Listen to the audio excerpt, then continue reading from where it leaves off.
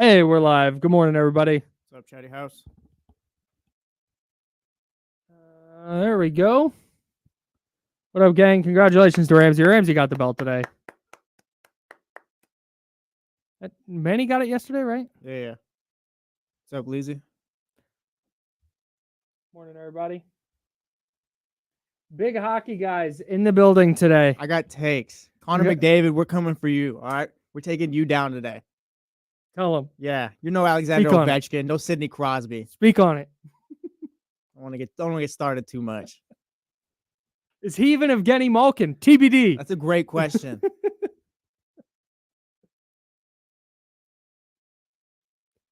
Connor McDavid is Joe Pavelski with better PR. Tell me I'm wrong. I don't want to do that, dude. That's my guy, Joe Pavelski. I don't want to do that. I don't want to play this game no more. What's up, Miss Mac-10? What's up, Steven? What's up, Restar? What up, everybody? Cousin Pete, Tyler Jennings. Gang. Yup. Russ Dog. Cousin Pete. Sure. Wow, he called him Connor McTatum. So you can't make those jokes anymore. Crazy. You can't make those jokes anymore. Wow. That's NBA champion Jason Tatum he's talking about. That's nutty. What's up, Will Z? What's up, Tay Adam L? Manny? Hell yeah. Vibes are up today. Vibes are high. Yeah. Vibes are good. Yeah. Here we go.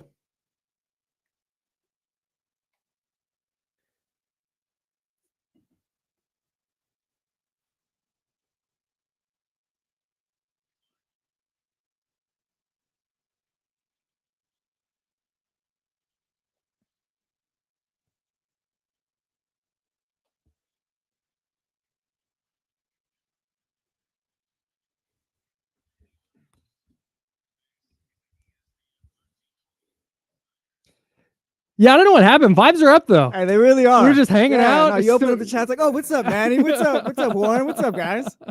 If you want to hang out in the chat, head over to youtube.com/ESPN1320, twitch.tv/ESPN1320. We are streaming live.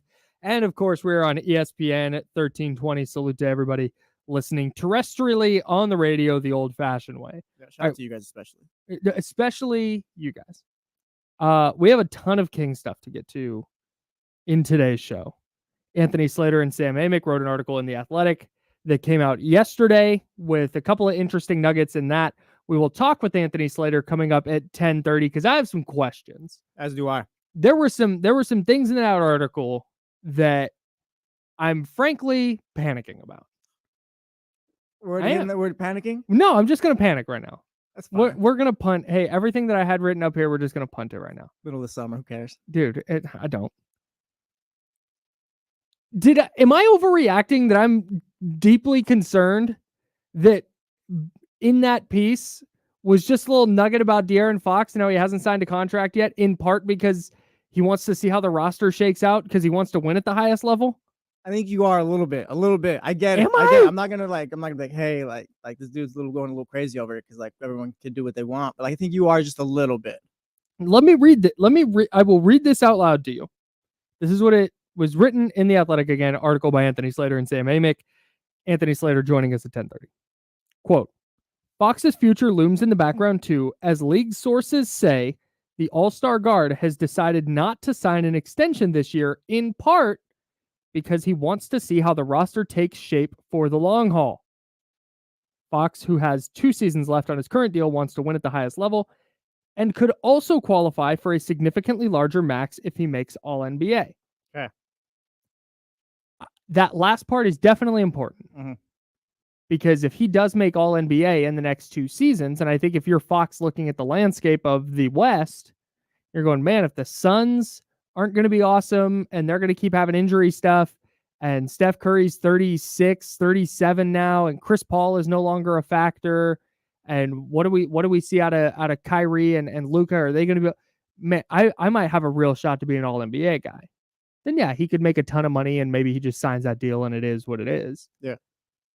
But the fact that that's not the only thing mentioned here, that worries me a little, man. Because what if he doesn't make All-NBA over the next couple of seasons? And the Kings roster is just like, yeah, they made the playoffs. Maybe they make the playoffs once and they win a series, but I think it just comes down to, like, for that, how much you trust Monty then.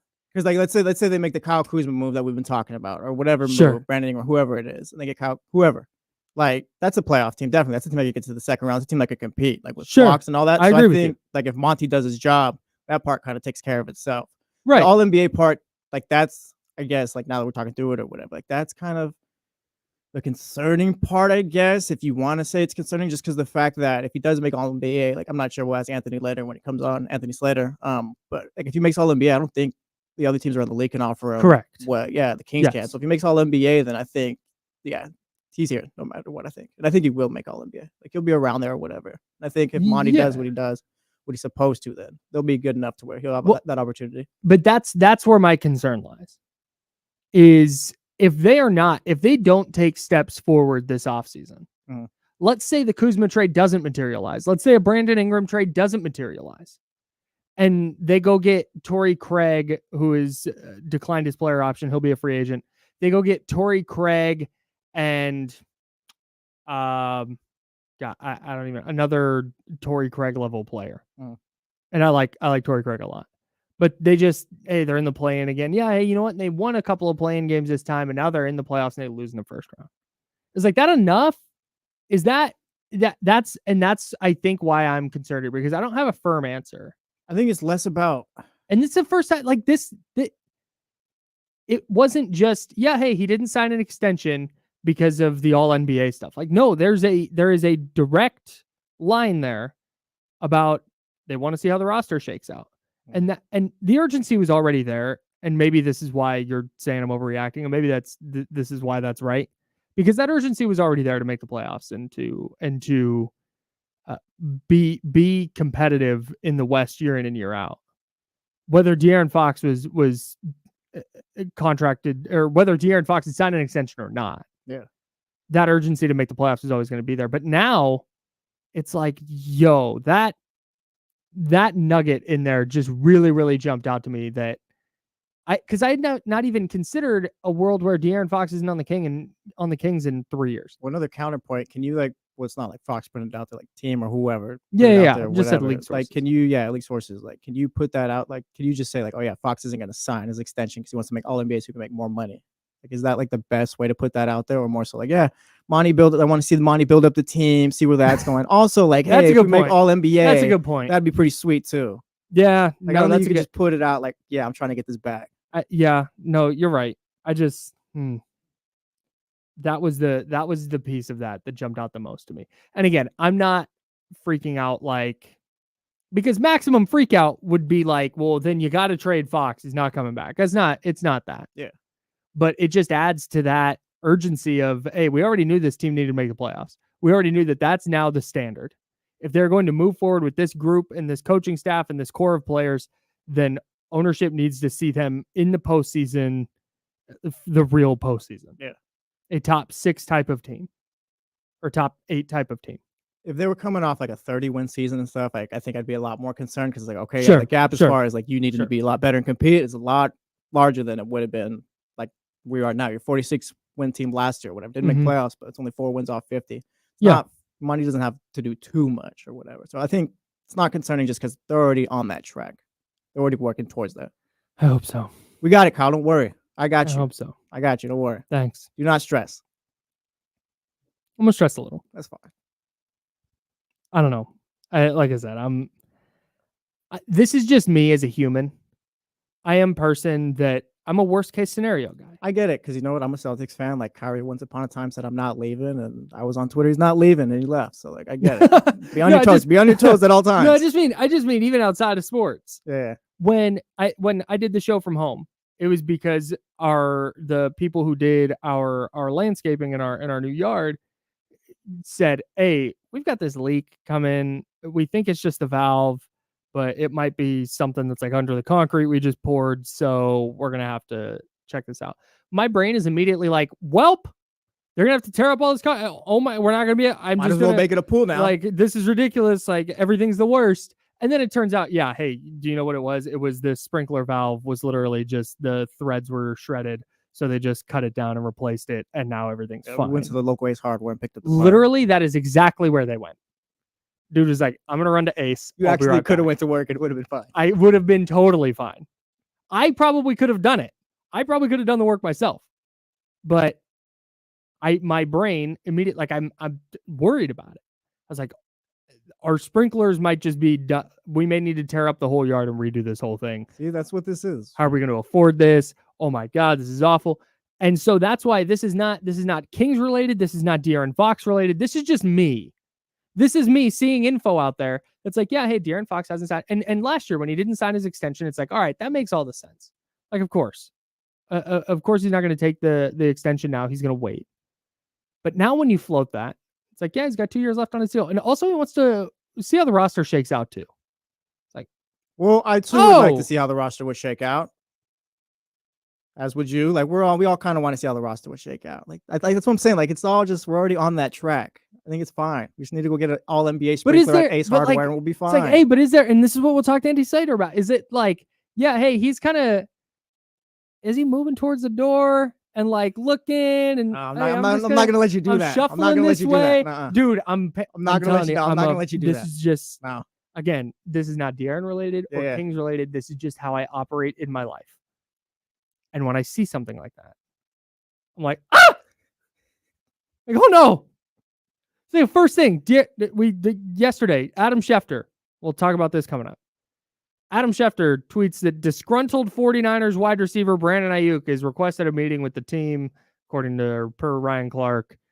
He's meeting with the team today. Yeah. My first instinct is like, oh my God, he's retiring. Not retiring, but like he's out. He's done. He's no like everything's awful. Then you think about it and you start to, work through it. But that little piece of that post is, I guess. No, it is. It is. But is there any doubt that no matter what De'Aaron Fox, and this is why it's a little different for me with the Fox thing, is there any doubt that the Kings are going to offer him the maximum amount of money that they can possibly offer him? No doubt at all. At any point over the next 2, like anytime De'Aaron Fox wants to sign the richest deal he possibly can, the Kings are going to be like, yes, here. De'Aaron can be like, hey guys, let's negotiate. Kings will be like, okay, here's what we can offer you now. De'Aaron can turn it down, obviously, because he wants to make all NBA. Yes. But like that's what the Kings will do. Yes, whatever you want, we will offer whatever we can. Yes. Yeah, easy. So you don't think there's any scenario where Fox looks at the roster after this year and let's say they're a play-in team again and they don't make the playoffs. You don't think there's any scenario where he's like, because that's how this reads to me in The Athletic. I mean, like, sure, but like something had to have gone like that. You're going to worst case scenario. I think too soon. That's way too soon. Like, way too soon. Like, I'm like, yeah, like maybe if like they traded for Kuzma or whatever, it's like just they like had injuries or something. I don't see. Like, I think I'm trusting the path that they're on. I don't think that's an issue. I don't. Okay. On a scale of 1 to 10 on the panic meter, I'm at a -2. Negative? Yeah, negative. Wow.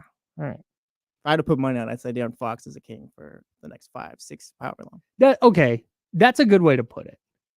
And that's helpful. Because if you told me right now, hey, you have to bet $1,000 that in 2028, De'Aaron Fox is on the Kings or not, I would bet yes. That's a good way to put it. Yeah, it's like, maybe I haven't been the biggest fan at the pace that Monty's moved or anything like that, but I do trust what he does. Like, he can draft and all, like, knows what he's doing as far as trades. So I think they'll handle it. We're gonna be all right, Kyle. God, I hope so. The other thing in that Slater and Amick article in The Athletic was that the Kings were on the doorstep of trading for Alex Caruso. I got thoughts about that too. Overall, with the Alex Caruso thing specifically for the Kings, here's where I don't want to get into specifics just yet. Let's save that. But I think big picture that there was this really highly coveted player available for trade. Yeah. And that the Kings were one of the teams that were ready to put assets on the table and were actually involved in this deal and in these negotiations. And it wasn't like, yeah, the Kings made a phone call, but talks never really went anywhere. It's like, no, hey, the Kings were involved in this deal. It was just Oklahoma City came in with Josh Giddey, and that was the asset that the Bulls liked more. And so that's the direction they went. That to me is good news. And when we go talk about, hey, the Kings needing to like uptick their urgency and make this roster better, that to me is a sign that they are in tune with that and in lockstep with that. Yeah, I think Monty knows what it is. Like he knows better. Yeah, he's got 2 All-NBA guys right there. He's got Monk back. So like, yeah, he knows what it is, I think. All right. Let's keep talking about this. If you missed it, Sam Amick and Anthony Slater wrote a piece in The Athletic detailing some of the Kings' offseason moves or non-moves. We will talk with Anthony Slater at 10:30, but Jesse has some thoughts on Alex Caruso that we'll get to next on ESPN 1320, Sacramento Sports Leader.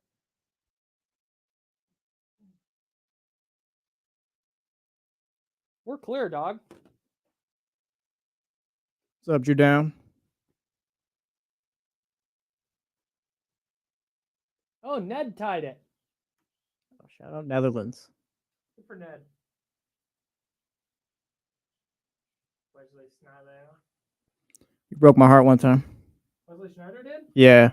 Why? Because they played Mexico in the World Cup. I think it was 2018 or 14, one of those. But they called a penalty on Rafa Marquez that wasn't a penalty at all. And the Netherlands tied it up and ended up winning later on. Mexico would have went to like the quarterfinal after that. They would have played Costa Rica, I think. They would have beat Costa Rica, would have got to the semifinal. Probably would have lost, but damn. Yeah, I'll never forget it. We used to play when I was at Sac State at the student-run station. KSSU, shout out. We would play FIFA on PS2. And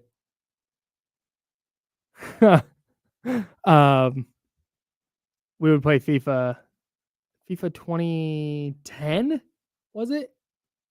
I forget. Anyways. And we would always turn on the French announcers. And that's how they would say Wesley Schneider's name. They go Schneider. And it just get a little culture in there. Shout out FIFA too. Yeah, like we were talking about San Marino earlier. Like that's how I knew all those like countries and stuff like that. Yeah. Geography class was useless. I learned from FIFA. Yeah. I didn't know San Marino is the worst team in international football. Facts. And I said to Jesse, I was like, I have no idea where that is. And he was like, oh, it's in Europe. Just like, immediately too. You idiot. Please, I saw your question. I don't have like a specific draft prospect I like or anything like that. Maybe Dalton Connect, but I saw people say he's not going to be I don't fall that far down. I think this is probably the case. They would probably have to attach a first-round pick, maybe at this point. Yeah, I don't. Unless the Detroit Pistons are just desperate and they're like, "Hey, we're ready to win now," and we think Zach LaVine can help us. Yeah.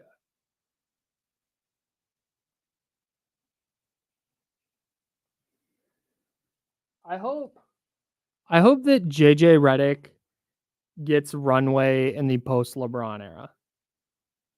Because I agree with tall Chinese guy. That's not a title team. He's gonna. And if they're like, yeah, you better win a title or we're punting, like really? I think it'll end with like him, like, hey JJ, we got your seat back here on ESPN. Like, don't worry. Like once LeBron's out, he's out. Man, you think? I think it's a job with a short shelf life. Wow. Is like that one specifically because I don't think they're gonna be that good.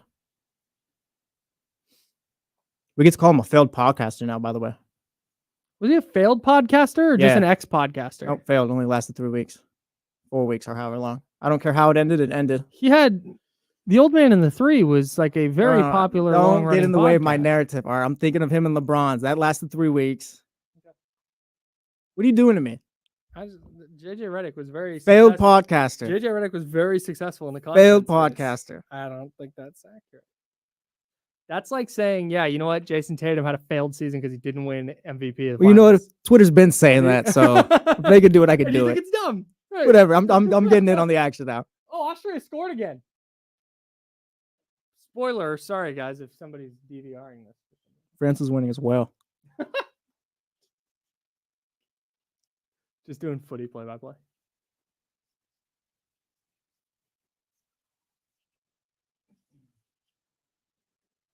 Austria's kits are nice. Very, very simple. Austria's been on the come up. Here we go.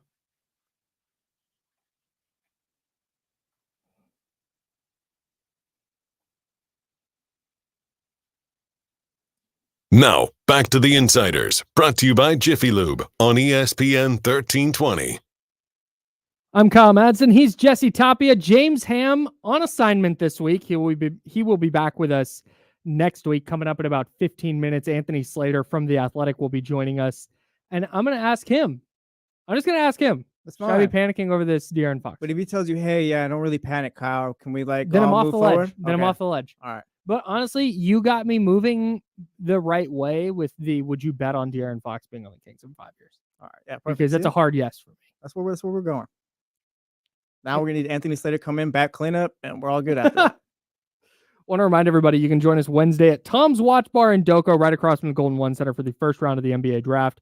I'm going to be out there. Jesse's going to be out there. D-Lo, KC, Charlie O, everybody from ESPN 1320 is going to be hanging out at Tom's Watch Bar for the NBA draft. We're going to have some mics and some speakers, and we'll be talking draft, talking hoop, and reacting to whatever the heck it is the Kings wind up doing. Whether they use the pick, they trade the pick, we will be there for you. So come hang out with us beginning at 5 o'clock at Tom's Watch Bar in Doco, right across from the Golden One Center. That's at 414 K Street, Suite 180 in Doco. Hope to see everybody there. Yeah, show up. Tom's is far. I love going to Tom's. Yeah, you don't even have to hang out the whole time. Just come say what's up. Yeah. I don't want to put it. I'm not going to start talking about what promotions people are going to be out there. Oh yeah. Well, I don't know. I could probably go ask. Like what do you mean?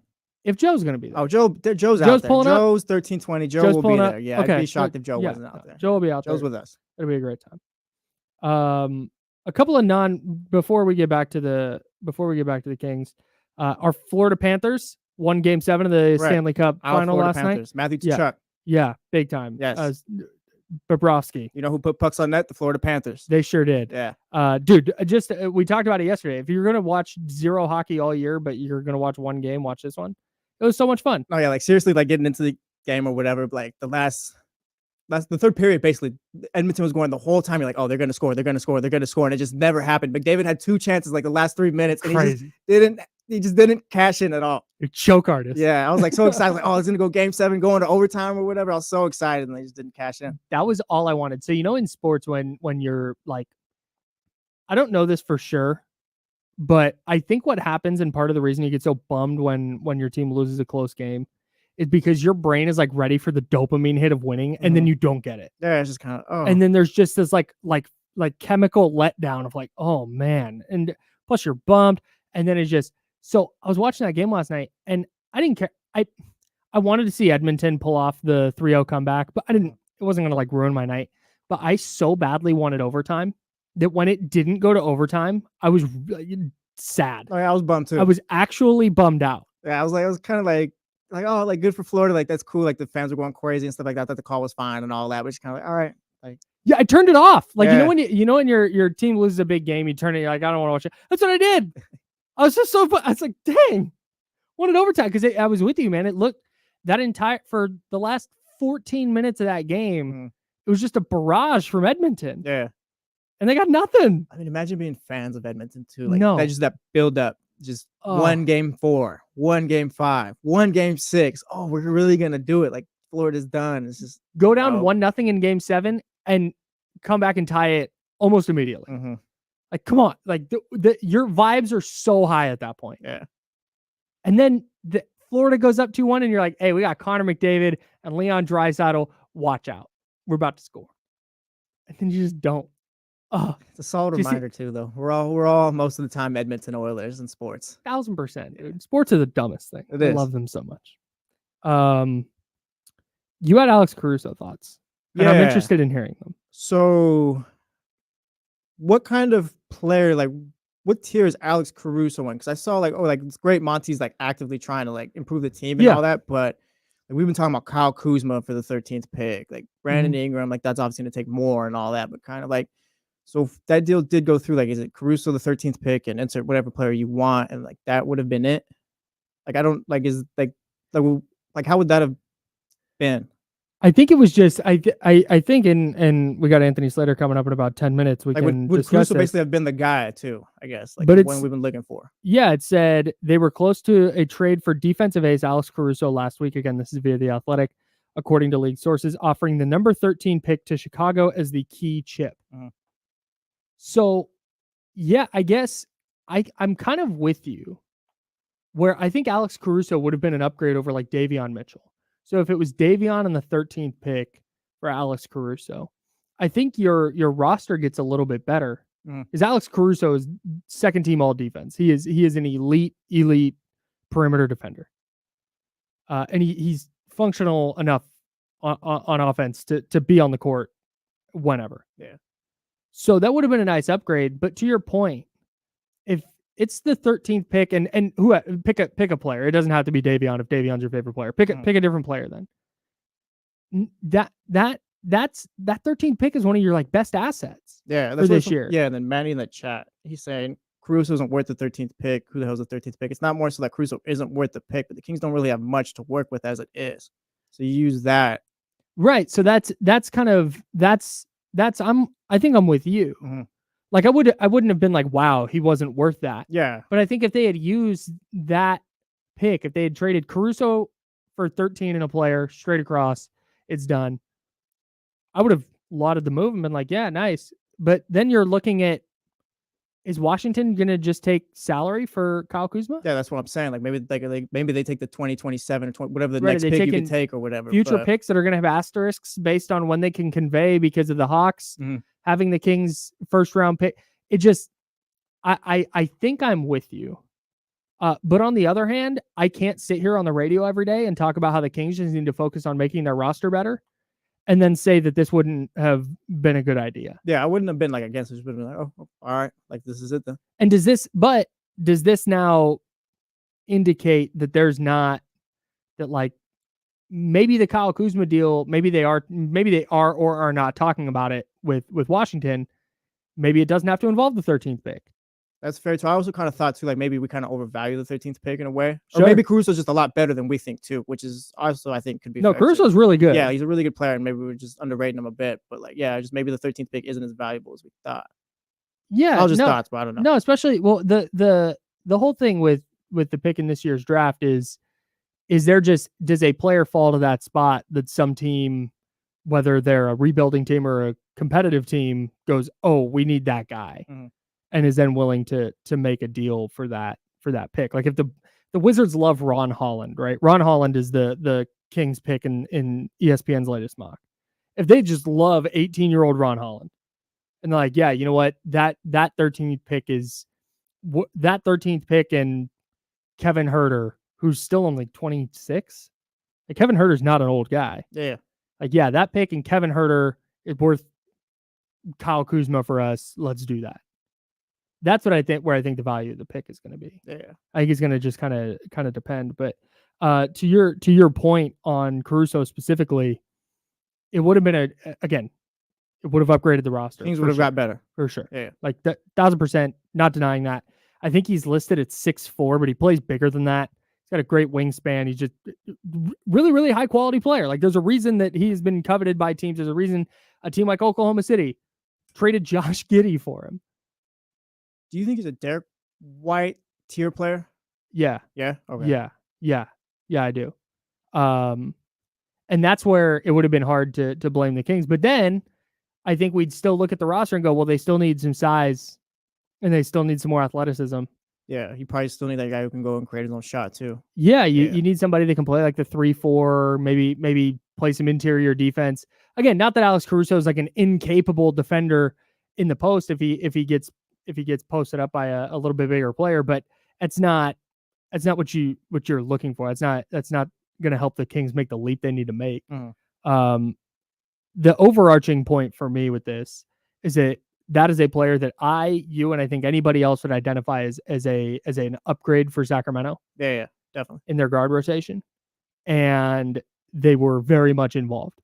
And the 13th pick was very much on the table. Yeah, I think that's probably the most encouraging thing from this. Like, I can have whatever thoughts about, like Caruso being here and stuff like that. Like, he's in OKC now, so that's done and over with. But I think, it's just the fact that, Monty's out there being active. They're working, definitely. Yeah. And they did this isn't a, like I said, it wasn't like the Kings offered some weak-ass asset, and they offered what they could. And Chicago wanted Josh Giddey instead. Yeah. Which I think Chicago probably took the right deal. Yeah, maybe. Yeah, I think so. I'm super out on Josh Giddey. I think he still played. He was, he probably just didn't fit with the Thunder anymore, or at least I saw his playoff performance was deeply concerning. He's gonna need work, but I don't know. Maybe getting next to Kobe White and maybe getting to a new scene will help him. But yeah, I don't know. But the Kings retain their assets, all of their assets. What do they do with those? We will talk with Anthony Slater about it next. He co-wrote that piece with Sam Amick that we've been talking about all day in The Athletic. Anthony Slater from The Athletic joining us next. You're not going to want to miss it. He's Jesse Tapia. I'm Kyle Madsen. We're on The Insider, sponsored by Jiffy Lube on ESPN 1320, Sacramento Sports Leader.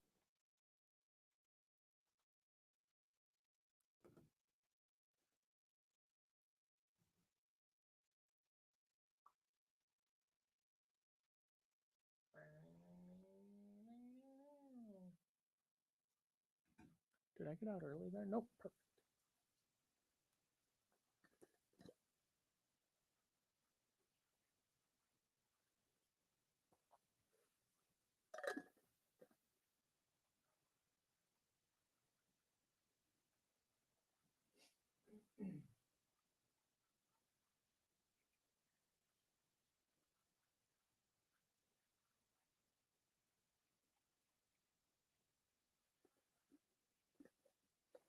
Yeah, Caruso and Keon could very much coexist. That wasn't who would play where was not a concern for me. Yeah, you got to figure out Keon's spot after that, but Caruso gets the minutes. Like, that's not something where it's like, oh, like, yeah, what do that's we do? not Yeah, a Caruso plays. Yeah, that's a very good problem to have. Yeah.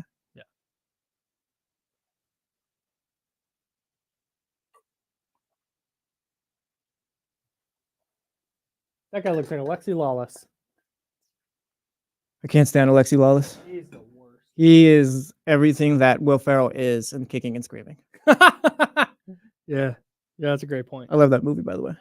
Underrated. Yes. I feel like he's very underrated. Oh, there he is. I need to turn this on. I need to turn these on. Let's get Anthony here. Anthony, what's going on, man? What's up, fellas? Can you hear me?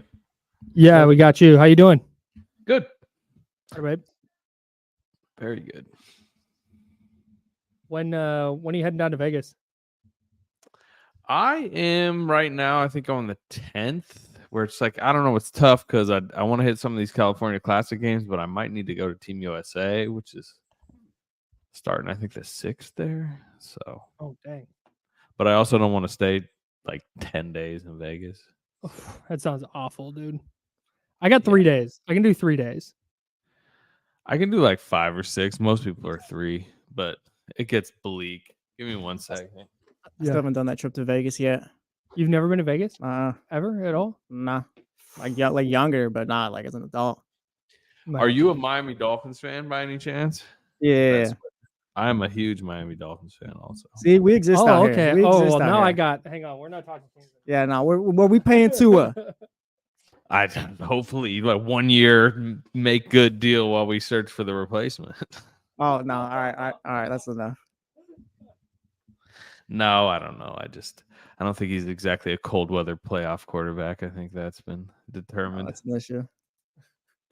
Tua could play well for 1 more month. Or they can get some home playoff games. Wouldn't facts. mind that. That's where they killed themselves last year. Whatever. Nobody wants to hear that right now. We'll get back to it in 3 months. I could talk Dolphins all day. Yeah. About a minute. All right. Got this.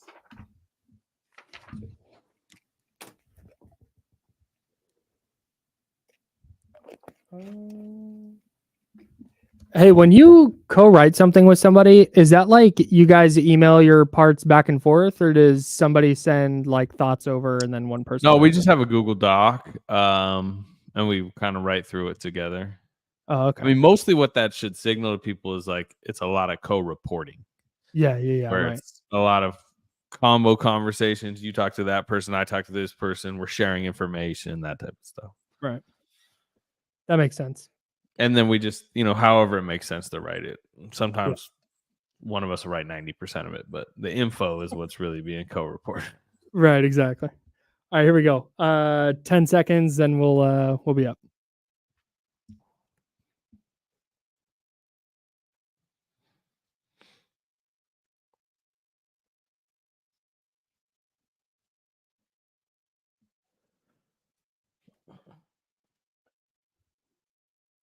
Now, back to the Insiders, brought to you by Jiffy Lube on ESPN 1320.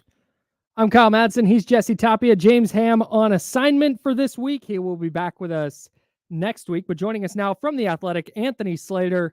Anthony, thanks so much for hopping on with us in the middle of June. We appreciate that immensely, man. Thank you. James Ham on assignment. I hope that means like he's scouting draft prospects in Europe right now. Down in Cabo specifically. Yeah, hard at work right now. Yeah, you could probably find like a late second round or a stash prospect down in Cabo, maybe. Yeah, I don't know. So I think that's 100%. He actually texted me yesterday. I told him I was like, dude, go on vacation, be away, go hang out. And he's like, yeah, I got it. And then I get a text from him yesterday. He's like, I'm watching Ron Holland tape, and I see this and that, blah blah blah. I was like, all right, man. As long as he's doing that on the beach with like a margarita, on his phone or something. I mean, I don't mind. Some people relax that way. Yeah, I would imagine if he's doing that, that's 100% how he's taking that in. I gotta say, that'd be tough though. Some trade broke while he's on vacation. Yeah, it'd be a little tough. Well, love James Ham, but if you're picking a week that might happen, this might be that week. For sure. So let's actually talk about that. You and Sam Amick wrote an article in The Athletic that came out yesterday. I have a couple things I want to get to from the article specifically, but the Alex Caruso trade possibility in there was really interesting. It was the 13th pick as the key piece in this swap for Alex Caruso. Was that something where Zach LaVine was also involved in that, or was that just strictly Alex Caruso coming to the Kings in that deal? From my understanding, that was more of just a Caruso deal. I'm skeptical Zach LaVine gets moved at all this summer, just because of what the contract is and what the Bulls are in searching for assets and stuff. And like, to be honest, it's just a completely negative value contract. Mm-hmm. So yes, from my understanding, it was just a Caruso thing. There was buzz that the Bulls were looking for picks in this draft, and that is it's a lottery pick. It's late lottery. I think they were close. I think they were one of the more appealing offers on the table. Obviously the Bulls pivoted to Josh Giddey. Some people would think that's a terrible move. We'll see. Like it's a chance that works out really well. I mean, Josh Giddey's got a lot of really good counting numbers. I think it's a fair argument to say, like, you're not going to get better than Josh Giddey at 13th in this particular draft, but you're at least going to get year one of a rookie deal compared to year 4 of Josh Giddey's rookie deal, which is about to be extension eligibility with leverage on his side. But to your overall point, they were close on Caruso, very close from my understanding, but obviously it didn't get done, which is kind of been the story a little bit of the, Kings transaction windows the last few times. What do you think the value of the 13th pick is? Like, do you think you can land him like a Kyle Kuzma type, or? Yeah, I think it's like dependent on who's available and dependent on what front office you're talking to. And honestly, it might come down to one of those, like, who's there on the clock. And, if you mentioned Kyle Kuzma, it's a good team to theorize with the Wizards, right? Because they're all about the next decade, not like next season. So if, X prospect who they love is there at 13, I don't know, name your Ron Holland or somebody drops to 13 and they happen to just really like him, then maybe suddenly there's a lot more value to them in the 13th pick because of who they now know they can get at the 13th pick. Obviously, if you're just going year by year, looking at the draft, this is a lower level 13th pick than past years. But I would say it's more flat at 13 than it is at like 1, 2, 3. Like if you're the Hawks right now, imagine the value of the first pick this year on the open market compared to the first pick last year if the Spurs decided to shop that around. So sure. It's not necessarily apples to apples, but I think it's appealing enough. I think, you get closer to the draft, you study some of these guys. Like there's potential rotation players out there. And some team will like somebody that falls to 13. Anthony Slater of The Athletic joining us now. How intent are the Kings on trading that 13th pick, or are they ready to use it if a deal like a Caruso type of trade doesn't materialize? Yeah, I mean, look, they've done their due diligence, right? They've had a bunch of guys in the facility. I think they're ready to make the pick. I think Monty McNair has shown, and that front office has shown they're good at drafting. And I think it's numbers models, but also like I think at their core, they're kind of like a more scouting math front office than like a big trade, big move front office. But also I think they have a clear-eyed understanding of the arc of where they are right now, which is like 26-year-olds help more than 20-year-olds, and 5-year pros, 8-year pros, a Bruce Brown, name your like mid-tier rotation player. Like he's just going to help the Kings win a game in March, a game in May, a game whenever next year.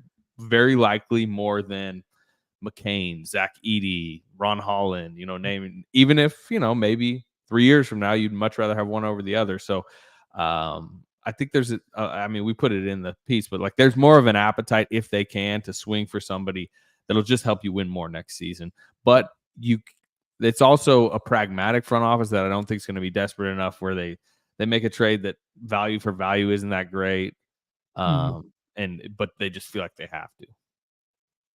Do you think, say they do you think they're I don't know if comfortable is the right word, but they think they're all like happy if they do make the pick and like that's what's going on at the end of the draft that night? Like there's no deal. Yeah, look, I know like their front office guys have been having private workouts in there. Some of those prospects that might be there at 13, I think they're more interested in others. And like Mike Brown's been in there for some workouts, and like they have to be prepped to make the pick. And like it's not impossible to get a guy at 13 that surprises and gets into a rotation. Kyle, I know you follow the Warriors well. Like, they draft Brandon Podziemski 19th last year. I remember like this guy's so far away. I don't even know what type of pick he's going to be. By the second month of the season, it's like, oh, this is like their fourth best player. He's their best plus minus guy.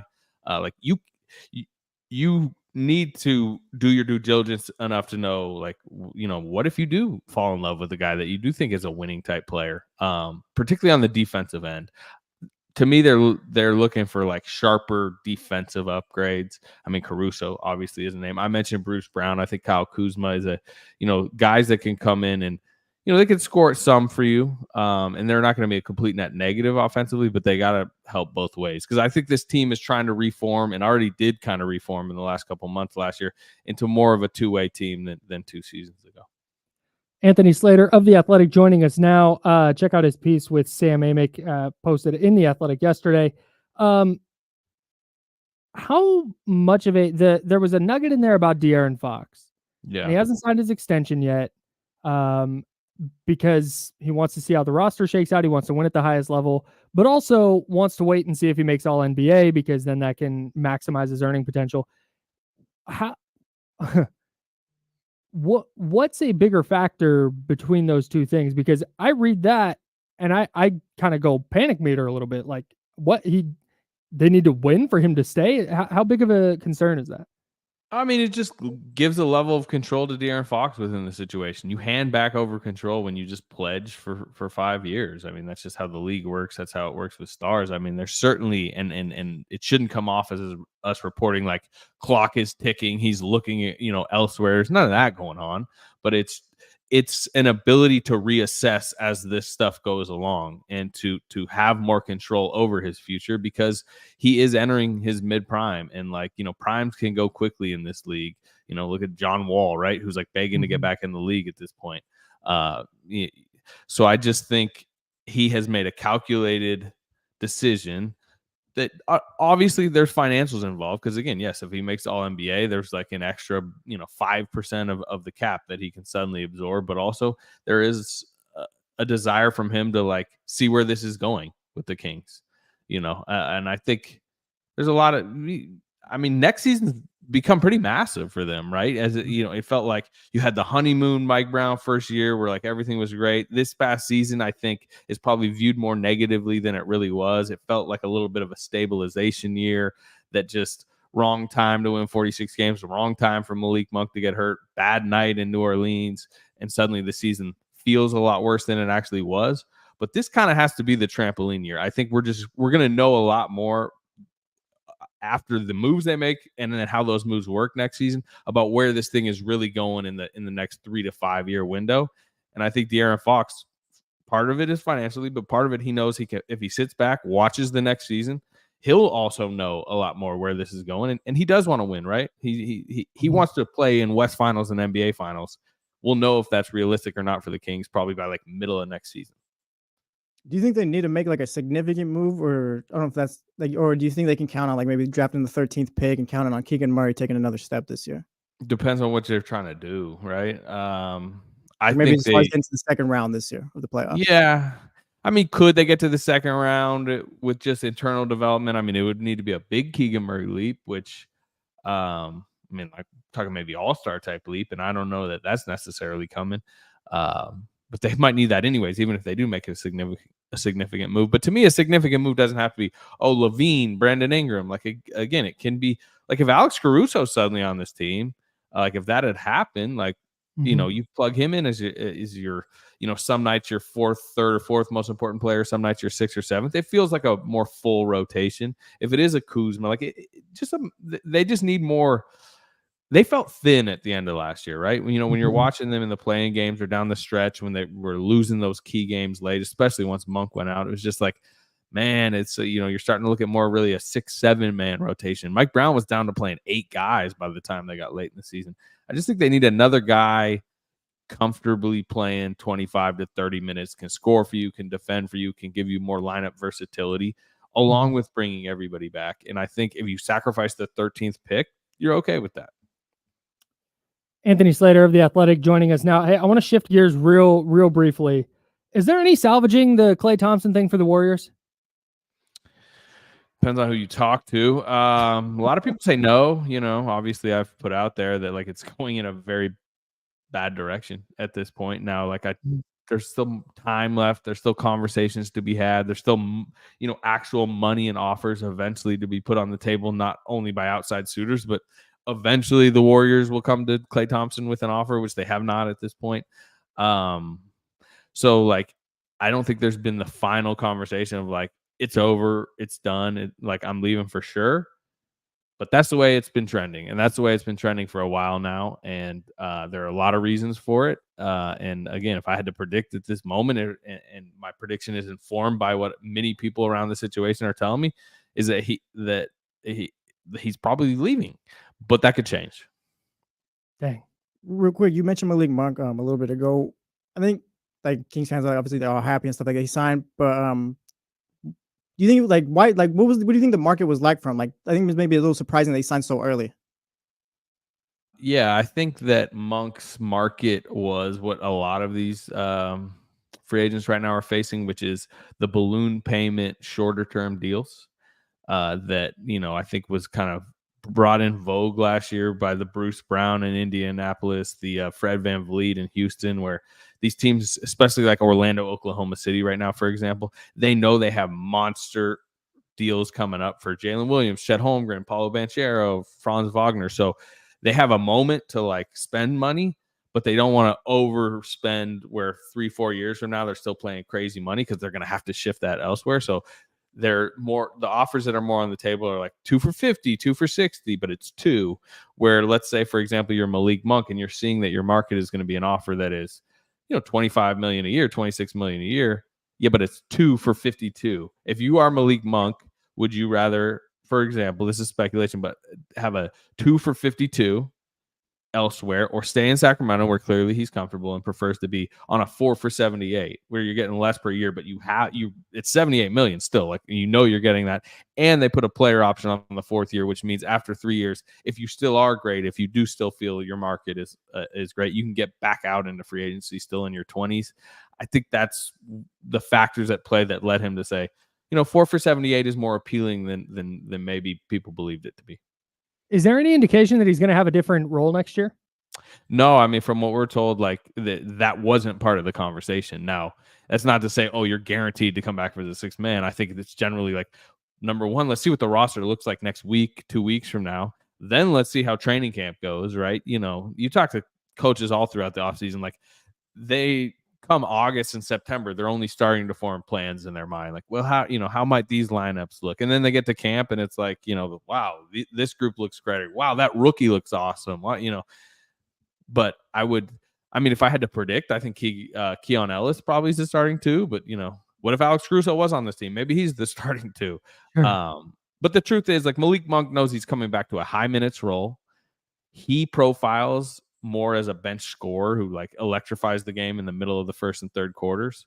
I don't think he necessarily loves that long term, but he's reasonable and rational enough, and clearly, right, he just signed back without any guarantees of what his role is, so he understands like his place in the league. Anthony Slater, you can check him out in The Athletic. Anthony, really appreciate your time, man. We'll do it again soon. All right, fellas. See you, man. Anthony Slater, there he goes. Check out his piece with Sam Amick in The Athletic. Tons of good Kings news and notes in there. I'm off the ledge about De'Aaron Fox. See, I told you, we're good now. We're good. We've done it. I'm off the ledge. Even Anthony said, "Yeah, don't stress. That's not what that is." He's like, "Wait, what? Why? Yeah, I'm glad he cleared that up. He's like, "That's not what that was." Okay, this is what it really was. Yeah. So he said, and that was my concern, and that's why I wanted to talk to him. Is he plainly said it's not like clock is ticking.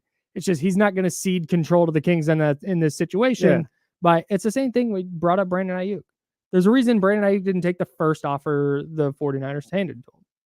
He's going to wait and see. He's going to try and retain some leverage. Yeah, I think that's all it is. All right. We're good, I'm off the ledge. I'm off the ledge. We're good. Honestly, the most concerning thing he said was before the break when he said he wouldn't pay Tua. That was crazy. Yeah, that was kind of a dagger right there. Like, I get it. I definitely get it. But also you have to. Yeah. Like it's so okay. Here, this is Scotty Barnes yesterday, and so you know what? Real quick, hang on. Scotty Barnes, that's him. It's classic. Agreed to a 5-year, $270 million extension. And I had a couple different group chats. I saw some people on Twitter. I think some people in the chatty house. Well, I brought it up yesterday. I was like, "Is Scotty Barnes a max type player?" Right? Is he that type? But you have to pay him. You're Toronto. You've done everything you've done over the last 18 months has been about, Scotty Barnes is our dude. We're building everything around Scotty Barnes. He might be the face of the NBA, according to their coach. Maybe. He goes to the room with force, I've heard. But there's just certain guys you have to go pay them. It's the same thing. It's the same reason the Kings are going to, until De'Aaron Fox signs an extension, are going to sign him to whatever amount of money he wants. Or whatever amount of money they can give him. Whether the Kings make the playoffs the next 2 years or don't, or whatever it is, De'Aaron Fox is going to be a max guy. Yeah. And it's the same thing that's like with Tua. He's just, hey, you have to pay that guy. I don't like the way you're saying it. Why? You get to pay Tua. You have to. You have to. Yeah, I guess. You get to pay Patrick Mahomes. Hey, all right, yeah, that's fair. You get to pay Patrick Mahomes. Yeah, those are the only guys. There's probably 4 guys you get to pay. Let me take this off your plate and I'll put it on it. You have to pay Brock Purdy. Yeah, I get you. Like the Niners are going to pay whether he has a great season or a bad season. Like, yeah, hey, you know what? He's getting $60+ million next year because that's just how this works. Because trying to find is Brock Purdy or Tua or Scotty Barnes worth the same amount of money as the other people making money in that range? Probably not. But you have to keep that guy around because trying to find a replacement, trying to find a better one isn't like on the table. Yeah. I just don't understand why in the NFL, why does anyone make more money than Patrick Mahomes? Honestly, I don't know. Like I look at Trevor Lawrence's contract, Dak, Purdy, like Tua. Like Dak's going to get 60. Yeah, Tua's going to get 60. Purdy's going to get 60. All these guys are going to make so much more money than Patrick Mahomes. And it doesn't make any sense to me. Yeah. Like, yeah, you got to reset the market. No, you don't. You don't have to. You just say no. Rule at all. Say no. Like, if two, and this is what I've said about the Dolphins. It's what I've said about the Niners. And a team would never do this. The same reason the Raptors would never do this with Scotty Barnes. The same reason the Kings would never do it with De'Aaron Fox. Go, okay, yeah, you go find that in free agency then, because they might. There's a team out there that needs a quarterback or a point guard or a small forward, power forward, hybrid, or whatever that's going to go, yeah, I'll pay market rate for that guy. Yeah. I know what he looks like in the NFL. I'll go pay that guy. We need some good old running back collusion for the quarterback position. Facts.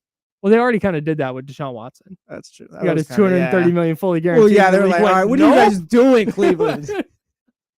Never doing that again. No, we just talked with Anthony Slater of The Athletic. I want to talk more about the quarterback stuff later. Yeah. Should have gotten into that with Slates, but it's fine. I do think he made an interesting point that I think I personally have overlooked. If you have not, then this is not on you. This is on me. But the value of a player like Alex Caruso or Bruce Brown, or because so much of what I've viewed about the Kings and so much of my it's kind of been a one-track thought process of you just got to get better. You got to get better players. You need size, you need athleticism, you need wings, you need this and that. But like, first of all, every team needs those things, except maybe Boston. But every other team needs wing depth and size and athleticism. That's just the going thing in the NBA. Always has been. Yeah. But man, if you plug in Alex Caruso for Davion Mitchell last year, are the Kings 3 wins better? What's the thing is Caruso 4 wins better? What if you insert him into the starting lineup where Keon Ellis kind of filled in? And you got him and Fox in that backcourt. I feel like defensively that's pretty solid right there. And then you got Monk coming off the bench because, like I said yesterday, that's kind of like, like Caruso, like that was it, huh? But like after hearing Anthony and just the way they probably work out, like that would have been solid. Yeah, because I think my folly here. I think Keon. Do you think Keon could play the Davion role? Yeah, I think Keon can do basically anything. Oh. That sounded crazy. I think Keon could realistically, whatever role they needed to fill, he could fill that. Yeah, that's fair. I don't know if I want him like running the point necessarily with the ball in his hands all the time, mm-hmm. but defensively for sure, I think he's more versatile defensively. And if you're adding a player who gives you defensive versatility, who can credibly play on offense, she's like, yeah, you got significantly better at that point. Yeah. And if he brought up Anthony Slater brought up like Bruce Brown. Man, Bruce Brown would really help the Kings last year.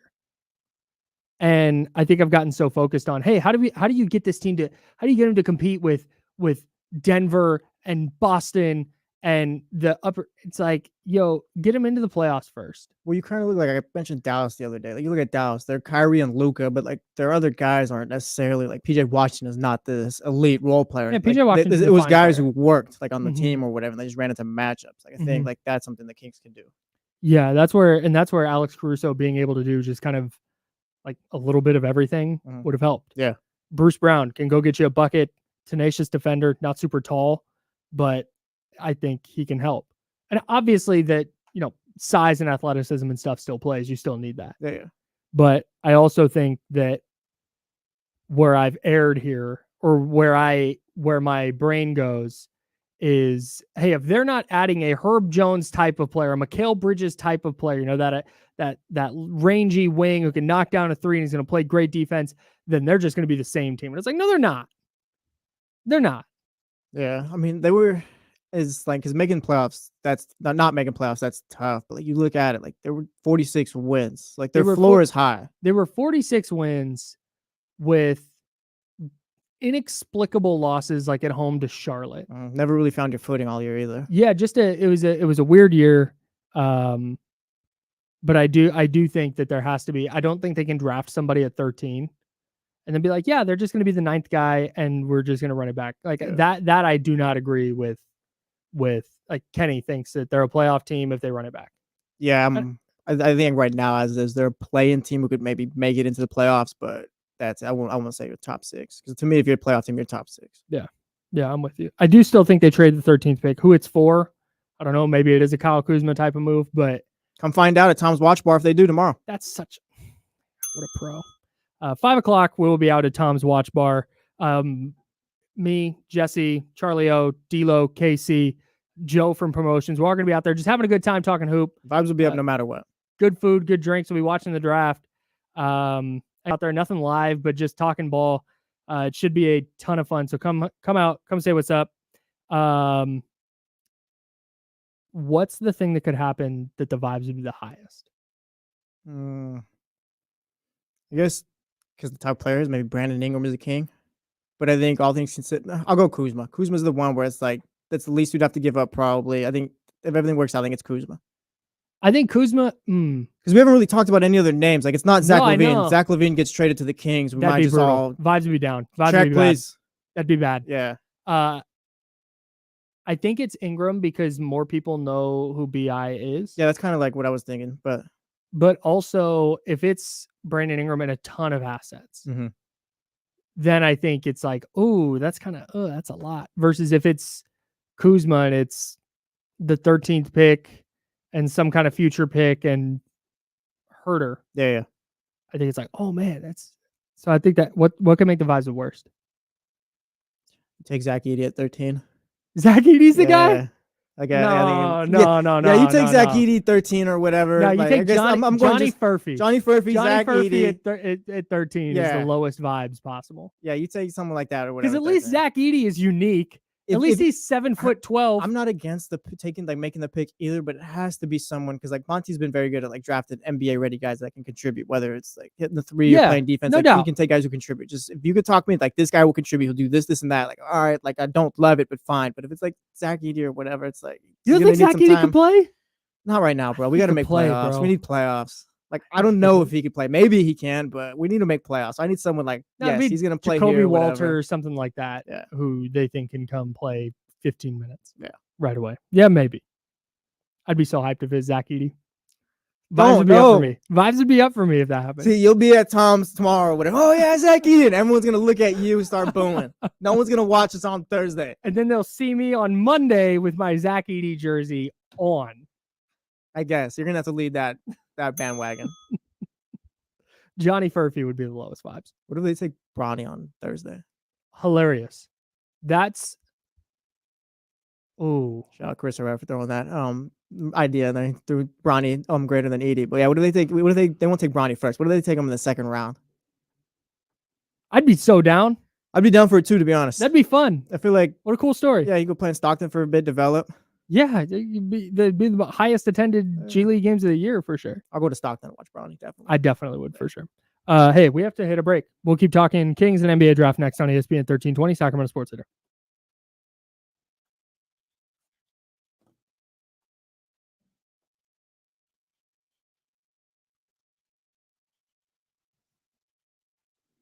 Hello, Charlie. Hello there. Hello, Charlie. Did you see my email that I sent you? Oh, yes. Okay. One copy. Good interview. Thanks. I like that. Yeah, New- Slice is good. New looking for you. Thanks.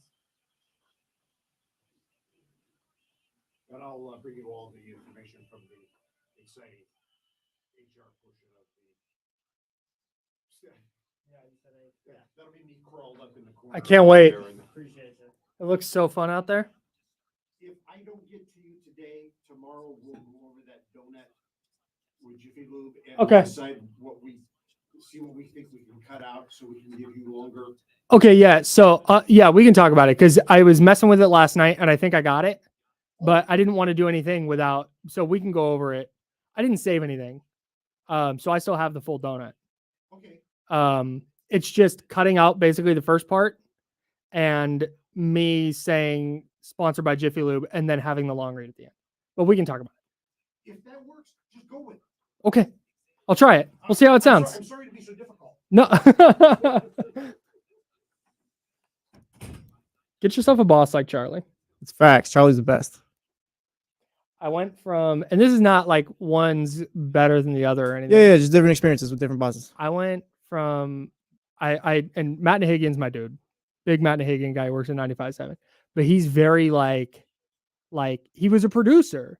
So he's very hands-on. He loves producing. And so he's still very hands-on with all the shows. And is just, I mean, I learned so much from him. Charlie is just on the polar opposite where he's like, yeah, whatever you guys are doing, I'm into it. Like if we were doing something terrible, he would be like, hey, like maybe not. Charlie just trusts us. Yeah. Works out. It does. It's great. Kyle, that made me laugh. I got you. Next time Charlie's in here, I got you. Doing what? You want something to say medulla oblongata? Because I think that's Stop. from the Water Boy, right? Mom was wrong.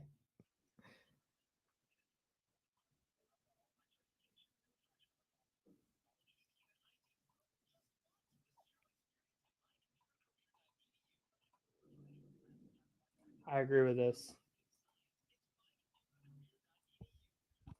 Like, can you imagine I get to the 13th pick and it's like trade and everybody's like, oh, here we go. And they're like, it's Zach LaVine. And he's like, That's what I'm saying. All right, Zach. Welcome to the team. I'd talk myself into it by Monday. Well, yeah, he's not a bad player. It's just I would fully talk myself into it by Monday. Yeah, it's kind of Kristaps. Like, you hope he's healthy, and if he is, like, hopefully he fits in. If he does, we're cooking.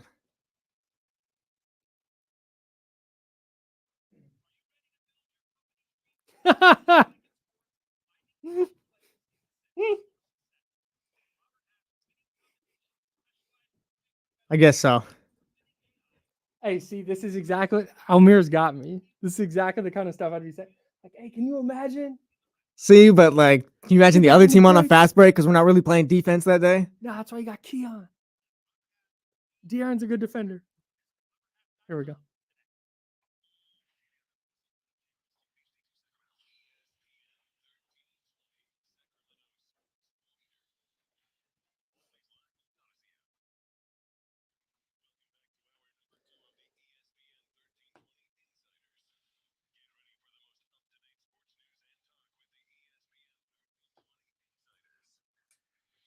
Hour number 2, that's Jesse Tapia. I'm Kyle Madsen. James Ham out on assignment this week. He will be back with us on Monday to break down whatever the heck is going on with the Kings in free agency and the draft. Round 1 of the NBA draft is tomorrow. We will be out at Tom's Watch Bar in Doco, right across from Golden One Center. First round begins. We will be out there at 5 p.m. Yes. So come hang out, have a drink, have some food, talk a little ball. Vibe up. It's always a good time when everybody pulls up. So hope to see everybody out there. And also, right around the corner is the Cal Classic, the California Classic, right here at Golden One Center. That is July 6th and 7th and July 9th. California Classic really gets me through the summer. Yeah, it feels like totally inconsequential basketball. Yes, but I'm so here for it. Basketball, and like Sacramento does it right. Like the time they did take it to San Francisco, I'm not trying to hate. Like it just wasn't the best. Yeah, no, circumstances where they won the rings, and all this COVID times after. But just here, It's like people show up, they sell it out sometimes, stuff like that. It's just perfect. Yeah, it's a really good time. July 6th and 7th and July 9th are when the games are at Golden One Center for the California Classic. We're giving away tickets. We're giving away a 4-pack of 3-day passes. So 4 passes that gets you into each day of the California Classic. July 6th and 7th and July 9th. You can go to ESPN1320.com to win those passes. You have a chance to win 4 3-day passes to see 3 days of competition and entertainment at Golden One Center with top players in the NBA. The up-and-coming top players. The up-and-coming, the future of the NBA is on display at Golden One Center, and you can win tickets by going to ESPN1320.com. The Kings make the 13th pick. Maybe he will be there. Keegan played in Summer League. He did. He tore it up. I don't think he's going to play in this one. I'm like pro. Like, hey, throw the third-year guy out, the second-year guy out there, and like let him tear it up for a bit. Let him go for 40 each game. Yeah, 1 game, 2 games. Why not? Yeah. Get a little run in. If you're gonna go to a run out at UCLA with just maybe some like NBA guys and some randos, you can come out to Summer League. You can come play organized hoop. Come hang out. Yeah. Anyways, I don't think Keegan will be playing this year. You think Keegan can go for 100 in a Summer League game? Yeah. Well, this year, like Keegan Murray, third year, then you can go for 100 if he tried. Like, hey, fellas, like Keegan's gonna take every shot. Like maybe you'll get some or whatever. But we're going for Wilt's record today. Oh, if it's just Keegan is trying to score 100 points, nothing else matters. Nah. We had the Payton Pritchard like 92 in a pro-am that one time. Man, that's ball in high school one time went for a crazy amount. Like, I'm gonna say no, because although if he got hot from 3, like what if he goes for 50 in the first half? If he gets hot from 3 and makes like 15 or 16 threes, that's basically half the points. Can he get to the free throw line 10 times? 100's a lot of points, bro. That's so many. Like Wilt did that because he was just so much bigger and more dominant than everybody.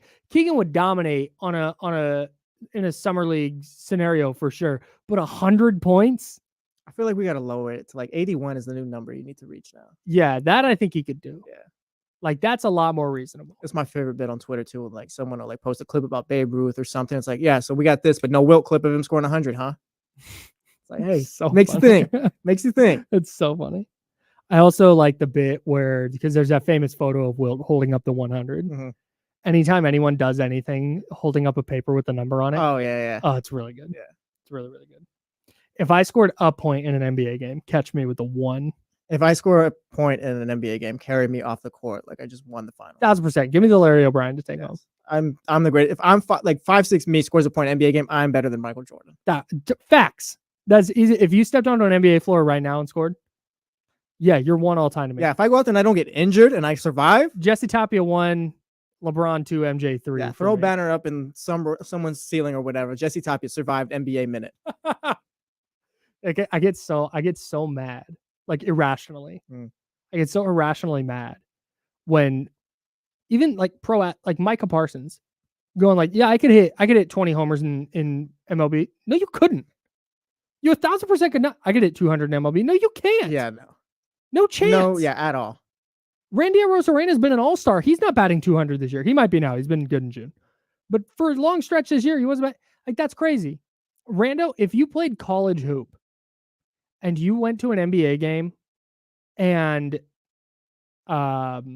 your only goal, the team's only goal was like, hey, we're going to get this guy a bucket, then I think you could probably get a bucket. A bucket, if that was the team's only goal. But you or me, I don't want to judge. Did you play college basketball? I didn't. Okay, me neither. Shocking. Yeah. I didn't even try out. Surprise. Didn't want to overshadow the other guys. Sure.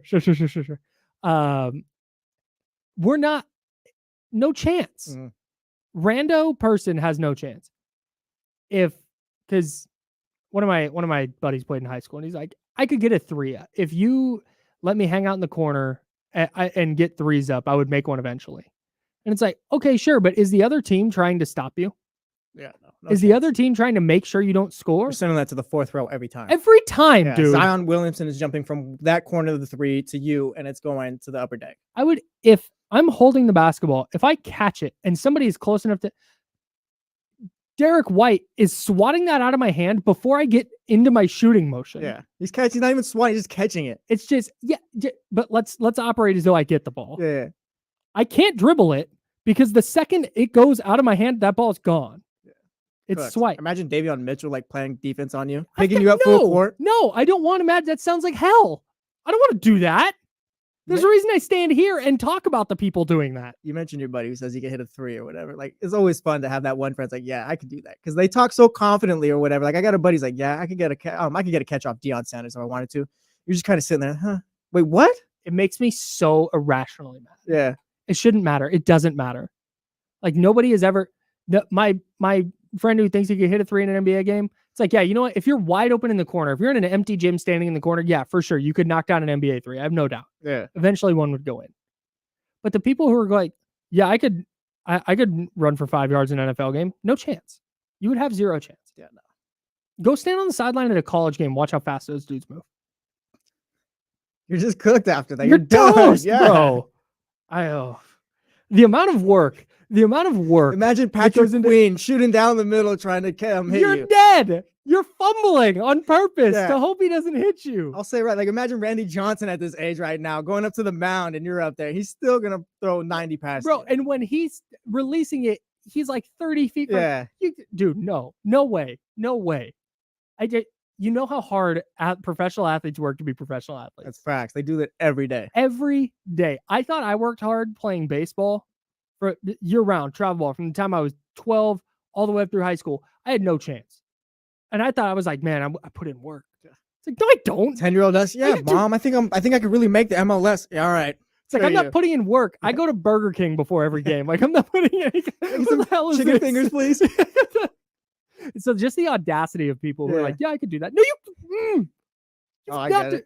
Oh, yeah. It's like they're pros there because they make it look easy. You have no chance. Yeah, I don't know. Shout out to those people's confidence, though. I wish I had it. I wish I had that level of confidence. Hey, can you in this pro league? Nope. Don't even ask. Don't ask. Yeah, no, I can't. I have no chance. Yeah. There's that thing that's like, could you win the Masters if you only had to putt? So you get the ball, you get to place the ball at the furthest part of the green, and you only have to putt, but everybody else is playing from the tees. It's like, no, I'm bogeying every time at least. At minimum. Yeah. You know how hard those greens are? What do I do when I putt it too hard and it goes into the rough? What am I supposed to do then? What do I do then? Which is going to happen. Yeah. Man. Anyways, I don't know how we got on this tangent. But what were we talking about? Summer League, California Classic. That's right. Go to ESPN1320.com. Go get your tickets. That's right. It's a pro. You can hear Jesse on D-Lo and KC coming up at noon. We're going to hit a break. We'll have a good idea about it when we come back, and we'll keep talking about NBA offseason stuff. I don't want to keep talking about that. I want to pick up that NFL quarterback contract conversation as well. Congrats. That's Jesse. I'm Kyle. We're on ESPN 1320, Sacramento Sports Leader.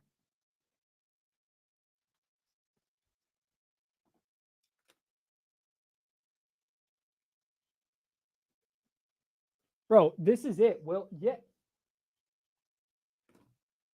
Game on the line. You throw it to me in the corner. No it's going on the chance. deck, and I'm Yes. kicking it out. Yes, I don't I don't want want this. that smoke. It's like in bro. Like Mike, where Calvin Cambridge is passing it back and forth with the other player. Like, no, don't give this to me. In semi-pro, doing the entry pass. Yeah. No, I'm not feeling it. I'm not feeling it. Back to you. The big guy's back.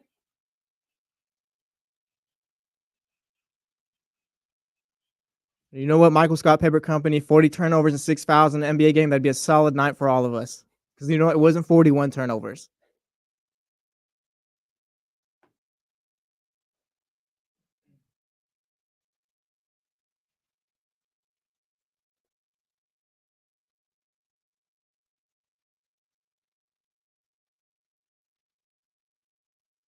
I don't know who's watching the Euros later, but I got a good feeling England's going to lose. Oh, snap. Yeah, there's a little pressure on that game, and England just folds anytime there's pressure.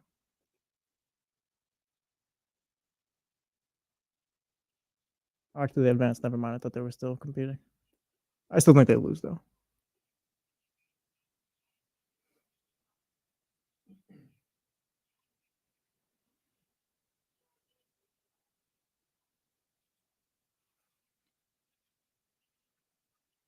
I don't know, Tay. If I was the last pick of the NFL draft and like I got the opportunity to sign some crazy contract, I'm taking every penny I can get.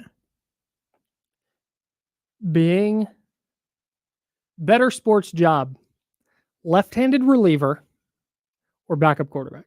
Backup quarterback. I want to be Chase Daniel. Imagine being Jim Sorgi. Like you're just Peyton Manning's backup, and if you play, like no one's expecting anything from We you. talking watching Jim Sorgi right now? There's no chance he made more than $10-15 million. Okay, well, hold on.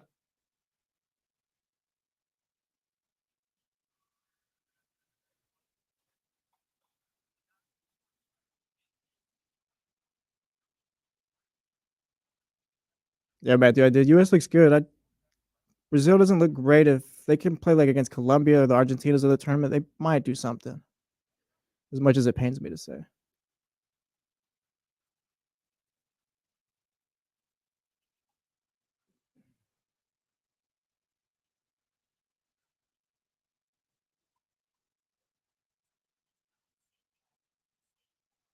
How the hell? Oh, there we go. TCG, I feel like being an NFL kicker is the worst because you miss two, you're out the league, and everyone hates you forever.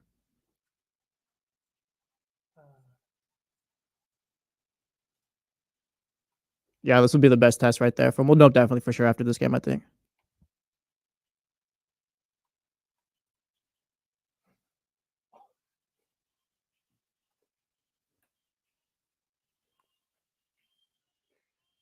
Hey, it's backup quarterback for sure. It's got to be a Now, crazy back number. to the Insiders, brought to you by Jiffy Lube on ESPN 1320. We'll get to good idea or bad idea in a second. Like you made like a noise when you saw the number, so it's got to be something absurd for Jim Sorgi too. Not so I didn't do Jim. I didn't do Jim Sorgi. Okay. All right, I did Is it Jim Sorgi or Jim Sorgi? Sorgi, I think. Okay. I don't know. He never played. That's the point. So I asked Jesse at the break if you would rather like the better sports job, left-handed reliever or backup quarterback, and you went backup QB. Full stop. Well, yeah, if I'm left-handed reliever, I could still give up 3 home runs and I'm done, right? Theoretically, yes. These don't line up exactly, but I went and checked Javier Lopez, San Francisco Giants legend, played 10 years of Major League Baseball. Started his career in 2003 with the Rockies, pitched a couple years for your Red Sox, a couple years for the Pirates, and then was with the Giants for 6 seasons. He made $28.1 million in his career. That's not bad. No, it's not. Yeah. Definitely not bad. Especially the way they get paid their first few years in their career. You brought up Chase Daniel. Yeah. Chase Daniel's got to be at least 40, I think. Chase Daniel, in his 13-year NFL career, made $41.8 million. That's my guy. Dude, I'm telling you, Chase Daniel is the like Ski Mask Hall of Famer. Yeah. He's just like whatever, like he's the first ballot, first entry of the backup quarterback Hall of Fame for as far as bad getters too. He's the new, when you think of backup quarterback. For a long time for me growing up, it was Charlie Whitehurst. Charlie Whitehurst was like backup quarterback. Charlie Whitehurst. What about him? I was a big Seneca Wallace guy. Oh, on Madden when you do the franchise mode. Yeah. Because Seneca Wallace cost like $4. He was so cheap. You just do the poor man's Michael Vick thing. That's it. Run around, throw deep. That's it. That's all it is. Loved Seneca Wallace.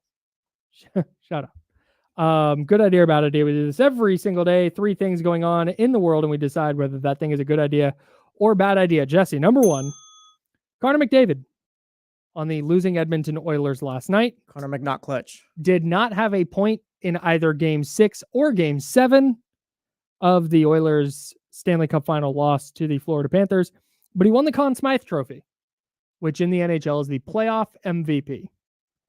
He was sensational in the playoffs. The 2 biggest games of the year, though, didn't have a point. Good idea or bad idea to give that award to Connor McDavid and not Sergei Bobrovsky? Good idea to give it to Connor McDavid because like this is what the award entails. Like he earned it or whatever. Bad idea to make it all playoffs. So it should be like a Finals MVP type of award. Because then you end up with this awkward situation. Yeah, and like because he was putting up historic numbers this postseason. Like he was far away the best player, correct? Yeah, he was incredible. Like then it's just I feel like that's just the way like he earned it. But like I think the NHL needs to make the parameters probably a little bit more stricter or whatever you want to do it. Where like this doesn't happen. Well, the guys were talking about it on the intermission report. They were saying, yeah, if the Oilers win, Connor McDavid should be the Conn Smythe winner. And Bobrovsky should win it if Bobrovsky's the Panthers goaltender.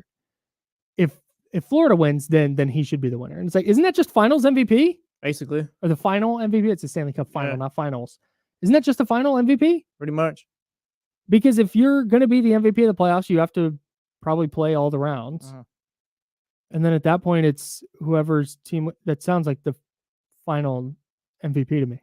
Yeah, you just have to literally write it in the rule book. Yeah. It goes Do you to the think team. If the NBA had done it that way, would Jaylen Brown have still won the NBA version of that award? Like, what do you mean? If there was an NBA version of the Conn Smythe. Oh, I got you. Would Jaylen Brown have been the winner? Yeah. Or would it have been Luka? Luka might have won it. Yeah, I guess if we're going off NHL rules, Luka might have won it. You see, it's a bad idea to do it that way. That's tough. Yeah. That's really tough. What do you even do with it? If you're Connor McDavid? I mean, it's still like, because you did tear it up in the playoffs, but you did lose. You lost. Yeah. You can't put it up. And you didn't have any points in the last 2 games. No goals, no assists. Give it to your parents. Oh, that's a good one. Give it to That's your it. parents. Yeah, gift that to them. Yeah, Thank you for everything you've done. Yeah, for go me. put it in the loft or whatever. Like he's got MVP trophies. He's got a bunch of stuff. Go give it to your parents. They'll appreciate that. Number 2. Brandon Ayuk requested a meeting with the 49ers amid his contract negotiations. Still no news about what came out from that meeting, but it is a thing that happened. Good idea or bad idea by Brandon Ayuk to request that meeting? Good idea. I think it's good that they're still talking and all that. Make sure you're on the same page, or if you're not, try to figure out what's going on. At least get some clarity on what's going on with them. How do you feel about that? You think like it's out there in the open, and he's been on social media and stuff. Like everything's been kind of reported for us. Like, how do you think this ends up? I think he signs. Yeah, I think so too. Like like I said, my knee-jerk reaction yesterday, because this is the kind of person I am, is I'm a worst-case scenario. That's just immediately where I jump. And I went, oh my God, he wants a meeting with him. He's telling him he's requesting a trade. He's not going to, like, this is a disaster. But in reality, it's probably what you said. Ayuk probably had some, like, I saw reporting on this and that. I'd put out this TikTok video. Let's get face-to-face on this instead of going, because contract negotiations typically go, as I understand it, team talks to agent relays that to player. Agent is the intermediary between player and front office. And this, I'm guessing Ayuk's agent was in the building, but it's getting that face-to-face with your bosses and trying to get some kind of clarity and some stability on what is happening here. Yeah. Are we negotiating still? Are we on some kind of timeline? What is this? I think it's the right thing to do. Yeah, if they weren't talking, I feel like that'd be a much bigger issue than something like this, like Chef's Don disgruntled or whatever. That's whatever. Yeah, if he was going to demand a trade, he would just do it. Mm-hmm. So I think worst case scenario, everything falls through and whatever ground they had to stand on is now gone. And he goes, I'll play out my rookie deal, but then I'm done. I'm never coming back. Best case scenario, he walks out with a contract in hand. Yeah, I think no matter what, he's not playing somewhere else this year. I don't think. No, I think there's the real best case scenario, because he's not going to get a contract probably on the strength of this meeting, is just getting to a point where, hey, taking out some of the haze of whatever this negotiation has been, getting all the media stuff out there, getting all the takes and the thoughts and opinions out. Because I'm sure if I was Ayuk, I'd be on social media too. And I'm sure he sees the responses. I'm sure he gets tagged and stuff on Instagram and Twitter or whatever. And he wanted to talk to the Niners and go, hey, where are you guys at? Here's where I'm at. And then we can negotiate from this place of good faith. So I think what's going to happen is come the end of July, maybe into early August, depending, we're going to get an announcement from the 49ers that or a report from somebody that the Niners and Ayuk have agreed to a deal. Did Debo's contract negotiations go into training camp too? Yeah, but he did a hold in. Oh, okay. So he was there, but just not working out. And my guess is that's kind of how the Ayuk thing goes if they don't have it solved by then. Yeah, because that's what I'm thinking. I don't think it's anything to really stress about right now. Yeah, it was kind of wild. It just out of nowhere. It's like, oh, hey, they're meeting now? What a weird thing. But yeah, I think it's ultimately a good idea if it keeps things from getting ugly. Yeah. Then that's fine. Number 3, JJ Redick says he's out of the content game. Bad idea, JJ. COE, content over everything. All right.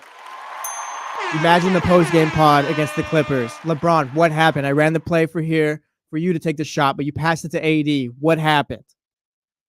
I think if you could, this is a thing I would try and do if I was JJ Redick. I don't think anybody in the league or team would go for it, but this is what I would try to do. Because I'm with you. COE, content over everything. The thing is JJ Redick can go have a popular podcast whenever he wants. Whenever he decides to start podcasting again or quit coaching and start, people are going to subscribe and he's going to be fine. Alleged failed podcaster. But could you replace press conferences with a podcast where, hey, we're not going to do this live on TV. We're going to record this thing. Like, what do you mean? Like Windhorse and all those guys are just sitting around, or yeah, or is it just JJ and LeBron? It's JJ and credentialed media. I don't hate that because I'm thinking like here in Sacramento, like Mike Brown, Sean Cunningham, James Ham. We throw the guys in there. They're just you got mics and they're just in there podding. Honestly, that might be the best way to get like real answers too. Where like everyone just kind of cool heads, like, hey James, like this is what happened, blah blah blah blah blah. And, like, it's not live on TV. You might be cooking with something right here. It's not adversarial like the one guy's at the table and everybody else is in the chair. Like no, everyone just kind of sit around, sit whatever you want. We're chilling. Maybe we set these meetings up for the next morning, or we'll release it at like noon. Yeah, I think you got to do it right after. Right after still? Okay. Yeah, you still got to get it, and I think you publish it ASAP. I got you. But that way, it's best of both worlds, man. Yeah. You might be on. Hey, we're I'm an ideas guy. We're driving media here at 1320. Yeah, I'm an ideas man. No, obviously, like I said, nobody would ever go for that. But realistically, it is a good idea. JJ's not doing. Yeah, it's the correct thing to do. I hate that Draymond does a podcast. I think if you're an active player and you're going to do a pod, I think it's just dangerous. Because it's so rare that you're going to say anything where people are like, wow, I'm so glad that this player. And if you want to use a platform and have a platform, great, fine. But if you're a coach, you can't do that. You can't. You just have to be the adult in the room. You can't. Because Draymond can come out and talk all the crap he wants about Rudy Gobert. And people are going to be like, that's weird, but okay. Yeah. Sure, man. If a coach came out and did that, you can't do that. Yeah, 100% no. Good on JJ Redick. Rooting for him, I guess. Okay. Sure. I guess I don't know. JJ, I hope you do as good as a job as you're able to, but I hope you don't do. They're not going to win the finals. Yeah, that's fine. They're not winning the championship. Good luck to you, JJ. Yeah. Yeah, that's just it. I hope if he has real aspirations of coaching, it's just on a human level. Forget the sports hate thing for a minute. On a human level, if he has aspirations to be a coach, he's like, yes, I want to be a great coach one day. Then I hope this goes well enough for him that this isn't his one shot to be a coach. I'm gonna go to break right now, but I think he's set up to fail for this job. I agree. I don't see any way he's successful where it's like LeBron retires, like, oh yeah, JJ is gonna take us forward or whatever. I don't think it is. That's the only way. To me, that's the only way you can hire him though, is if there's that understanding that post LeBron that this is gonna be your coach, because you have to start setting stuff up now. You have to start putting those pieces in place and building that foundation. But they're not going to. If it's, hey, it's LeBron and AD, we're pushing all the eggs in, and if you don't win a title, then you're gone in 2 years. Like, man, that sucks. That sounds awful. You're more likely to get a Trae Young type that pieces for 3 years from now. Yeah, exactly. It's not going to work. Tough. Anyways. All right, back to the sports hate thing. Tough to see it for the Lakers. Boy. Yeah. I hope it goes horribly. I'll be watching. I'll be watching, hoping it goes bad. I'll be down. Yeah. All right. We got into some quarterback contract stuff earlier. I want to get into that, and we'll have the handoff coming up as well. I believe it is a deload day today. Yeah. Casey was in here yesterday. Yeah, so we'll have Damian Barling in here in about 15 minutes. That's Jesse Tapia. I'm Kyle Madsen. We're the producers on ESPN 1320. ESPN 1320, Sacramento Sports Leader. That's facts. Can I go now? Yep. Okay. Dude, that was a panic. I was like, ESPN. Is that right?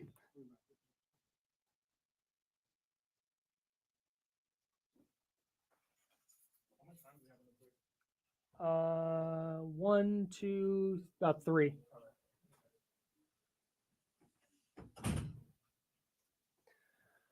What up, chatty gang?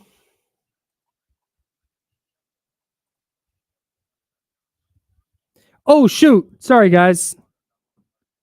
My bad. Sorry, Ramsey. Thanks for the heads up. Yeah, it'd be a real bummer. It didn't work out for them.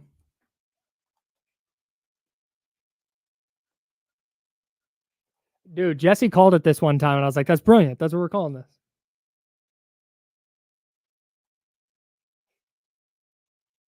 Zabo, I don't know if you noticed yesterday, but a bunch of your family called in.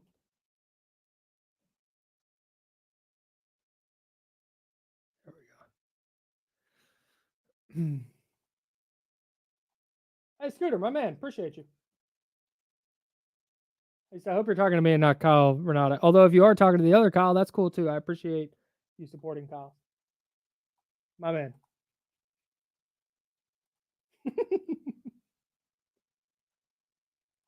Ooh. Hey, Dave, in Stockton, right? Not I'm not going to Modesto. If it's in Stockton, though.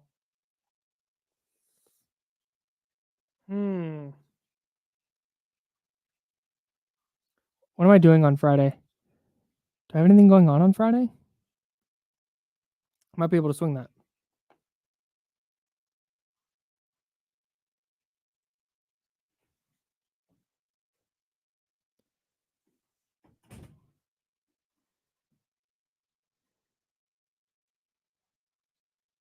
Do you know what my wife's job is doing for like team building activity? No, what are they doing?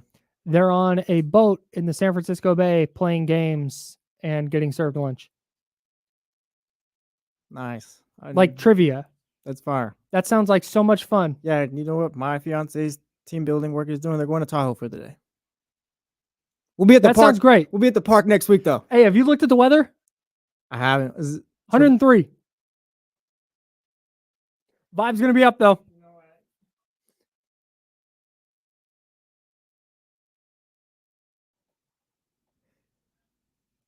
Sorry, I didn't mean to turn your mic on. I have had a job outside of sports. I worked at a video streaming company called Stretch Internet. We hosted like video streams like this, but it was a lot of college sports. And when people had trouble with their video or their internet or their equipment or whatever, I was the customer support person they called. It was a super small company, had a super fun time, but wanted to do this, so I moved home. All right.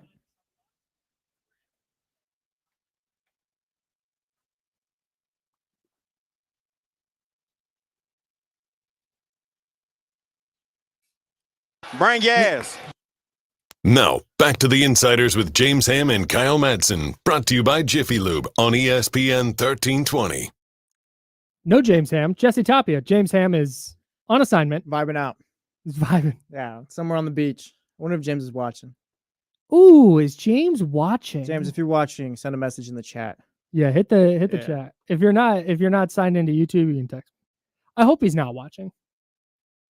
Maybe he's just lounging by the pool. You think? Yeah. Maybe, I don't know. Wait, someone threw a flag on Stretch Internet? No. That's silly. No, That's no. silly. Come on. That's too far. Jake, That's too take a far. lap, That's too Jake. far. Fencing back. I will own it when I say something Yeah. crazy. But I worked at a place that it's no longer in existence. It was called Stretch Internet, the video streaming company. Yeah, no, that's here you go. The guy who founded the company was tall. All right, you just relax though.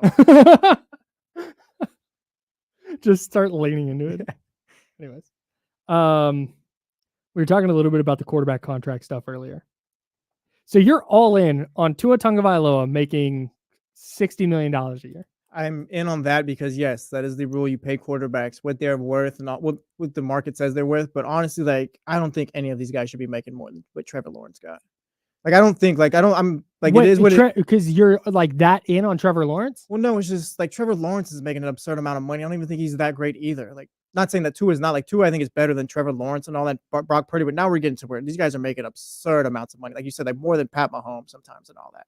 Like there needs to be something where like I don't know, there needs to be like a cap or something like that. It's the only they're getting paid more than their ability shows. I think like maybe you pay like the top four for me, like the elite four that are like for sure like you put them on any team, they're great. Josh Allen, Patrick Mahomes, I think Lamar would be good, and then Joe Burrow. Like those are the four for me. That's one tier right there. Like those guys, you pay them whatever you want. But like now we're paying just whoever $60 million now. And then like Tua is a great quarterback. He's top 10, but I do think like there is a cap to where it does like you do need a cap because it's gonna hurt the team eventually. So average annual value, Joe Burrow is number 1 at 55. Trevor Lawrence also comes in at 55. Lawrence and Burrow basically got the same contract. Yeah. Burrow got a little bit more guaranteed. Jared Goff is making 53 a year. Justin Herbert, 52.5. Lamar Jackson, 52. Jalen Hurts, 51. Kyler Murray, 46.1. Kirk Cousins making 45. Deshaun Watson, 46. See. Patrick Mahomes, 45 million annually with only 63 million guaranteed, but he's got that silly ass contract that is going to pay him a bunch of money. You said Trevor Lawrence is at like 53 or 55, either or. Like Purdy to like that's the tier they're in. They don't need to be $60 million. I just don't know why. I don't know why the NFL is the only league that does this. Well, yeah, we're gonna pay Dak Prescott all this money. He's gonna be the highest paid quarterback in the league, and for what? Have we ever left a playoff game like, oh, Dak really tore it up? You're out on Dak? Yes, I'm not paying him all that money. Like, why? He's not even a top 5 quarterback, and he's gonna reset the market. Because what's your other option? I get that. Dak is a player who I think would get paid. I think if you pay him, I know I'm fighting a losing battle though, because like you do have to pay these guys, but it's just absurd to me. That's the weird. Yes, that's the weird part. Is why did Patrick Mahomes not set the market and everybody goes, okay, this is just what we're working around now. Yeah, why are we trying to top that now? I don't understand. And this just in the NFL, this is how it goes. Hey, this linebacker is really good, but he's not as good as this linebacker who's making that much money, but he's got to reset the market. It's just, that doesn't like, no, it doesn't make any sense in the NBA. It doesn't quite work in the NBA because of the way the max salaries work. And you can only there's hard caps at certain aprons and all this other stuff. And then there's a maximum amount you can offer a guy. It's not like the NFL where if you want to give a quarterback 100% of your cap, you can. You just don't have any other players, right? Yeah. And that wouldn't exactly work, but you understand what I mean. Yeah. You can pay the guy as much as you want to while fielding a team. In the NBA, that's not necessarily the case. But when it comes to guys like Scotty Barnes, who's making $5 and $270, yeah, you got to give him that. Whether you think he's worth it or not. It's just kind of how it has to go. Yeah, but it's just, I don't know. The NFL's got to be different. Because it's just Dak Prescott is just, and we'll like pick him because like he is the guy who's going to like supposedly get paid all this money or whatever. He has never been a top 5 quarterback in the league. He has some playoff success, meaning a playoff win here and there, but like he's not even on that first tier, I think, with the Burrow and those guys. So this is what I don't understand. He's almost, I don't want to be too disrespectful, but like playing for the Cowboys is doing a lot for him too. Like he's good, but he's closer to Kirk Cousins than he is the top. Yeah, but Kirk Cousins is bad. He's not bad, but like Kirk Cousins isn't going to set the quarterback market though. No, he's made a ton of money though. Yeah. No, and this is where I get a little bit tangled up. because you can't you can't not pay the quarterback. But at the same time, you have a running back market that's plummeting, and everybody goes, well, quarterback is the most important position. So then why do so many not that good ones get paid? Anytime, like Daniel Jones is making $40 million a year for what? He got you to the playoffs that 1 year. Shout out to the Blake Bortles of the world who got their contracts after a crazy playoff year. He's making the same amount of money as Matt Stafford. Daniel Jones is? Yes. See, that's ridiculous. And the same amount as Dak Prescott. Yeah. That's insane. Dak Prescott is not Daniel Jones. I will say that. But like Derek Carr making $37.5 million. That sounds like a lot, but when you start taking into account that there's all these dudes making 45, 50 plus, it's like, okay. But dude, when it comes to guys like Tua, or let's keep this local and do Brock Purdy. Brock, I believe is, and I'm not, just to get everybody on the same page of where I'm at, I'm not a Brock Purdy as a top 5 or 10 guy. I'm not there. I'm sorry. I think he's top half. I'll go top 10, I think. Okay. Yeah. If in the context of production from last year, then yeah, sure. But I think like in a vacuum, are we paying this guy or not? I think he's top 16. Like I said, top half of the league. And maybe he's better this year. He'll have a full off season. He's not worried about his arm rehab. He's got another year with all his weapons. Like maybe he'll be better. Sure. Maybe. But also if he's just the same guy or a little bit worse, he's still going to make $60 million a year. Easy. And the question for me is, okay, you're making him the franchise guy. What happens when George Kittle's gone? What happens when Debo's gone? What happens when CMC is gone? Are you all of a sudden trying to build this new foundation out of, now you don't have as much money to play with because your quarterback isn't making $12 an hour? And that's like the eternal question of, can we pay this quarterback this much money? Can this quarterback elevate a roster that is maybe going to be not the best roster in the league at some point in the next couple of years? Can Brock Purdy continue? Can he elevate Ricky Pearsall? Can he elevate Ronnie Bell? I think Brandon Ayuk's going to be around, so we know what he can do with Brandon Ayuk.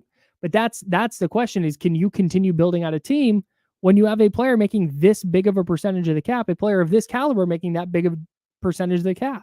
That's what I'm saying. It's a losing battle because, like, honestly, like, unless it's, like I said, the top 4 or whatever, like I said, I think can go to any team and make anyone better. I don't think quarterbacks should be making that much money. Like they do, and they're going to, and all that. So it's like we're just talking or whatever, but it's insane to me. Yeah, this isn't to say that teams are doing it wrong. This is just how it works. It's how you have to do it. Yeah. But the Players Association would never allow it.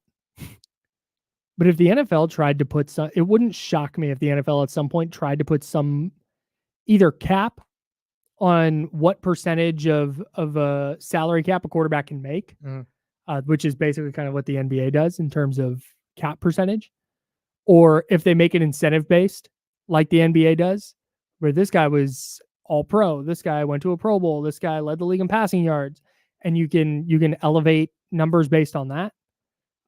Or if at some point they decide, hey, quarterback is just too important of a position to our league to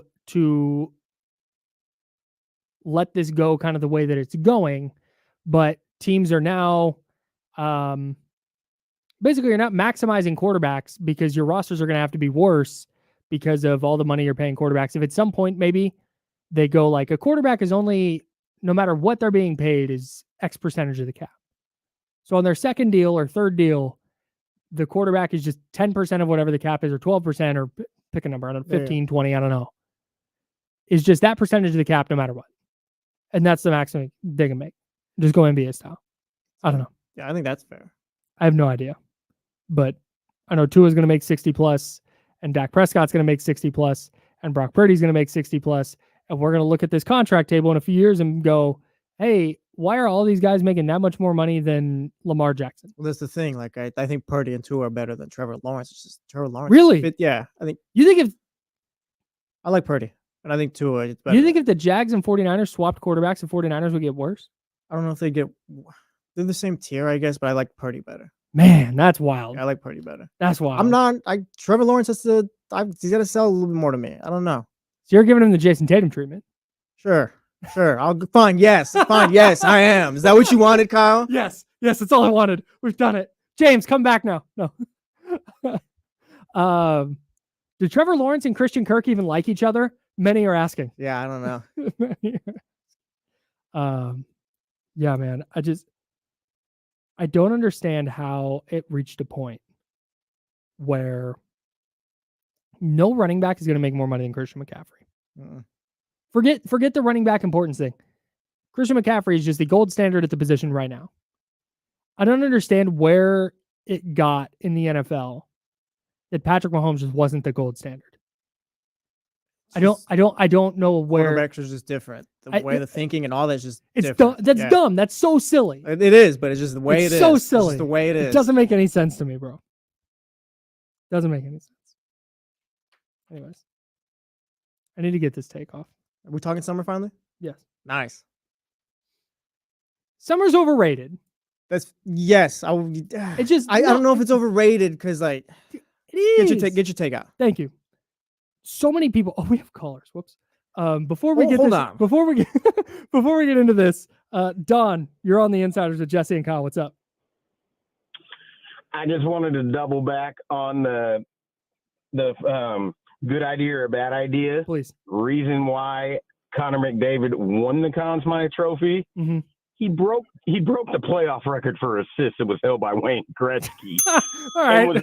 and was unbelievable. When you put it that way. And he's the sixth player to win the Conn Smythe Trophy while losing the Stanley Cup. So it's not unprecedented. Right. Last time it happened was when Anaheim went to the Stanley Cup with their goalie, John Sebastian Jaguar, when they lost. But obviously, it's not unprecedented. Ramsey, real quick, are you in or out on the Summer? I love Summer. Oh, no. Okay. Go ahead. Say your piece. I love summer. It's my favorite time of year. Bring the 100-degree heat, which we just had, and I need more. Oh man. All right. Goodbye, Ramsey. Talk to you later, Ramsey. All right. Don, you're on the Insiders with Jesse and Kyle. What's up? How you doing, Mr. Madsen? How you doing, Mr. Tapia? This is Javier from Vacaville, not Don, but I love the bit every time. So, before the draft tomorrow, I'm trying to see what you guys truly feel. I'm trying to get everybody's insight on these two transactions I want the Kings to make. Please. If they make Herter, Barnes, and the 25th, 2025, and 2027 second-round pick for Levine, along with Patrick Williams, and then you throw in Davion, because they're on rookie-scale contracts to sign and trade. And then you trade Kuzma, trade for Kuzma with the 13th overall selection, Sasha, Vezenkov, and Duarte. It's going to take more than Kuzma. If you get Fox, Levine, Keegan, Kuzma, Sabonis, with your bench being Keon, Malik, Patrick Williams, Trey Lyles, and Alex Lynn, that's a 50-plus win team. And I don't know how we think we get Kuzma. I don't disagree. I don't disagree with you. No, hang on. I don't disagree with you. It's just that that's wild. Like none of those trades are going to happen. Why? Because those type of deals don't go down, dog. Those are 2 for 1 and 3 for 3. Yeah, I don't think that's happening. How do they don't go down? I'm trying to say how it rationally would not go down. It's not like it's 10 for 10. I'm talking about these are the guys. The Kings have De'Aaron Fox and Malik Monk that can get their shot and only get their shot. Outside of those two, who else can get their shot consistently that they can depend on? Everyone's so against Zach LaVine. Zach LaVine's really on a 2 for 86, and then the third year is an option. But he gets his own shot, and let's heaven forbid, knock on wood, he gets hurt. Rather you have Malik on the bench or Keon. Okay. It's not going to happen. The rationale is it does not make sense to me. Why doesn't it happen? Kuzma's a 2 for 1. We throw in the draft pick, and then Zach LaVine, it's him and Patrick Williams for Herter and Barnes who meet Levine's salary rather, and throwing Davion because he's the younger guard. We need the wing. They want the guard. I think it can work. You're a better man than I am. I just gotta let him cook a little. All right, we're just cooking. I just know that was. I started to write it down. I can't you lose me when you start. Well, that doesn't happen. No. But anyways, if you want, I don't disagree. Here, Zach LaVine could help in this way, and Kyle Kuzma would help in this way 1,000%. Yeah. I don't. Yeah. On the surface, sure. 100%. Damian Barling in the building for the handoff. I think Summer's overrated. Summer's overrated? Summer's dramatically overrated. Could you explain? Yes. I was in the middle of it, and then people called in. Oh, well, that's good. It's a radio. It's always good yeah. to have people call in. Yeah, shout out. Unless they have a 10-minute trade proposal. Like and subscribe, please. You said what? Like and subscribe. Please. The James Ham and Kyle Madsen Show, wherever you get your podcast. Well, that's shoot. One is hot. It is hot. And I don't rock with that. Okay. I don't love the heat. Understood. Like Bam Adebayo, I'm just out. Got you. But I don't like the heat. Mm-hmm. I don't like that I have to run my AC a ton. Okay. I don't like that it's no longer hoodie weather. Okay. The thing I can't deal with right now is that it's 9 freaking PM and it's still 81 degrees outside. Mm-hmm. That's insane. Don't like it. We live in California Mm-hmm. where spring is very reasonable. It's still warm. You could get low 80s, high 70s, Mm-hmm. but it's going to cool down at night. You can still go outside and hang out and do things outside. The sun's still shining. Mm-hmm. Our fall is pretty weak as falls go. Like it's still reasonable temperature outside, but it gets darker a little earlier. You know, the vibes better in the fall. I like fall. And then winter is winter. Like winter's not my favorite thing. It just means hoodie season, which is fine. I just don't like people are like, can't wait for the summer. Like, yeah, for what? I think you Bay Area sweat guys, a lot. Yeah. See, you Bay Area guys need to handle the heat a little bit better than you guys do, I think. Because like 90 is fine. That feels great. Do you know where I live? I live super inland. It's hot where I live. Yeah, we used to work at 95.7. 88 in Sacramento, 87 in Oakley. Okay. You ain't got to get worked up about it. See, Like, wow. This is what the summer does to me. I feel like the summer, like summer in high school was fire or whatever. Like as you become an adult, like I can't go out there in the week or whatever. I don't think it's overrated. It's just. So here's like a couple of things. I think the idea of summer is like fantastic. People go to the water, people who like getting on boats or going to the lakes or the rivers or different, that type of different stuff. Outdoor parties, like you love that. Shout out HOF and HOF Day the other day. That was a great turnout. Like that's vibes. I'm with you in the sense like I like it when it's dark at 4. Me too. Give me that. Yes. Give me that where I'm walking around in hoodies and sweats all day, and I like to layer. I really don't like wearing t-shirts. Like I don't like wearing less clothing. I'd rather wear like more clothing. Same. But yeah, like I'm a sweaty guy too. Summer is cool for me. Like summer's cool, but it's cool for like a little bit. And then it's like, yeah, okay, like I'm good now. It's just interminable. But there's no real spring here. Like spring is normally like 2 or 3 weeks. Mm-hmm. Fall is like 2 or 3 weeks. It's just the other way. It's like, oh man, it's October. It's like 90, 80 degrees. And then all of a sudden it's 30 in the morning. Yeah, and it's raining. But like, what the hell? I feel like fall. You've lived on the East Coast. I have not. Yes. I feel like Very fall, or excuse me, I feel like winter in California is like normal fall. No, winter in California is equivalent to nothing except winter in California. Like the fall, we're the best, baby. Yeah, you're not like us at all. Well, the fall, like in Connecticut, DC, is phenomenal. Like the world changes colors during the fall. Yeah. Like it is a drastically different experience. Mm-hmm. Of all of the seasons, the fall on the East Coast is the biggest difference. Mm-hmm. Like people talk about the snow in the winter, and obviously that is like an extreme, like changes compared to California. But when you're like in Connecticut or DC or one of those places in the fall, like it feels like the entire world around you is changing. The colors, the blossom, like everything changes. And it's out there, to me, it is by far the best season. It's better than spring.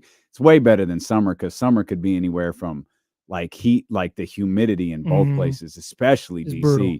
Just sucks. Yeah. But yeah, the fall is special, and then the winter will cause you to move back to California. I cannot fathom the idea of shoveling my driveway or whatever. Getting snow out the way. Like, no, okay, so there's shoveling, then there's plowing, where if your driveway is big enough, you don't want to shovel it. Like you need to get like some type of like snow plow or snow blower. Your driveway is big enough. Must be nice.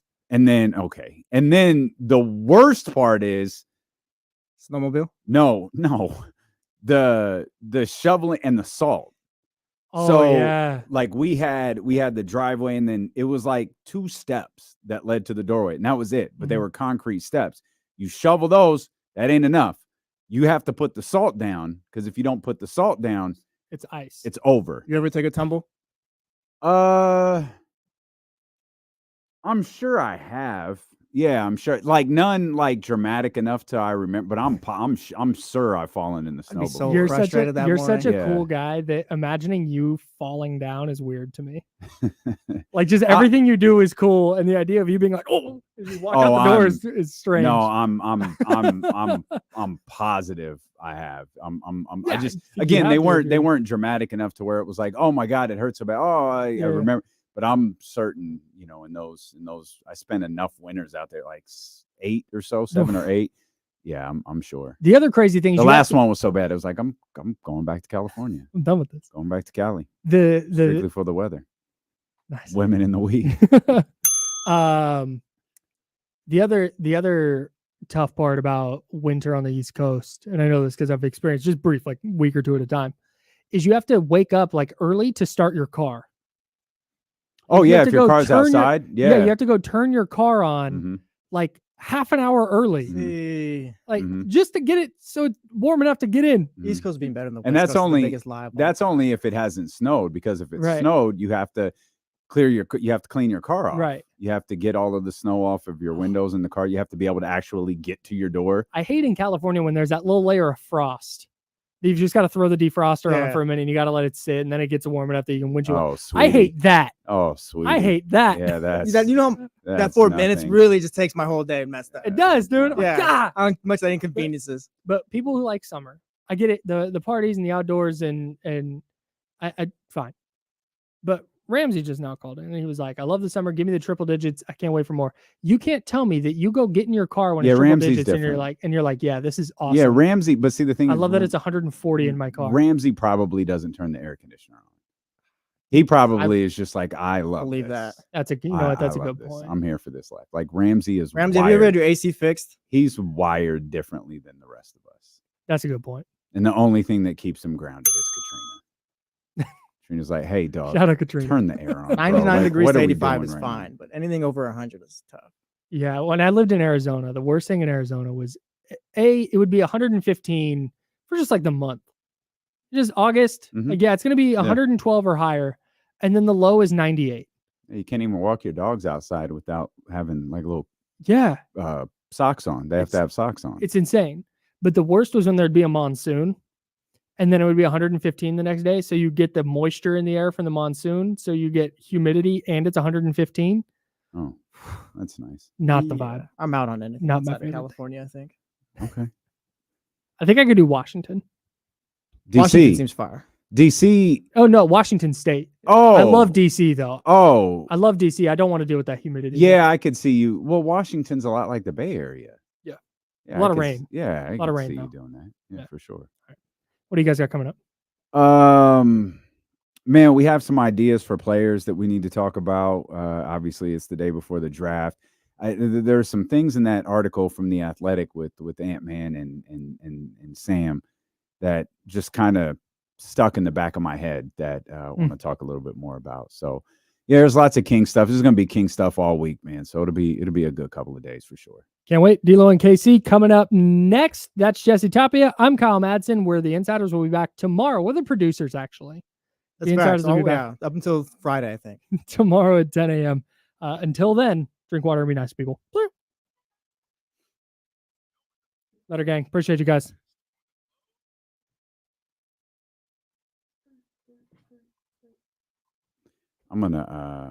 There's gonna be a new Insiders graphic up tomorrow that's gonna have the Matthews Mattress logo on it. Okay. For the request of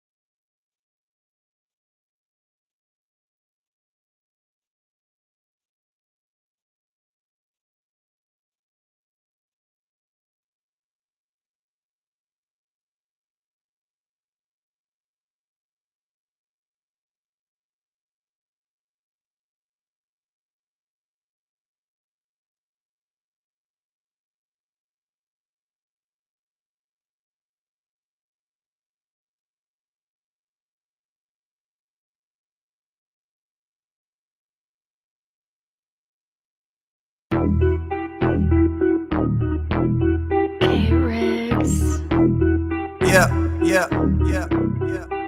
We got them screaming D-Lo, KC, D-Lo, KC, D-Lo, KC, D-Lo. We got them screaming D-Lo, KC, D-Lo, KC, D-Lo, D-Lo.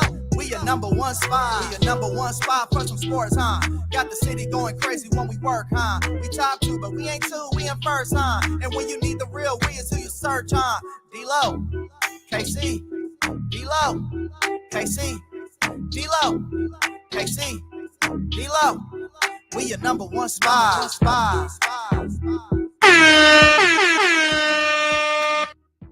horns was a little hot. Let's do that again. Hey! Yes, sir. What's good, baby? Welcome in here to pre-draft day, draft day eve. Yeah, I like draft day eve. Whatever y'all want, man. We in here. Yes, sir. Boy, that microphone thing is noisy over there. Oh my God. I don't know why this happened. We had it fixed. Everything was good. And then it just went back to normal. Well, just went like, nah, I'm good. Don't really feel like doing this. I'm Damian Barling.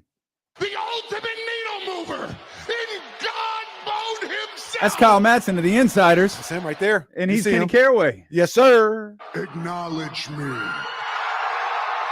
Well, I just a little helter skelter because we just got told what to do if somebody said they're going to beat somebody up. Well, we were going over scenarios to what would happen if a coworker threatened to hit you with a hammer. This is a shoot. This is what we walked in from. So we have been briefed in situations. Level 2, 3, or 4. Yes. What level of violence is this? We have been briefed on what to do if a disgruntled former domestic partner shows up at work. How to handle that. And things be happening too, man. It's great. That's the crazy part. Like we kind of laugh. Like all this stuff really be happening too. Have you had a former domestic partner? You and Jazz have been together since you were like 11. It feels like it.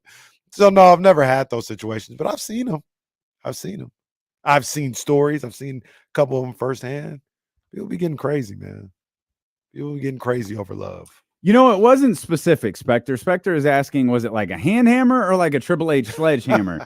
Elena wasn't specific.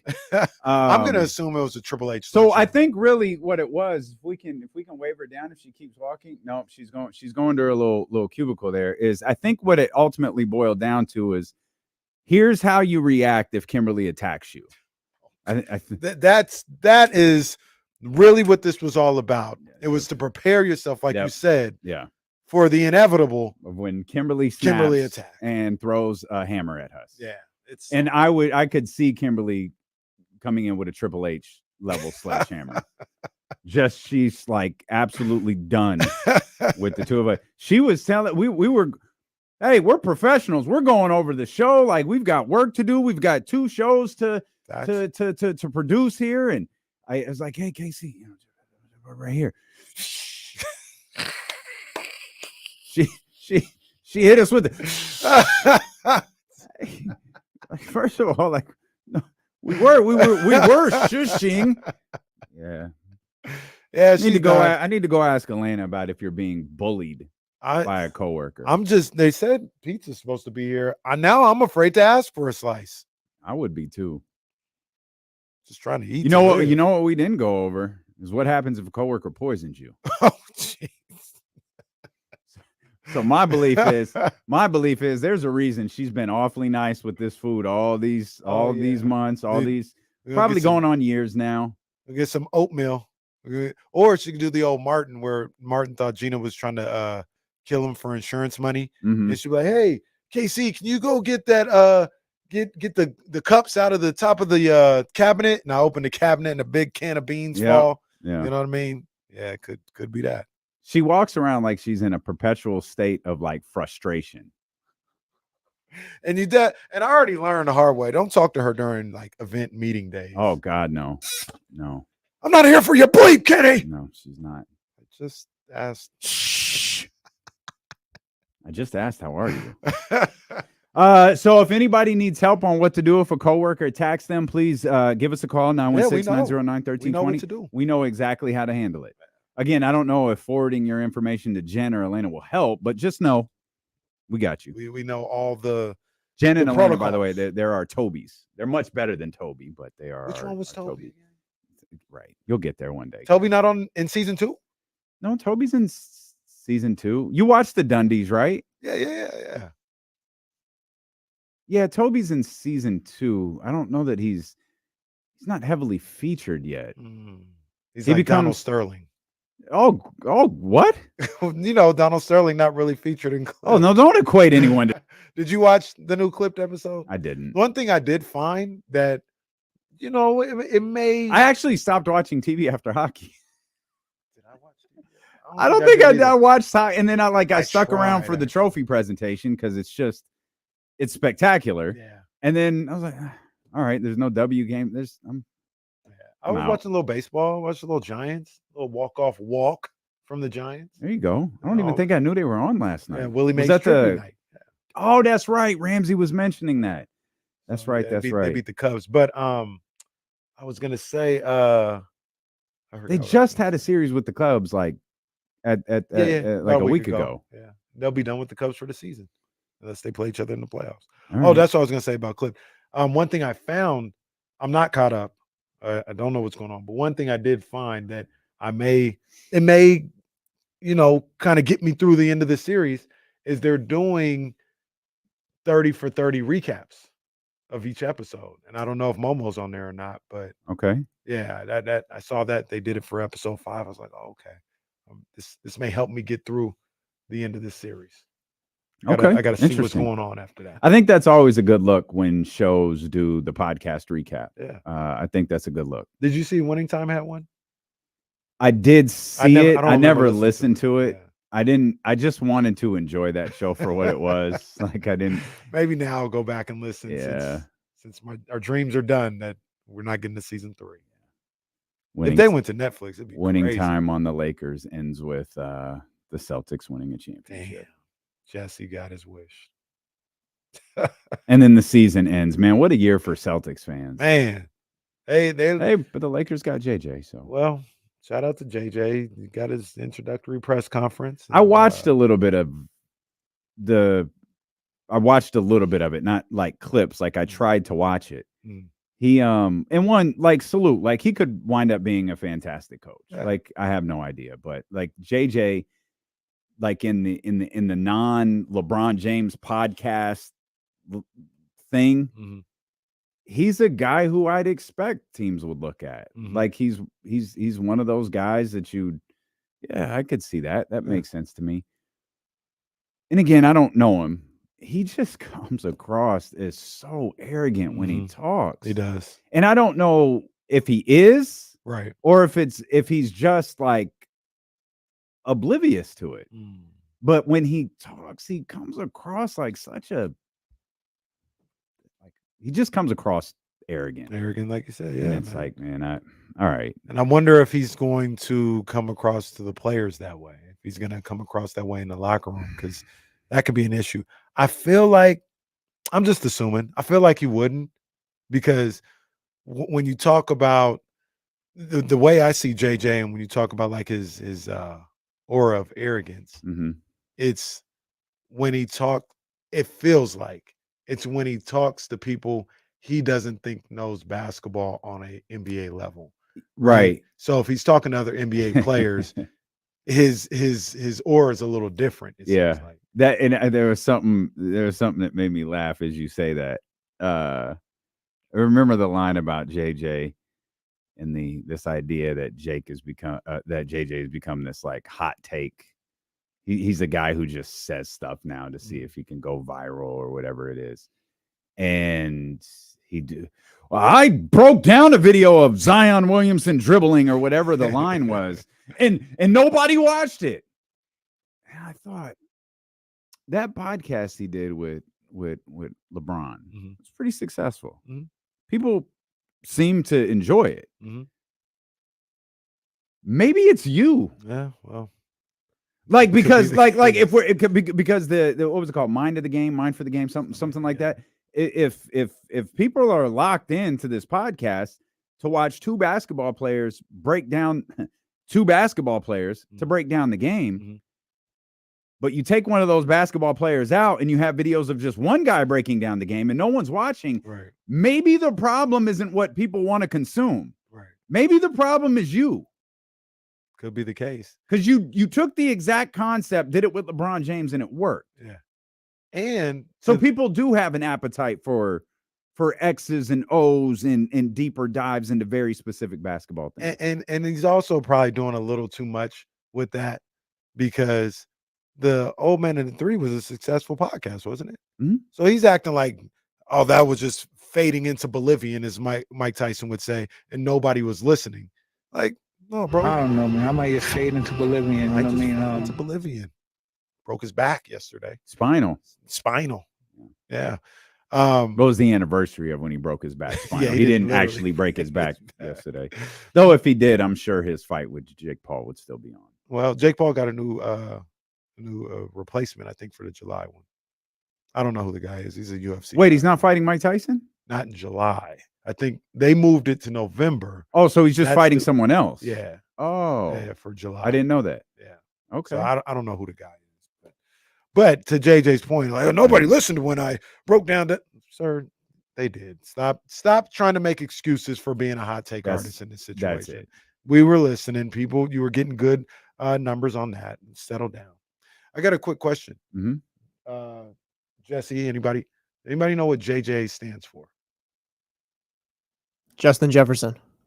You know it for real? No, I don't know. Oh, I was going to say James. Oh, I was going to say you James don't know? Jefferson. No, you no. asked the question. You didn't know. No, that's fine. James. I think James for sure. Well, I got it. It's not James. Damn it. There actually is no second J. It's Jonathan. Jonathan Jr. That's boring. Jonathan Jr. Junior. I don't even have that. That's what the JJ is. I have Jonathan Clay Reddick. Is that wrong? He's not a junior. Well, then what is the second J for? What are you They doing? just gave it to him. What is wrong with this guy? This is the guy the Lakers hired. You're just giving yourself JJ. Why? Well, we don't know that he gave himself that. We didn't know his father's name. Well, no, I don't know his dad's name. I'm just looking at Wikipedia. It's Jonathan Clay. We should be able to Google why is his name JJ or like where does JJ come from? I'm looking to see if there's any. Yeah, there's no breakdown of you said his name is Jonathan. He was born. His dad. No, he's not a junior. His dad's name is Ken. Gosh. They used to call me Jonathan Jumper. That's why I call myself JJ. All right, bro. Jonathan JJ out of nowhere. Jonathan Clay Reddick. Give me a credential to the first Lakers game to go to one. JJ, why do you lie about your name? His father played basketball. I'm looking to see. He then moved to Orlando with JJ. I'm trying to. Okay, wait a minute. Reddick was named JJ as a toddler because his twin sisters repeated his original nickname of J. So his nickname was J, but his sisters were calling him JJ. That's okay. It is okay. I call my daughter BB. His father's no B anywhere in her name. Background as a stoneware potter led to his middle name Clay. So that's how he became Jonathan Clay Reddick and JJ Reddick. Oh, what's the significance of your middle name? It's just like the Play-Doh. Oh, that's just now. Don't do that. Don't do that to JJ. This was This was a solid day's work. I think we've done our job for the day. We've gotten to the bottom of JJ. We thank you for tuning in. We may or may not come back with more. Stilo and Casey on ESPN 1320. JJ. My daughter's name is Ryan Caraway, and we call her BB. So it's okay. It's okay. There's no B anywhere in her name.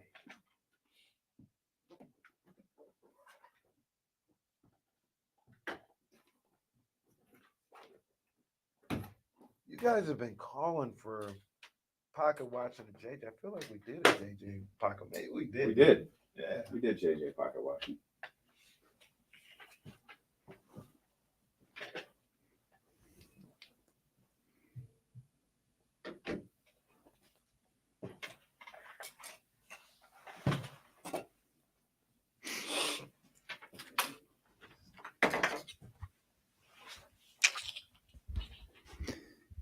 Y'all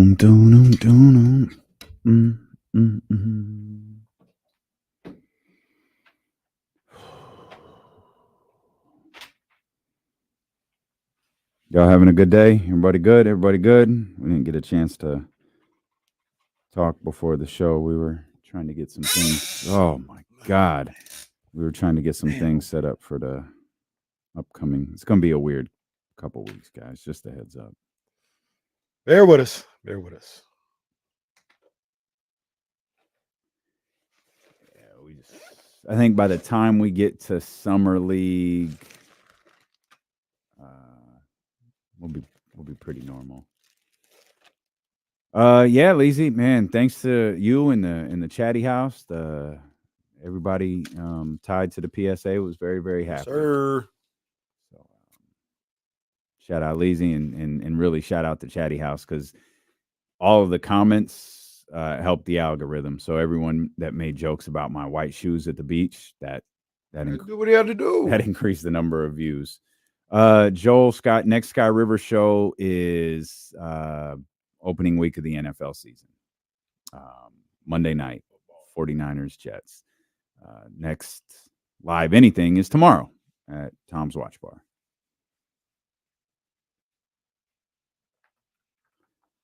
Probably not, Steven. We can invite her on the air.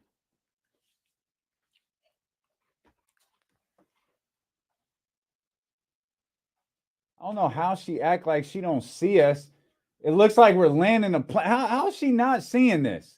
How she see? She saw it. She just acting like she didn't. Hey guys. Hi. I was telling someone. Are you guys on air? Well, we're not on the air, Okay, but so I was. Okay.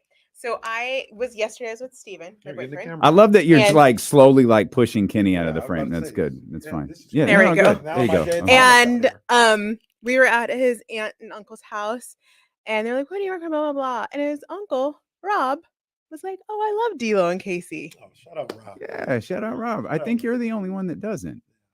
I feel like your sister does, like your mom does. They got love for it. They watch us on TV and I everything. work with you guys. It's a lot different. What? Well, we should be closer. Actually, I have to be nice. We just had training. Well, yeah. So we went over. Talked about so that. yeah, we did. We felt like they were prepping us for if you attacked us with a hammer.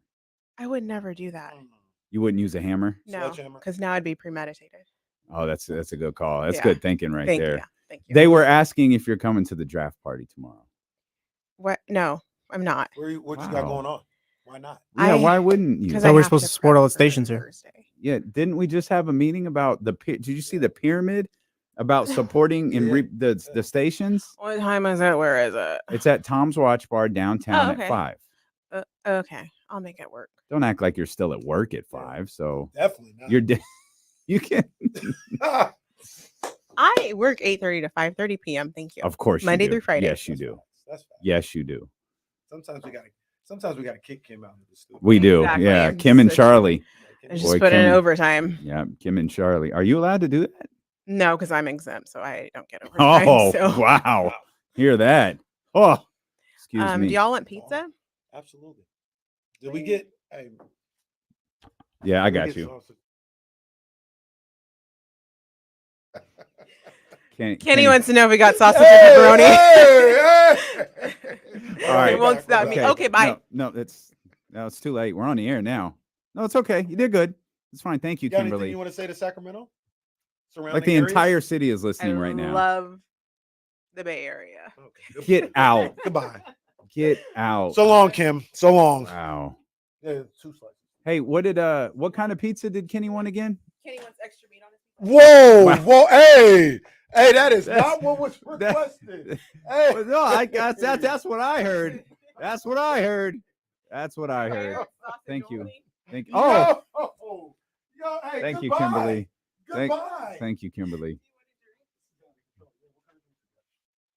I only take non-alcoholic. You know what I mean? Well, I don't know. You gotta. Well, there's a bar right there in that room. You gotta specify. Hey, y'all cleaned up the room. Why were you in there? Because I had to take a phone call. What is that? Off limits? Yes, it is. Since when? It's literally like a nursery or something. It's not a nursery. It's What a is it? lactation room. Oh, it's a lactation room. I'm sorry. I had to take Thank a you. phone call, Okay. but great job. No, Did you clean it up? Hey, no, we're on the radio now. Okay. I'll get you Thank you. extra meat sausage. Chill, Wow. chill, All right. chill, chill, Well, chill, thank you, Kim. chill. You don't really ever have to wonder if Kim listens to the show. Like, she leans into the bit. She knows what time it is. Chill. So there you go. We got Kimberly coming out to the draft party tomorrow. Here we go. There was a couple of things yesterday that really stuck out in that Athletic article. Obviously, we were reading bits and pieces of it on the air, but as kind of the show, wrapped up, we got into the KSFM part of the show. We kind of hit that first commercial break, and I really read the article, and there's a couple of things in there that were just, man, they were really sticking out to me. One, and this is the most important because we discuss this all of the time.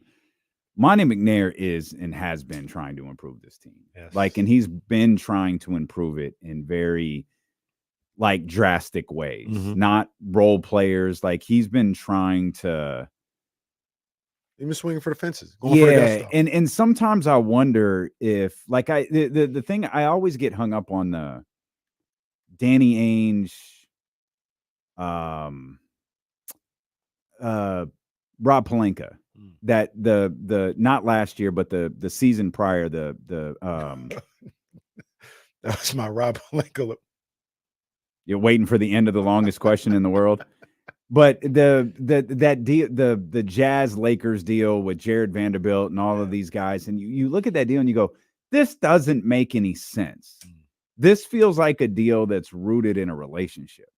And there's nothing wrong with that. Right. But it also felt like does Monty have these deep-rooted relationships around the league as a guy who was with Daryl Morey? I don't even know if Daryl Morey's liked. To be perfectly honest with you, I don't know if Daryl Morey is liked around. Yeah, it might not be a good thing that you come from the Daryl Morey right. tree. And it's like Monty, it still feels like Monty is trying to, and this is just me talking. We just talking here. It feels like maybe Monty is trying to establish those relationships. You know what I mean? He's even though he's been in the league a long time, he's still sort of finding his footing as the general manager. And when you have guys like Tyrese Halliburton, when you have guys like Keegan Murray, without those deep-rooted relationships, those become the most valuable assets you have, because every deal you make is solely looked at as what assets can I acquire from Monty McNair, rather than I have this relationship with Monty McNair. I can move off of these deals later. I'm kind of in a transition year. Let me help my brother out. It feels like that doesn't exist with him. Feels like it happens with Brad. Feels like it happens with Danny Ainge. I feel like it happens not all over the league, but I feel like it happens around the league, and it just doesn't quite happen with Monty McNair. Do you think Monty McNair is still considered as the new guy, so to speak? Maybe. Because I'm trying to think. He's not new. He's not new anymore. But he's not like. But when he, so the two deals that really, didn't work out for him. The Kuzma one initially, he was definitely the new guy at that point. Yeah, and you could say Siakam. It's always kind of interesting to see. I want to get like how far along they got along with those talks. If the sticking point was really what has been reported, or maybe it was a little bit more than that. I'd like to know a little bit more of that, but I don't know. And then I look around and I wonder, are there other new guy GMs that are having the same issues? Will Trajan Langdon have the same issues in Detroit? I don't know. I'm trying to think on the top of my head of new type of GMs. And in the Matthews Mattress Chatty House, Bobby Hill says the DiVincenzo mess, that wasn't on Monty. Like, Monty actually got that deal done. That was Milwaukee who messed that one up in the media, right? So it might depend on what DiVincenzo mess Bobby's referring to. Well, that's right. There might have been two different messes, depending on, how closely you followed that story. The original DiVincenzo thing was absolutely not Monty McNair's fault. And to that point, though, he got a deal done, right? And that's kind of it's one of the things we're talking about. It's a piece of what we're talking about. Does he have the relationships around the league to get deals done? And there's two off the top of my head, which is the DiVincenzo one and Sabonis for Halliburton.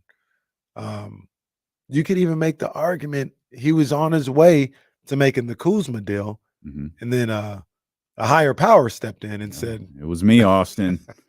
It was me all along, Austin. I don't care what you're saying, GM. This is the deal that we're making." Yeah, it's I want to. Can we stay with this Siakam thing for a second? The Athletic and I missed this in our live kind of reporting, if you will. That there's a line in there from Anthony Slater, who was on with the insiders / the producers earlier, that there's some lingering regret about not getting that deal done. And I think it's multi-layered, right? I don't think it's as simple as Siakam wasn't going to re-sign here or wasn't going to commit to re-signing here. I think there might be a few more layers to it. But let's go with just that idea. And I'll pose it as a question to you. Where the Kings were at that time of the season, which was, really where they were until the final 10 games of the season or so, 4, 5, 6, 7, they were in that vicinity, right? When this deal was out there. Should the Kings have pulled, if the opportunity had presented itself and it really just boiled down to Siakam not committing to staying here in Sacramento, should the Kings have pulled the trigger on that deal to get Siakam here for the final few months of the season and see what happens? So for me, it depends on one thing. Is Keegan Murray included in the deal? There's I don't know this, but there's no chance that he was. And look, that's the distinction between my answers, right? If Keegan Murray was asked for in the deal, absolutely not. You don't make that deal for Pascal Siakam. If he was not a part of the deal, if none of what we believe right now as being your core four were involved in that deal with Monk, Fox, Sabonis, and Keegan Murray, then I would say yes. So hypothetically, it was Harrison, it was Herter, and let's make it 2 picks. You would have done that? I would have done that. With no commitment to him re-signing, because you've made the move. Yep. You've made the move now. Yep. And if he leaves, he leaves. And Herter's gone. Harrison is gone. And you've lost a multitude of picks. Now you've probably made the playoffs, which eliminates any Hawks this draft. So you don't have that pick. Yeah. You don't have the picks that you've already. So now you're without draft picks, and your truly remaining tradable asset now is Keegan Murray. Very true. But the way I would look at it is you do have cap space to be able to absorb a contract. So I'm not saying this guy specifically, but Zach LaVine, right? The Bulls kind of want to give him away, and right now the Kings aren't in a position to just absorb the contract. Yeah. They've got to trade some people. If you don't have Harrison or Herter and you lose Siakam, you could absorb that type of contract. And once again, I'm not saying Zach LaVine specifically, but that scenario, Jeremy Grant, what happened a couple years ago with him getting to Portland because they just absorbed the contract. You have that opportunity, but to your original point, your options are limited because now you've made that big trade that was supposed to be the one to get you over the hump and have you there for the long haul. Then you've got almost nothing to show for it. Maybe a playoff appearance, but as far as moving forward, you don't have anything to show for it. So it is a gamble for sure. Absolutely. I would have done it though. If it didn't include those 4 guys, I would have done it. Would you have done it?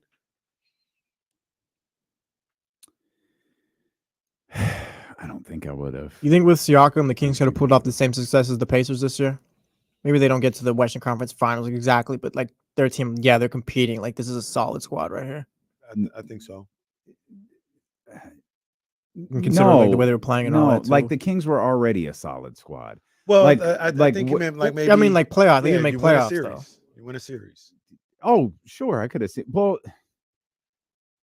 Probably is Malik hurt or not? That's true. I mean, I mean, Herter's gone, so with all due respect, his injury doesn't factor into the equation. The question is, does Malik get hurt? I believe they could have won a series with what they had. So with people staying healthy, and that's the difference. Like they make the playoffs, in my opinion. And then obviously with Siakam here, you can sustain a Malik Monk injury.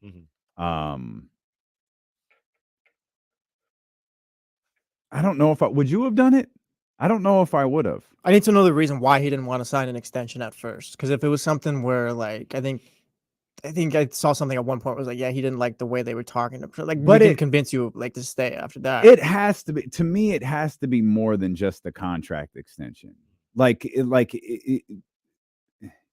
Was actual money discussed? You know what I mean? Like, because with Indiana, it was easy. When that deal was done, it was like Indiana has the space to sign him to a max contract. I don't know if the Kings had the ability to sign him to a max contract or not, but was like he would have just walked away from a max contract to go play where? Well, look, and we always say, and I don't know if it's exactly the same thing, but we just got done saying yesterday, if it's the team that you're with that can give you that extra $40 million in a year, you sign the contract, and if you want out, you do it later. And I don't know bird rights, and if I would assume the Kings would be, if Siakam would have been traded here, they would have been able to give him the most in a contract offer. So to your point that you just mentioned, he's going to just walk away from an extra $40 million or something like that because he don't want to be in Sacramento. We just got done saying that. And that usually doesn't happen. Well, and then that's the other thing. What were you gonna do? Were you going to go to Indiana? Right. Like where were you going? Right. San Antonio? Like Indiana was where you're gonna go regardless in free agency, or no? You got there, they had the contract, and you said, "All right." Yeah, and so that's the part I get hung up on, because it just can't be because if I'm Monty and it's really like, well, he's not going, if the discussion is there's no chance he's re-signing here, to me, I don't do it, because that feels combative to me. Yeah, no chance. Yeah, no chance is different. You can it's almost like what Rich Paul did with Anthony Davis. It's like, we're not demanding he gets traded to the Lakers. Anyone who wants to trade for Anthony Davis can trade for him. We're just telling you he's not re-signing with you. That feels combative to me. And that's starting a relationship off on the wrong foot. Yeah. It's like, you know what? I don't need that here. Right. We don't need that in this locker room. We don't need that with what we're trying to do. Salute. Yeah. The discussions ended as quickly as they seemingly started.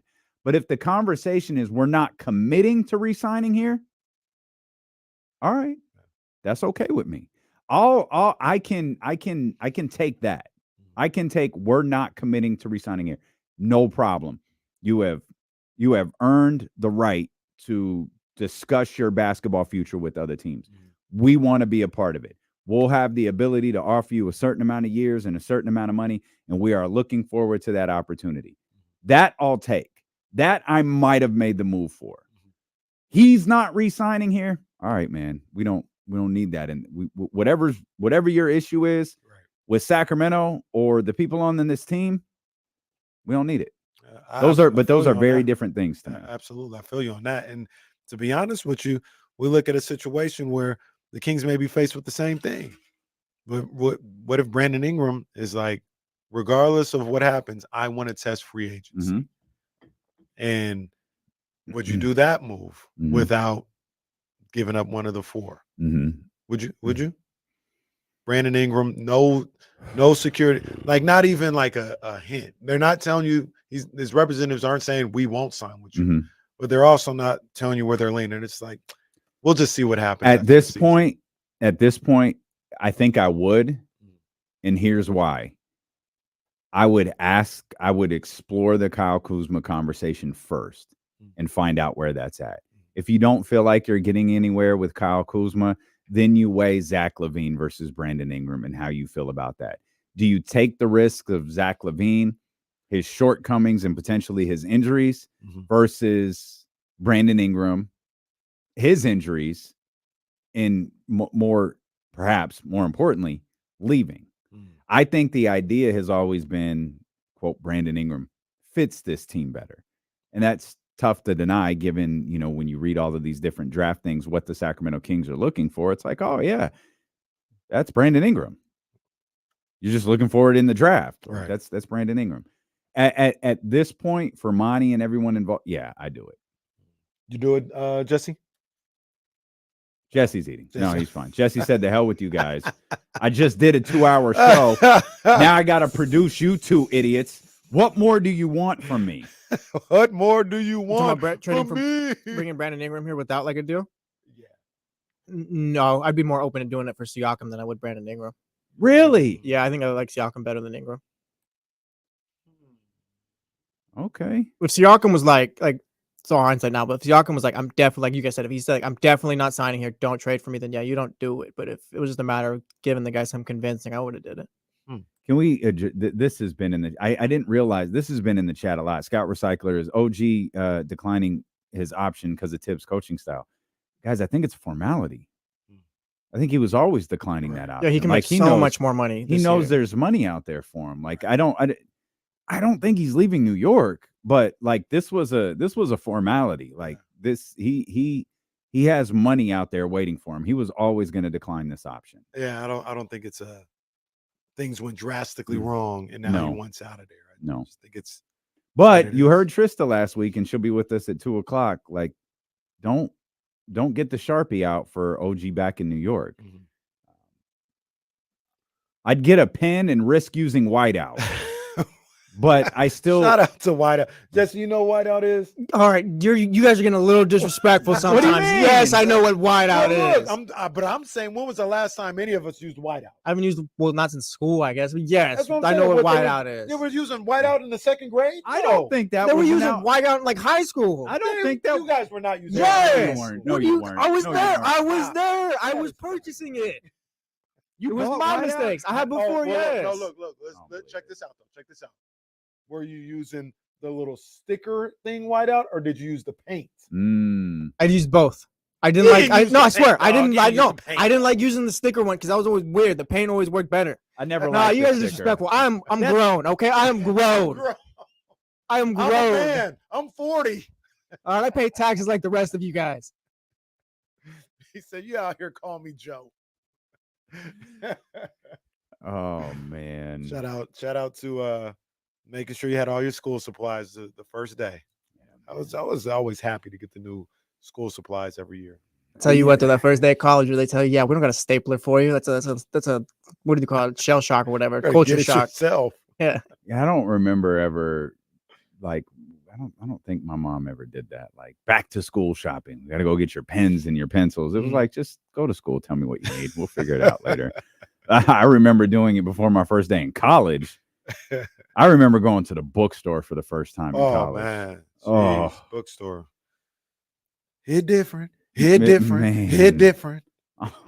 I'm sorry. This Black History book is how much? I don't know if I'm gonna just borrow somebody else. Is there a podcast for this? That's the thing. Shout out to those of us later that found out the workarounds or whatever. I stopped buying books like the last 3 years of sex there. Oof. Salute. I don't think they had podcasts in '98. We just had to gut it out. I was like, man, I had plans for this. Then had the nerve to sell it back for like $25. Like, ma'am, I paid $90 for this book. That's where GameStop got their ways. What a racket, dude. Oh my God. That reminds me, you guys offer. Just say GameStop. I want to talk to them. I got an idea. Off the air. You don't have to be on here. Like during the stream or? No. GameStop. Oh, it's double secret. Yeah. All right. Well, I guess the chatty house. Man, Chatty House brought to you by Matthews Mattress. Not good enough to know Kenny's GameStop idea. Kenny's gonna tell us later after the show. Yeah, I just bought a GameStop, fellas. Right, right. You know, they're out there. You could buy a Big Five Sporting Goods. You could buy a Big Five. How much? Let's throw in on that. I'll find out. They always advertise it at the store. Want to own a Big Five? What? Yeah. No, I don't. Why the hell would I want to own this? You always see that at Big Five, and then there's I think it's more of a food company that was like, you want in on the franchise? Oh, Subway. They always trying to like get you to buy a Subway. Start a Subway franchise. No, thank you. No, thank you. I don't know what I'd want to franchise, but I know it wouldn't be a Subway. Subways could work. When was the last time you've been in a Subway? It's been a little while. Years. No. It hasn't been years? It's been months. Really? Yeah. It's been months. Actually, do the cookies still hit? They definitely. I remember the cookies used to hit. Subway, we got a bunch of Subways for Ryan's birthday party. That might have been the last time. That was November. How many did Ryan eat? Oh, none. Okay. Absolutely none. But it was for everybody else. Well, she didn't eat any of the food. Well, I know. That's the funny thing about baby's birthday. Kenny out there, we bought this all for you, and you're really not going to eat it, huh? You spoiled little brat. But now the move is kind of Jersey Mike's. I go to Jersey Mike's. I like Jersey Mike's. Shout out Togo's. I get the pastrami there. Well, both of those decisions are questionable. All right. Togo's no. The chat will back me up. You know, and it's like the number 9 at Togo's. It's crazy what a different life I lead than you two. Like I've not been in any of those establishments. Jersey Mike's seems like I don't even think I've ever been to Jersey. I mean, Mike's. Subway and Jersey Mike's seem like Togo's too. But there's no like what fast food have you ever heard me say? Oh, I go get that. But that's always like I don't look at that as fast food though. They're making a sandwich for you.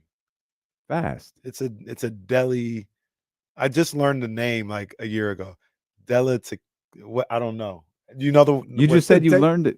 You talking about like what the deli actually stands for? Is like delicatessen or something. Yeah. I just learned that. That was wild when I saw that for the first time too. Yeah. Jazz told me about this. She said, "Yeah, go get your delicatessen or whatever." Okay, like, settle down, Jasmine. I'm going to the deli. Relax a little bit. Calm down, Jazz. Jazzy 510. Relax. I said, "What the hell is that?" She said, "Deli." I said, "Oh, I never knew." She talked down to you. That's spectacular. Delicatessen is a trash word. This is fellas, you guys want you know why? No, you want anything from the delicatessen? I'm gonna clown on you if you ask me that. This is why Siakam wouldn't re-sign here, is because of this.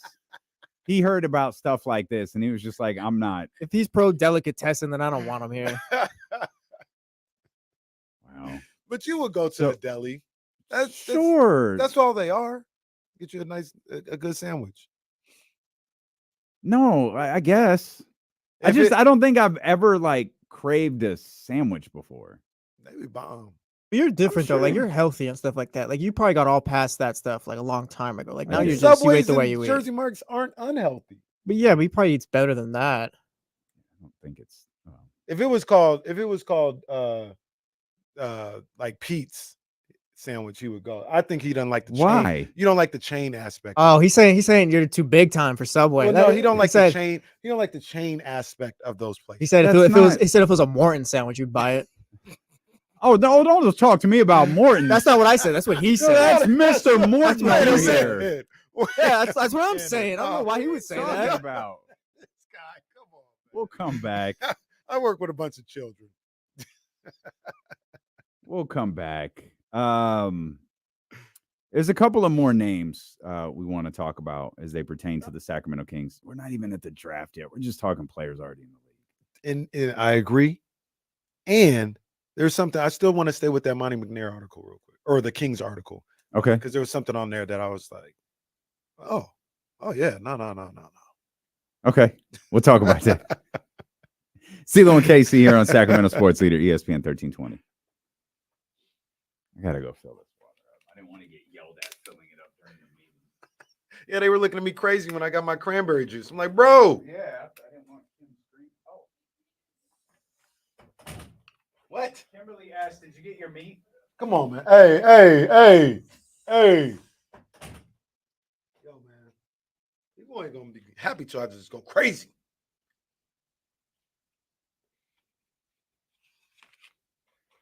I do need a napkin though.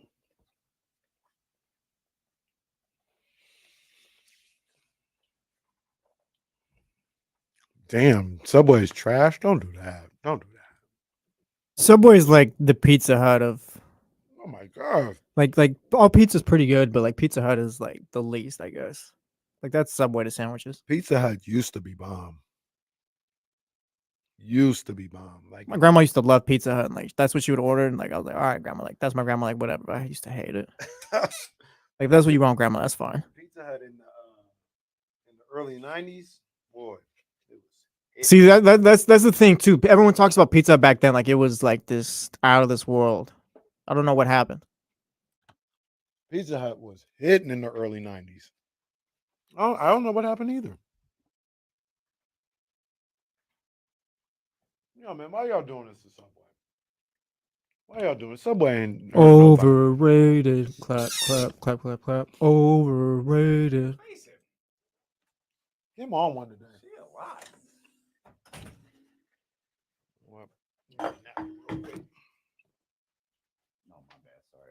Moving hella slow. I think I tied the bottom of these pants too tight. I'm about to. All my Little Caesars is still it. You just got to find the right one. Just there's some that don't work, but if you find the right one, you're good. Goodness gracious. Yeah, I don't know if I'm going to buy food. It's probably not going to be a sandwich or like a delicatessen sandwich.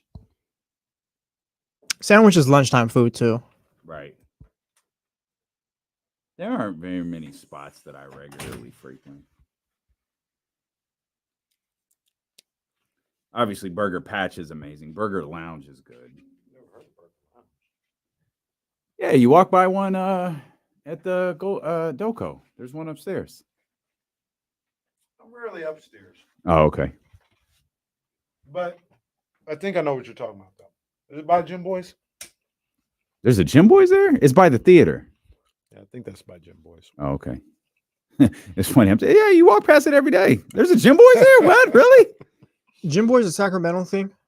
We've taken it over. Yeah. I Say, think that's like your guys' spot. in, Nevada. Yeah. But yeah, it's My Jim sister Boy's. talks about Jim Boy's like, bro, that is Jim gross. Boy's. No, don't do that. Jim Boy's is it's gross. You think it's gross? Never been. No, like just like I remember, like because when my sister and I, before she left for school for college, like that would be her bag. Oh, sure, we'll get that, and it's like, I don't want this. No French fries in here.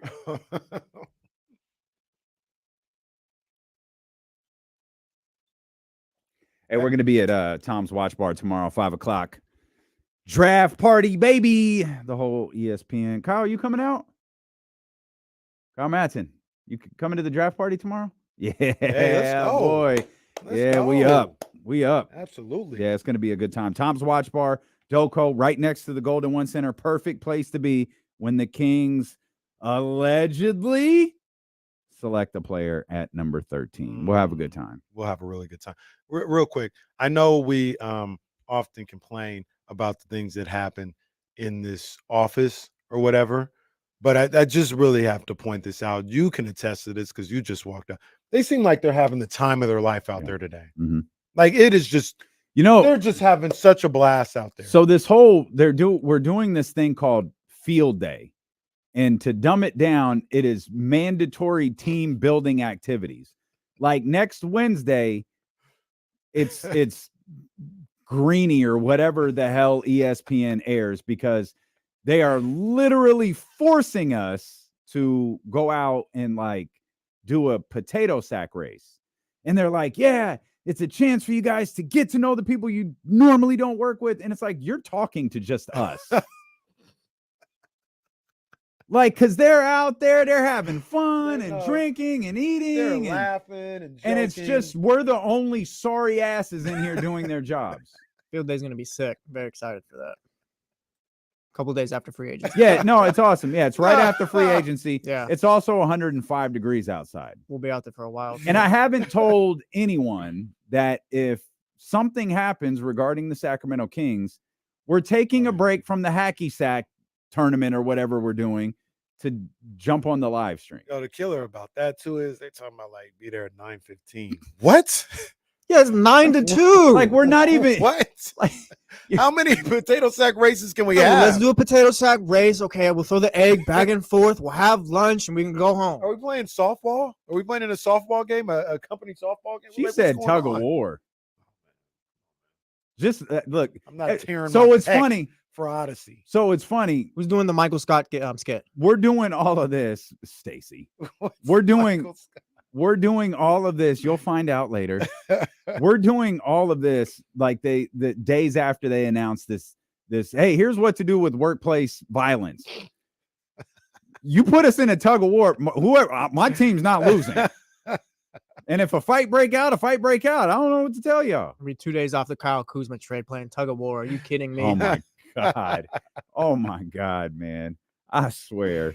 If news breaks while we're out at this damn field day, I'm gonna be furious. Well, and Michael Scott Paper Company is asking, and it's a fair question, does the winner get the manager's position? And a Sebring. Is that what so didn't he have a Sebring? Yeah. So this is you'll get there, pal. This is a good idea. Had a Sebring, I actually think this is a great idea. We stream field day. Oh, that's gonna be maybe. But we don't tell anybody. We can stream the games. Yeah, we can stream the games. We just open up StreamYard and we stream field day. I'm gonna pull a Pam. I'm gonna sprain my ankle that day. Sorry, boss. Gotta go. I don't think that was Pam. Wasn't that Phyllis? Pam got out of physical activities by No, she hurt her ankle, but she ended up being pregnant. No. Right. But Pam did the okay. Phyllis actually she was the one who said, "Ow, I hurt my ankle," and just walked off the volleyball court. Yeah. Maybe I'll do that then. There you go. All right. Hey man, look, field day with Odyssey. We're playing softball. It's gonna be me and Joe. Me and Joe gonna be on the same team. I don't think softball is a part of field day. Should be. We'll probably do kickball. I literally think we're throwing eggs back and forth. A relay race. Holding eggs in a spoon. Yeah. Blindfolded. In 105-degree weather. We should get Leezy to come out and film. Oh, this. that would be fire. Leezy? Okay, Hey, yeah. we're gonna get Leezy. They have been sleeping on Life at Odyssey. We've been saying for like a year and a half, this would be a hit show. They want more money coming in. Sac Odyssey. Life at Odyssey would be fire. I don't know what goes on in the Bay Area, but I know the Odyssey joint in Sacramento would be fire. You imagine like going into the Odyssey confession room? Like, yeah, so-and-so just said they were gonna hit me with a hammer. The Odyssey going into the Odyssey confession. There's Kimberly. All Kenny kept asking for was more meat on his pizza. Yeah. Be in the Jay-Z room. How many times do I have to send the YouTube numbers? Well, isn't the Jay-Z room Complex's office now? Didn't they put his picture? Who's got the Jay-Z picture? Somewhere else. It's Complex's office. It's right behind Complex. Picture, I don't think so. Maybe they did. We threw the Kanye one away. Damn. I know which one needs to be moved. That little Drake one with the stupid heart in his hair. Like, oh, this needs to. This guy hates. This picture needs to be on timeout. We want winners around here. Hey, Donnie, we need a Kendrick Lamar one. We do need a Kendrick Lamar one though. That's for sure. I just realized so Drake is ours. Drake is the 1025 picture. Because I think Ariana Grande is the 107 picture. Well, who's Jay-Z? That's a different picture. That was mine. Oh. And then the Prince one is in that room over here. Well, we do need a Kendrick one. Donnie, we do need a Kendrick. And low-key, that AC/DC one over there is fire. Donnie killed that one. Oh, yeah, that one is. That AC/DC one he did over there is hot. That is sick. What would be 1320s? Well, oh yeah. Well, the Kings one. I think the Kings one's so dope. He updated a little bit because people wanted it. Well, you got to get. I think he sold out it of there. Oh, leave Marvin and Buddy alone. Leave Marvin and Buddy alone. It is funny, like Buddy's at the forefront. It's like, well, all right. We got to get Malik Monk in there. Maybe get Buddy out. Oh yeah, we do need to update. Got to get Keegan in there. Keegan's in there. Isn't he that is? Keegan? Yeah, that's Keegan by Mitch. Keegan's there. Rudy Gay in the building. Yeah. Yeah. We should show the people. I don't know if the people have ever seen. They've seen this. They've seen it. Yeah, we could. I mean, we could go get it. Yeah, they've seen it. It was like a week-long conversation on the show. That's One time. Matt Barnes. I was like, who is that? Yeah, there's probably a few that we could tape like Malik's face over Buddy. We got Papa Giannis in there. I don't think Papa Giannis made the cut. Look at Marvin down there. You might have to go get that picture. We can break this down. We got to break this picture down. There might be a few names that we do have to get off here. Like there's a couple of obvious ones. I do like that DeMarcus is kind of like DeMarcus, Mitch.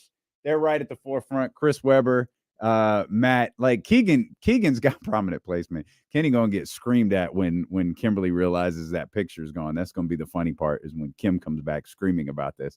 So this is the picture. So Donnie did pictures for all of the different stations here at Odyssey. For those who are watching, we'll break this down for the radio audience. But they're different collages. And if you've never seen Donnie's like work, Donnie's like MO is he'll create, and he did this for me on a couple of different pictures. He'll create a picture that's right at the front, but then there'll be a collage behind it. And that's what he did with the Sacramento one. Crazy this year. Well, the next one is that was at Spike Lee's spot, right? Spike Lee loved it. Like everybody was going crazy. Look at Marvin. Come on, man. Well, there's Marvin down there. Yep. Hey, I don't mean no disrespect. Does Rashawn stay? Rashawn. No, come on, bum. Oh man. Like, come on, like let's be real. Like, and here's the tough part. Like, De'Aaron and Domas should probably have a little more space than they do. Yeah. So De'Aaron and Domas should. Reggie Theus? I mean, Rudy Gay could be down here somewhere. Yeah, Rudy, like Reggie's just kind of like, he's just kind of like, oh, let me get Reggie Theus in here. Do we need Vince Carter in there? Yes, absolutely. Don't do that. Oh, well, look, absolutely. I'm just saying he wasn't here for that long. No, that's fine. It doesn't matter. He was here. I'm trying to see something real quick. Where's Fox and down at the bottom, the very bottom, below by Buddy. Well, hey, come on, man. That's what I said. Well, look. Wait, do that again. What would you do? It was De'Aaron, Harrison. What'd you say? Harrison's a little too big compared to De'Aaron Fox. Oh, I told you, Kimberly was gonna be pissed when she saw that picture was gone. She's upset.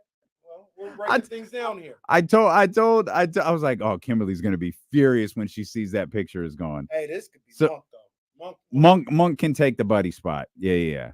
Monk can take the Buddy spot. No, yeah, good stuff. I also vote we change Doug's picture to the one of him. Well, to Doug's most famous picture. Also, the Doug with hair picture. Look how ripped Doug is in that picture. I think we also need bald Doug, not I'm with that.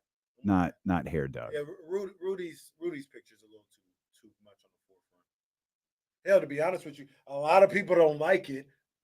Vlade should probably be there. Vlade, just come on. People, stop doing this. Vlade deserves all the love in the world. Vlade the bat, but as long as Vlade's got a jersey on, it's fine. It's only bad if he's got a suit on. Maybe we do half jersey, half suit for Vlade. Nope, no, we don't need the suit at all. Half and half jersey. In all honesty, maybe Slamson should be bigger. This is a 40 by 40. It should probably be an 80 by 80. We just need more space. This needs to be in the goal. Who do we put on the anti-Kings one? Absolutely. The anti-Kings one? We could put Buddy, Marvin in there, I guess. Luke. Oh, it's just probably a giant Spencer Marvin Haas, Bagley out picture. There. Yeah. Jason Terry is a good call by Kyle Madsen. A giant Marvin Bagley collage. Well, extra white chocolate's got a name that we could put on there. But I'll just that's just for the stream. Throw $75K next to that one. Yeah, we'll put that one up there. I'll go put all it right, back, yeah, man. go, boy. You go. Hey, be careful, because I'd go do it now, because she's not at her desk, so you won't get cussed out. If you hurry, if you hurry, she won't see you. But that picture, if you head over to thedopeones.com, he has a version of that. I think he has an updated version because Kings fans were really into that picture when we were first showing it out. I think you could go to thedopeones.com, and for those who are listening on the radio, you could see it, but you can see an updated version. Oh, he's putting it on wrong. He is going to get in so much trouble. He's putting it like, I don't think he's got it in the right spot. And no, bro. What are you doing, Kenny? I don't think he. Oh, he's gonna get in trouble. I don't think you put that in the right spot. Yeah, I don't think you put that in the right spot. She is gonna cuss your ass out. Boy, this fight. Oh, she's walking coming over. back. See, yeah, she's walking. She's coming Yeah, back. no, she's looking oh, like man, too. it's over for you, bro. She made a face. It's a goddamn shame what happened to Kenny Caraway. You just might want to, because she's gonna look up. I just don't think you put it back in the right spot. Don't look at me like that. Just look over here. What? When I was a kid, I used to pretend I was asleep when we used to get in trouble by our parents. Do that. Just pretend you're asleep. She won't notice. She's grabbing the hammer. I think you put it in the wrong spot, but I can't tell. It looks like there's I don't know. Maybe you did. Falling the other way, so Oh, I just put all it right. up there and got out of there. Yeah, that's a good idea. That's a good idea. Mm-hmm. Kim can't stay out there forever. She can't. You said there was something else in that article from The Athletic that you wanted to Yeah, man. bring up. So it just I don't know. When I read it again, it just kind of hit me like a ton of bricks. And That I must was have able hurt. to Probably thrown at you by Kim at this point. and it just stuck out. I'm like, they said Anthony Slater and them reported the Kings offered the 13th pick for Caruso. Mm-hmm. Yeah, I don't like that. I'm kind of glad. Like, if that was what was offered, I'm kind of glad the Bulls said no. I wouldn't want to give up the 13th pick for Alex Caruso. And I like Caruso. I think he would be a great addition. But the 13th pick is going to be part of a trade package that gets you somebody, get you a bigger, better player. Might than be. Caruso. We were talking about on the producers or the insiders earlier. Like, if would you guys have been okay if like Caruso was the move? Because after that, like your assets, like unless the Washington wants Barnes and Herter or something like that, like you're really working with less now. You are, but if it's for the pick and that like that's it, am I fine with it? No, but I also don't. So this is the tough part. I think he's trying, whether it's Kuzma or they're trying. It's not just Monty, it's Wes. It's the organization is trying. Right. If they can't land Kuzma, you got to do something. I wouldn't have like celebrated it, but it'd been like, all right, that's a good addition. We've talked about, run it back part 2, how it's not super far fetched. Right. We can build these ideas of trades and free agent signing. We could do that to death. In reality, like that's might not happen. Right. So if that wound up being the move that they made, like I wouldn't be celebrating, but I absolutely wouldn't hate it. I don't feel the way that you do. I wouldn't. I wouldn't want to give up just that pick for just that player. I would have. Isn't because that's probably in Kuzma in the last year of the deal. Who is? Isn't Kuzma? Caruso, yeah. Kuzma. He's Alex Caruso. Isn't Caruso in the last year? Because that was what was initially reported is OKC plans to 80 sign him to an extension. Yeah. It's 80 million, right? For 80. Which it's a good deal. It's fine for the caliber player he is. He's a 2-time all defensive player. Yeah, it's a little problematic though here. What's that? That deal. That's more than Malik makes. Yeah. And like I understand like the dynamics of how all of this works. That's tough. And here's the other. Now he is a top flight defender.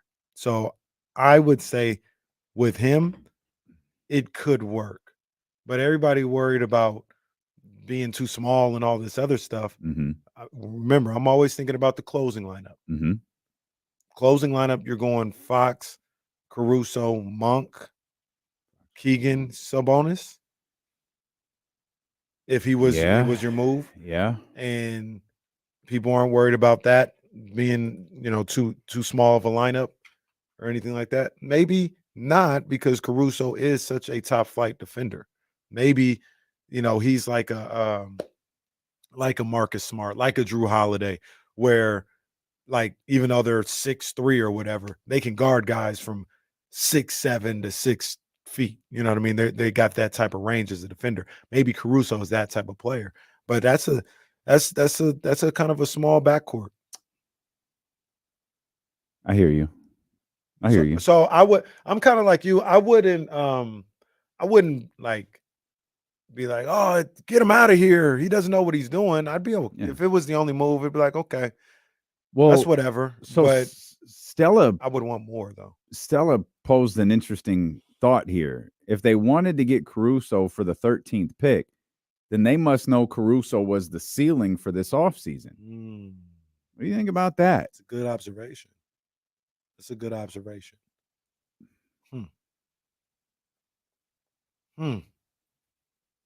Damn, Stella. They may look. I mean, that's tough. That's for sure.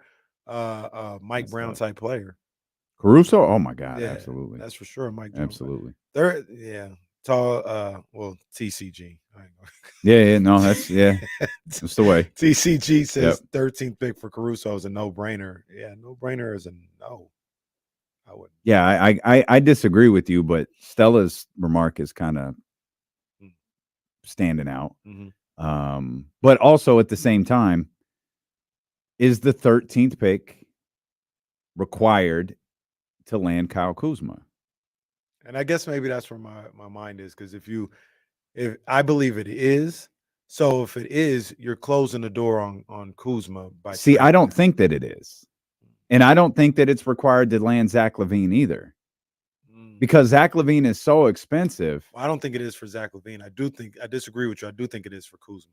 Okay. Because if you don't have the 13th pick, why would Washington want anything you have? Well, does it have to be this year? Because you could have a protected first round pick or however you wanted to do it. Because if you're Washington, or if I'm Sacramento, I pitch to Washington. Look, you know that this draft isn't really good. You're figuring out your direction, and are you building around Jordan Poole? Or is that your next thing you got to figure out? So why don't we put you in a position in a better draft to potentially take a better player? Well, I see you cooking, but it wouldn't be next year. It wouldn't be. They couldn't offer that one. It would be, my first thought is it would be 27 is the one if you weren't going to offer this year.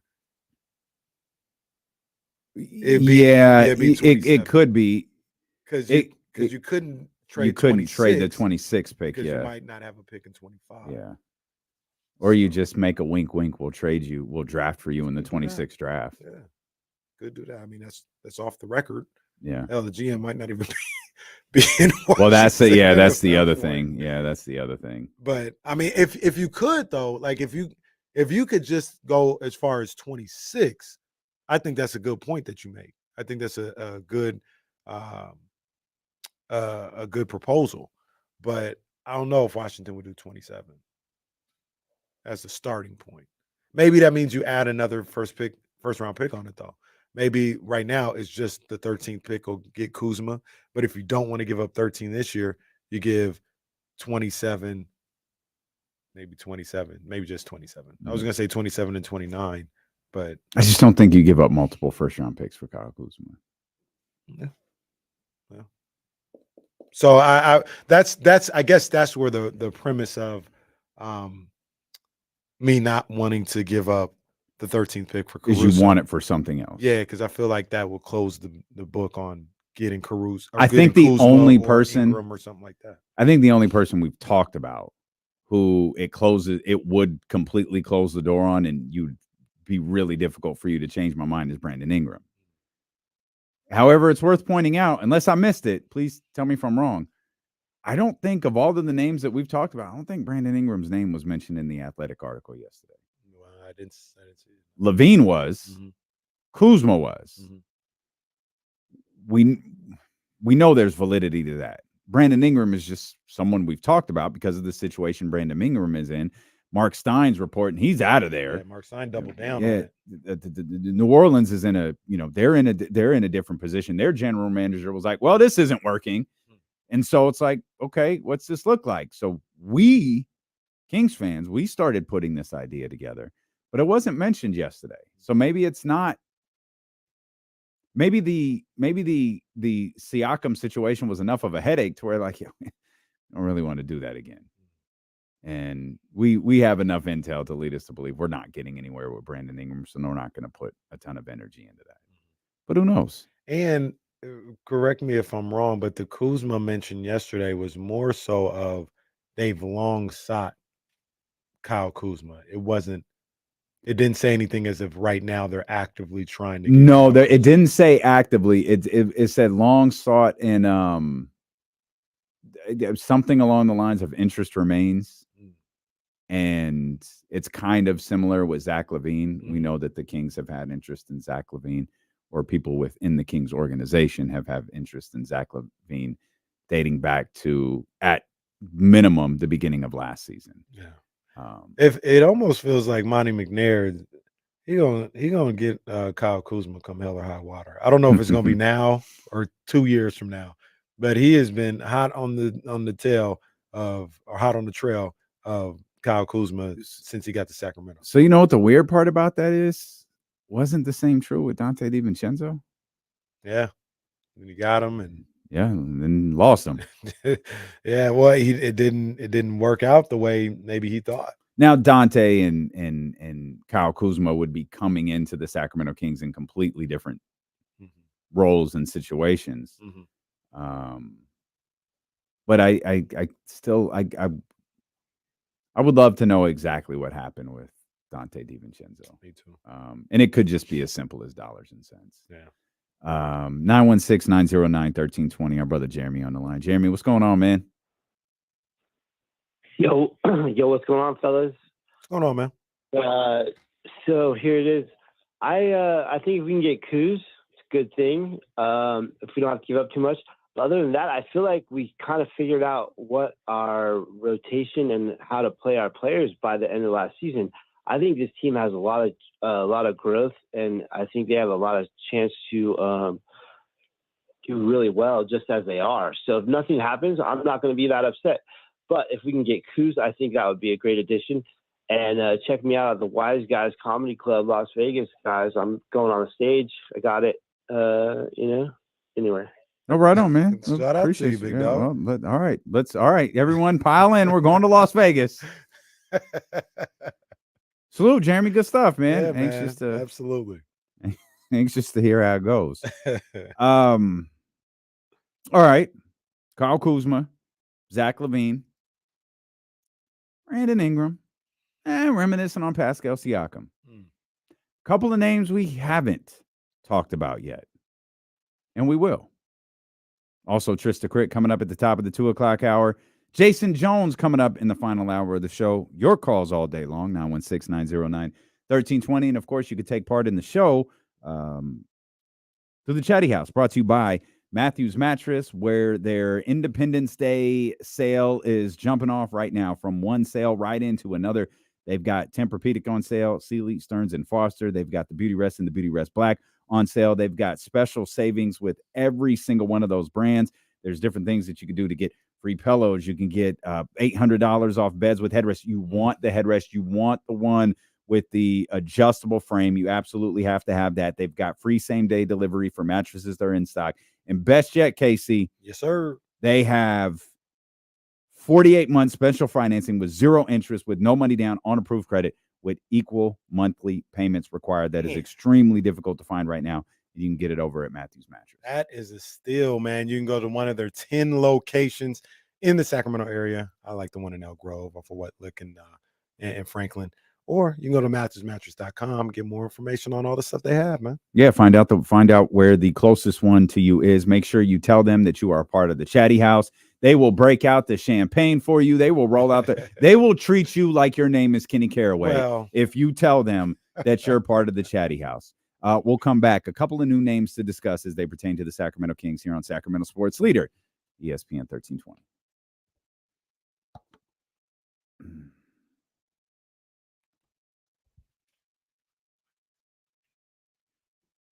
Oh, right on, man. Shout out YouTube. Hit the thumbs up. Subscribe. If you're not, don't be afraid of the Chatty House. Jump in there. But yeah, hit the thumbs up and subscribe, please. Love to see y'all in here. Shout out X. We appreciate y'all. Twitch, dozen strong in there, or ish, dozen ish. That's like doing work. I remember the days we get 1 or 2 on Twitch. Well, it was Bryce and Kyron. I think Cole was on Twitch, so lost one there. Sorry, guys. Twitch is a difficult one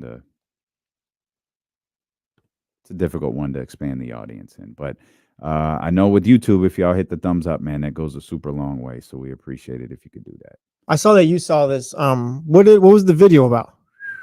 Like, what did they do? That was good shit. I saw like the beginning, but I didn't watch it through or anything like that. So first of all, thank God Chad Gable is okay. He actually wasn't recovered 2 weeks after. shot. He was in not the shot. head. Yeah, he was. His brains were not blown out despite the depiction on the television. So they had Sister Abigail deliver like a VHS tape, and it was funny because fucking Michael Cole's like, we're gonna play this in a VHS machine and find out what this is all about. How the hell do they have a VHS machine ready to go? No, sir, that's called a VCR. VCR, yeah. And it's a sit down with Uncle Howdy talking to Bo Dallas about Bray Wyatt, and it's fucking phenomenal. It's really it's uncomfortable because it's real, and they make it, you know, the VHS element adds like a very high level of creepiness to it, but it is I think it's like maybe 5 minutes long, 4 or 5 minutes long. Watch every second. The clip I saw, maybe it was a little extended clip because I saw Michael Cole and it was like 7.5 minutes or something. Like that. So I was like, okay, I'm gonna bookmark that. Didn't get a chance to watch it last night. How do you book that group? Do you just have them like terrorize? And I'm not sure. You can't put them in matches. I don't. Yeah, I don't. Then they just become normal. I don't know how you do that, but I think that's part of what they're doing with this video. I'm really fascinated to see if they work Bo Dallas and Uncle Howdy like together. Kind of like Finn Balor and that Damon character. Right. Yeah, like how that like actually works together. I'll be really curious to see. But man, it was good. Again, it was uncomfortable because like it was real. Like you could see Bo was not acting when he was talking. And that's like the part that made it uncomfortable, but it just made for incredible television. That was kind of the we talk about like how they ruined the Fiend and all this other stuff, but in Sacramento. But the reality is like I don't know how long that would have been able to go on. Those characters have a shelf life, right? And it's like the original Mankind. Like at some point you've got to do something else. Right. And well, he became Dude Love. So like I don't know, but like and maybe they cut it off like a year too early by booking wrong and all this other stuff. But it's the Fiend. Yeah. Well, they should have never gave him the title. If you watch back from like when Redacted was running things a few years ago to now, it is night and day. You know what I think the biggest difference is, and I think we're coming back, so I'll tell you in a second.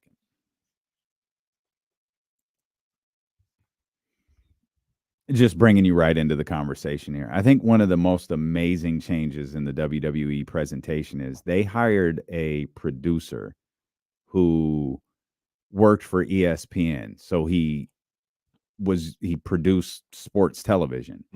And they fired Kevin Dunn, and Kevin Dunn, you know, was a redacted guy who basically they had the same vision. They've been around the same amount of time. Like Kevin Dunn had been around since at least maybe 87, 88, somewhere around there.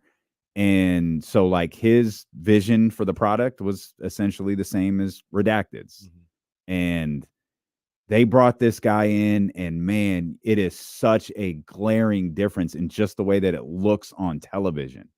The way that WWE television looks is so different than what it looked like a year and a half ago. And it's like these production elements that they've added, just the different camera angles that they've added, the lighting that they've changed during introductions is really incredible. They make matches like one of the things that I always loved about Jim Ross as a commentator is he made a moment. Like he made it feel special. He made whether it was a title match, a title change, a heel turn, a babyface turn. He made it feel special. I think when you present something a certain way, when you put an opponent, when you put a champion and a challenger in the ring, and you present those two in the ring like it's a heavyweight fight in boxing, it gives it a different feel. We know what we're watching. Right. We know it's a work. We know it's a TV show. But make us feel like what we're seeing is special. Yeah. And WWE has been able to create that. They've been able to, just with simple lighting changes, camera angle changes, they've made matches feel more special. When did I know you mentioned that they replaced the guy, but when did that happen? Maybe a year ago. It was within the last year. Within the last year. Yeah, it was definitely within it might the have even last been year. earlier this year, I think. Yeah, because it was after WrestleMania last year. Okay. So like the presentation of WrestleMania this year was glaringly different. But yeah, I find it. Yeah, it's great. They're doing a great job, and hell, they're almost bringing Raw back with what they're doing in the last like month. Like they're doing a thing with Raw. Well, everyone, I know a lot of people are talking about how SmackDown is just phenomenal, and Raw's they're just a little bit behind right now. And Hunter said something. I don't know if he was talking about Pat McAfee, or which would make sense given the Indianapolis deal that they just announced, but they don't do that to Indiana. Boo. Boo, at least you're not Utah. Oh, that reminds me, there's just a little side situation that I heard about, but we'll talk about after this. Hunter was referencing the Netflix deal, and he was talking about the value in being able to present their product to the entire world at the same time.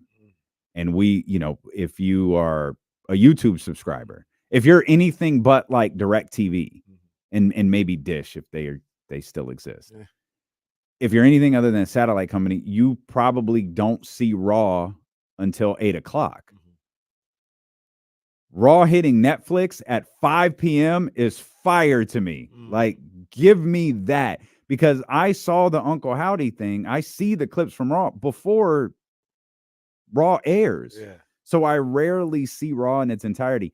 I'm far more likely to turn on Raw when we get home from our Monday shows and watch it live than I am like today.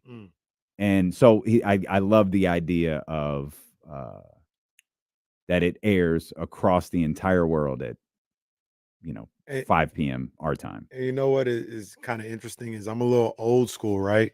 Where like I'm not gonna ever be like, no, don't tell me anything. Stay away from me. I want to watch it when I get home. Yeah, but I'm more of, okay, I want to get home. If I am gonna watch it, and sometimes we watch it at the dinner table or something like that, I want to see the 8:00 Raw. Like I want to stay away from it till 8:00, and that's going away. Another thing that's kind of going away that maybe only pertains to me and others is like on a Monday, it'll be really weird. It'll be like 10:30. I'm like getting Ryan down or something like that, or the night is winding down. Ryan going to bed at 10:30. Damn, long days when you got the little baseball player and basketball player. It's crazy.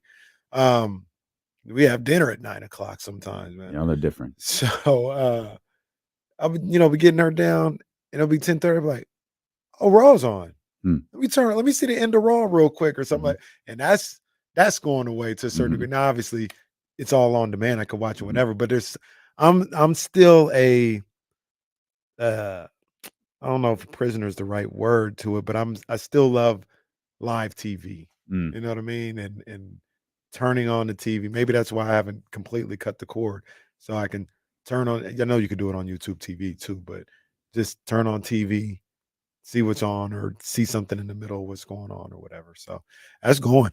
I still think it's going to be great though, having it on Netflix and having that relationship and that dynamic. Yeah, it's going to suck when Netflix is $55 a month. Damn. You mentioned, actually, I mentioned there were a couple of names that we haven't talked about as it pertains to the Sacramento Kings.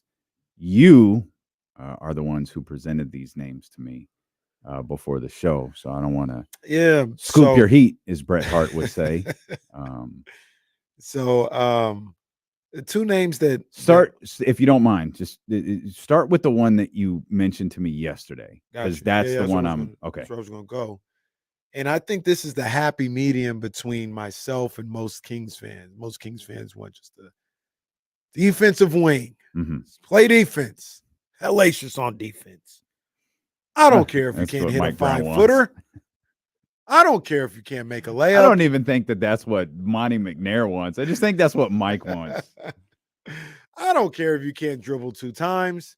Just give me a hellacious defender. So most Kings fans are. And I'm like, I don't care about your defense. Can you hit the corner 3? Can you score? Whatever. The happy medium. It's a lot like Kenny's game. Yeah. I'm supposed to be back this Sunday. It's been a while. I'm supposed to be back. Don't hurt yourself. I think the happy medium is a guy that there was a little talk about earlier in the season. Mm-hmm. And then it just kind of went away. And I don't really know where it's at right now. Okay. And that's Herb Jones. There was a moment in time during the season where Herb Jones is available, or those are the reports, and people were inquiring. I actually came because I was like trying to Google, like, what's the latest on Herb Jones? Couldn't find really anything since February 8th. Like, just no talks about it at all, one way or the other. But one of the articles I came across is Kings inquire about Herb Jones, like in January or something like that. So if he's still available, if he was ever available, that might be a guy that I would check in with the Pelicans and see, can we revisit this? What are you looking for Herb Jones? I don't know what his trade value is or anything else like that. But one of the reasons why he was maybe a little expendable was they got Trey Murphy, who's due for a nice little contract extension coming up. And yeah, they're trying to get their books right, I think, in one respect. And they got some redundant pieces as well. And I don't know, maybe they think Herb is one of those guys. So I would tap in if I was Monty and see what's 100%. going on with Herb Jones, because I think he is the happy medium, like I said, of a guy that's a 3-and-D wing, hellacious defender, very versatile on the defensive end. But he is a guy that can put the ball in the basket enough to make you respect him and allow him to stay out there on the floor. I don't remember the Herb Jones available conversation as much as you do. But I'm all for it. I mean, especially we talk about, like, yeah, there's probably a little bit of Griff kind of covering his ass here. Like, I've got to, this is not working. We've got to be better. I was thinking, I got to clean up these books. Like, I've got to get us on track here, because they've put themselves in a position where making moves can be difficult for them. But they do have pieces that I think Herb Jones would be. I don't think this is overuse of the word, like, coveted. Like, he's a guy I think people would absolutely like to have. He did start 76 games for the Pelicans last year, though. Yeah, and I don't know at this point, because I think a lot of that trade talk, or people maybe thinking he was available, had a little bit to do, and this makes a lot of sense, is if Brandon Ingram's on that roster. Because now you're looking at it where we got Zion, Brandon Ingram, Trey Murphy, Nick Marshall, Dyson Daniels. Like, one or two of these guys got to go. And if you look at Herb Jones, they probably look at him as not being as good as Trey Murphy, but you could get something for Herb Jones. So that might have been some of the talk as to why he might have been perceived as available around that time. Now, with Ingram being out of the plans, I don't see. If you just ask me, like I said, we think Ingram's out of the plan. We think he's out. I mean, Mark Stein is adamant. He's gone. But I if you ask me, I don't think they're trading Herb Jones, but I can't find any confirmation one way or another if he's in their future plans or if he's still on the trade market. But with Ingram being gone, I think it would be a little less likely that they would be looking to move on from Herb Jones. But the issue is, and the situation is, Trey Murphy is their guy at the 3. So if you've got Zion there, you've got the forward position already taken care of. The 4 and the 5 is going to be Trey Murphy, Zion Williamson. You got a guy in Herb Jones who's making good money, but nothing crazy, like around $15 million a year for the next 3 years, where maybe you could get something back. Maybe you can get the point guard you're looking for in a deal. Now, maybe you can get that with Brandon Ingram. You should be able to get that with Brandon Ingram too. But I don't feel like they would keep Jones. What type of point guard do you think they're looking for, though? Darius Garland. All right, I hear you. I mean, if I'm being real, and I'm a Pelicans fan, scorer, a creator. Yeah, if I'm a Pelicans fan, if I'm B-Lo and JC, and I'm down here in the NOLA, trying to figure out what we're gonna do with this Brandon. Now, is that B-Lo or is that JC? Well, definitely JC, baby. It's you JC. know what we do, Okay. baby. We're getting ready for LSU football. LSU football right around the corner. Just out of my own curiosity, what does Yes, B-Lo sir. sound like? Well, he sound a little bit more the same. Oh, A little more polished or anything else like that. Speaks a little higher, but it's more the same. It's more the same, JC. More the same. Okay. But look, if all we was trying to get rid of Brandon Ingram right before we get ready for this LSU tailgate, we'll talk about that real quick. And we got to talk about what the Saints are doing in OTAs. We'll talk real quick about Brandon Ingram. Yeah. I would be trying to make a move with the Cavs. That move with the Cavs is the move. That's the move. If I'm a Pelicans fan, move on from Brandon Ingram. You get maybe a Jared Allen and Darius Garland. Yeah. Oh. So, but in that situation, in that situation, you're sending Herb and Ingram that way, aren't you? Sure. Oh. Sure. If I could get if you're getting Garland Jared and Allen Jared, back. yeah. If I could do that. I don't like that because I feel like that actually makes the Pelicans better. Well, of course, the Pelicans are the greatest team that ever existed when they play Sacramento. So I don't know what the hell I'm talking about. But in terms of when they play the other teams in the league, yeah, I think that makes them even better. Yeah, I say all that to say I love Ryan Clark's suit. Sorry, I keep looking up. No, he bounced back today. That He is bounced back. I mean, yesterday it wasn't bad suit. I just didn't like the shirt. It's a lot of pink. Suit. Yeah, it's a lot of pink. It's a phenomenal green suit that he's wearing. Sorry, I got Ryan Clark's distracting me. Sorry, I apologize. It's a double-breasted joint too. I think it's one of how he wears them weird,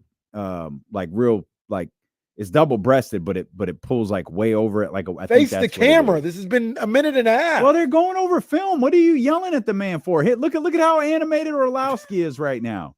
At least Orlowski put on a jacket. I swear to God, Look, I think that Orlowski shirt faced the camera. See, the camera faced Orlowski. I think that shirt Orlowski is wearing is a short sleeve shirt. I swear he wore that on Get Up without the jacket and it was short sleeve. I don't think he changed. But Ryan Clark gets the that's nice. Ryan Clark gets the Stuart Scott Award. Like he's the best dressed man on television. Kevin Agandi's close. Nate Burleson is up there. Don't sneeze on my boy that's on this show too that we'll never remember his name. He dresses really nice. The brother. Yeah. I think he might. Sometimes he might get Ryan. Ryan's up there though. My vote Ryan's goes with my vote goes with Ryan. Okay. I'm gonna put Nate second. And I got to put Kevin third. Kevin's my guy. And then the guy who we just can't remember, he's fourth. He's the top three for me. Who's the worst dresser? Orlowski. Oh, he's worse than Richard Jefferson? Well, Richard Jefferson's a goof. He looks ridiculous. Like he does it. Like it's a gimmick with him now. Like when Orlowski wore, what do you wear? Like a cardigan with the Detroit. Like, nah, dude, you look terrible. Like you're on the draft. This is your biggest day of the year. Why do you look like that? He looked awful on the first day. He did not look good. Sorry, I severely distracted. No, it's all good. But we're gonna rename the show ADHD. The whole thing was, I think you get almost everything you need in a Brandon Ingram deal, which would make it less likely that you move Herb Jones. But I only brought him up because they were, there was talks in the middle of the season of he was available. How true they were, I don't know, but there were talks. And on that contract, I'd be surprised. They may be looking at Herb like they're Kevin Huerter. Like we're using him as a part of a deal that's going to land us Garland and Jared Allen or something bigger. Of course, they have this ultimate, prize chip with Brandon Ingram. I think we don't know what does Brandon Ingram want. That's been really, really quiet lately. I assume it's not to stay in New Orleans, especially after the last few months. But does he have a preference on where he wants to play next year? I have no. I mean, I have no idea. Yeah, that's a good question. I don't know. Hopefully, Sacramento. That's your one. That's where you want to be. I think Herb Jones would be great for the Kings. I think like if the Kings were able to get Herb Jones, and I think it's pie in the sky, but if they were, that would be something that could take them to another level. That would almost be like a Doug Christie like find and a guy that balances everything out. Man. I'm with it. Yeah. I'm with it. What's the other name you're thinking of?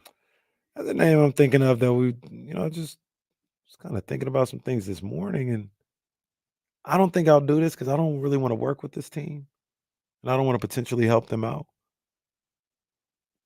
But what about Andrew Wiggins? And Andrew Wiggins has had a tough time in Golden State the last 2 years. Mm-hmm. But one thing that I think about is you talk about having a tough time the last 2 years. Who wasn't there the last 2 years? That was there when he was doing work. It's Mike Brown. And you wonder if Andrew Wiggins was to come to Sacramento, would he be more comfortable? And would Mike Brown, I don't know if Mike Brown, how much influence he had. So I don't want to give him all the credit. But he was the defensive guy on that staff.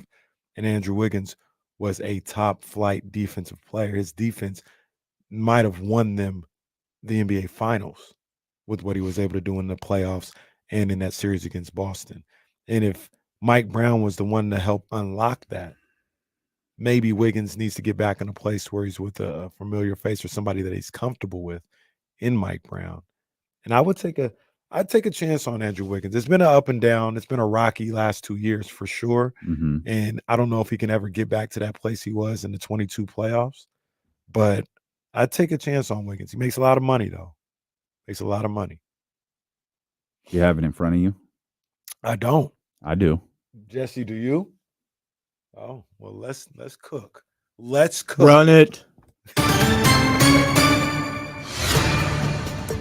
Andrew Wiggins, the former number 1 overall pick in the 2014 NBA draft out of Kansas. Been in the league 10 years. 3 years left on his deal. Gentlemen, how do we want to do this? Earnings to this point. Wait a minute. There is no gentleman. How do we want to do this? I'm the champ. I'm in control. I call the shots. That's what I just said. I said you can call the shots because you won last game.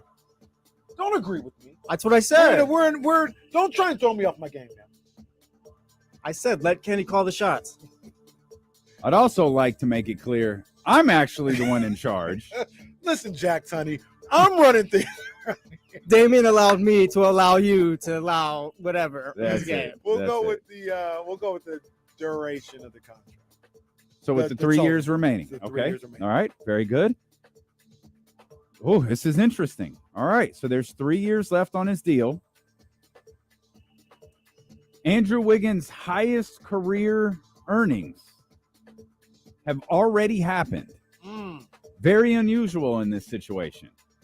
Already happened in 2022 when the 27-year-old at the time earned $33.6 million. Andrew Wiggins, the former number 1 overall pick in the 2014 NBA draft, 10 years in the league, 3 years left on his contract. Highest grossing year was 2022 when he earned $33.6 million. Jesse Tapia, Kenny Caraway won the last game. He is up 20-19.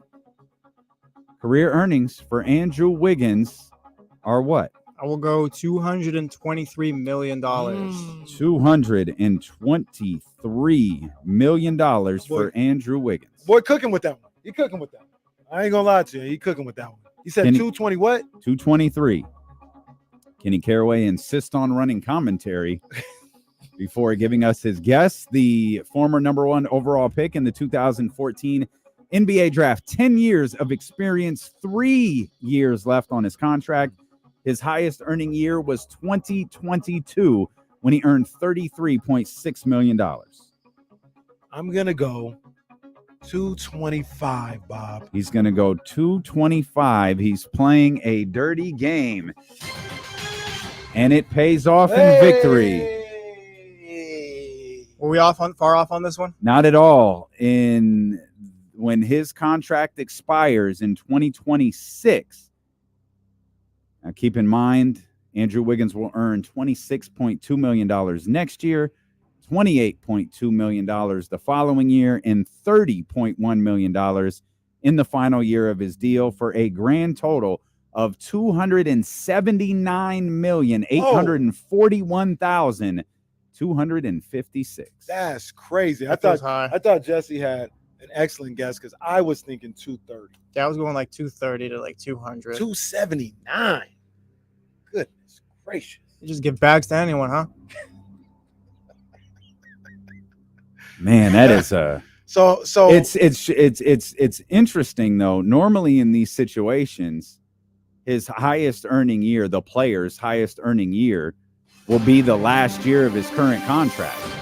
That is not the case. When his contract expires, his highest earning year will have been 6 years prior.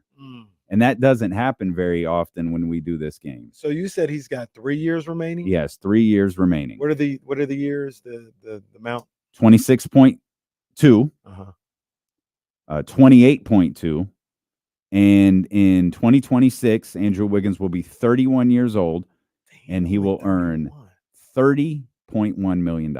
He'll be 31 years old. Mm-hmm. Andrew Wiggins, like if he got in the right situation and get his stuff, he can get another $100+ million deal. I think that's going to be tough right now for him. We got a minute left. His career turned out like good, right? Like he was the first pick and all that, but I think all things considered, like, do you think he got the most out of it? He's got a ring. He's got money. He was the second best player, I think, in that finals. And even before that, at one point, he was a career 20-point per game scorer, I think. Yeah. So, like they were expecting him like Maple Jordan and all that stuff, but yeah. Like hear me out a little bit. The best and maybe worst thing to happen to his career was Golden State, because it showed off what he could do on the biggest stage in the biggest situation, and you can make the argument he won them an NBA championship. But he was a hell of a scorer that you can be in Golden State, but that's Steph's show. And hell, I think, he overlapped with Jordan Poole, who was a scorer at times. You know what I mean? Man, that's a hell of a question. I don't know. His career's it's far from a failure. Yeah, no, it's just a matter I'll say this though, that draft class was supposed to be the one. Yeah. Was that the Jabari Parker class? Yeah, that was the one that was going to change the face of the league and all of this blah blah blah, all of that stuff. And the one that a lot of people ended up loving, ended up being right. Isn't that JoJo's draft too? JoJo, I think, was 2, right? 2. Was it? No, it was 3. Because it was 3. Yeah. 2. Yeah. He's had a good career, and he's not even 30. I don't know. Yeah, I don't know if there's another gear or if he can like rebound and get everything. But if he could get in the right situation or get his mind right, for the next 2 or 3 years, he's got another $125 million on that. I wonder what the Warriors' thoughts are on him. I think they're trying to move him. We can talk about it. We can. That feels like one of those situations where it feels like it's probably best for both to move on. That's a good call right there. Trysta Krick joins us at the top of the hour here on Sacramento Sports Leader ESPN 1320. Yeah, Jabari. I feel bad for Jabari securing the HB trade. I don't like that name.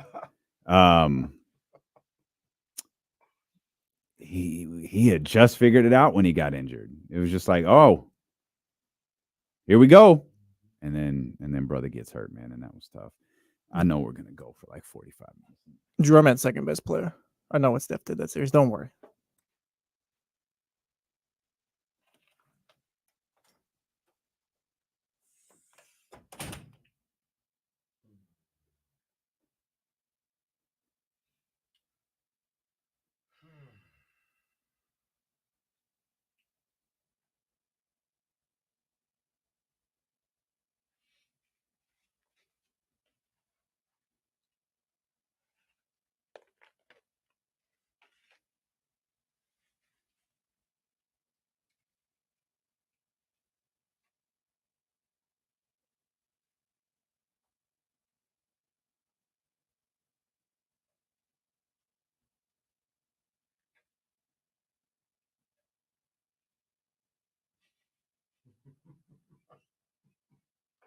Oh, hey, don't do that. Don't do that at all. Don't do that. Manny, no, don't do that, man.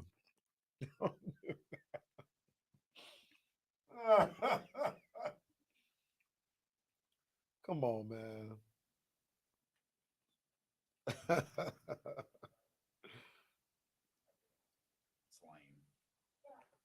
And Kimberly never looks out for me. That's a fact.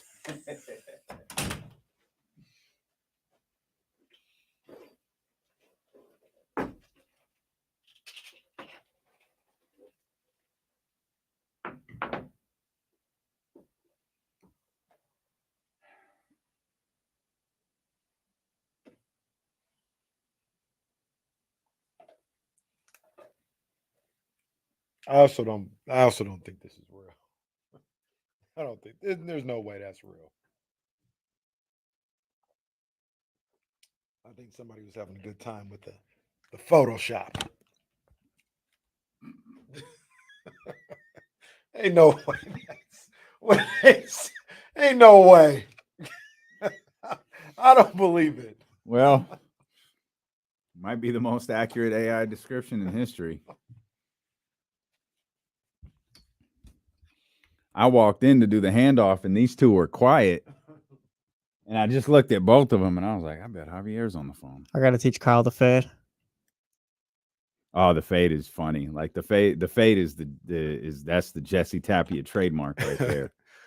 Aldrin, this is a good question.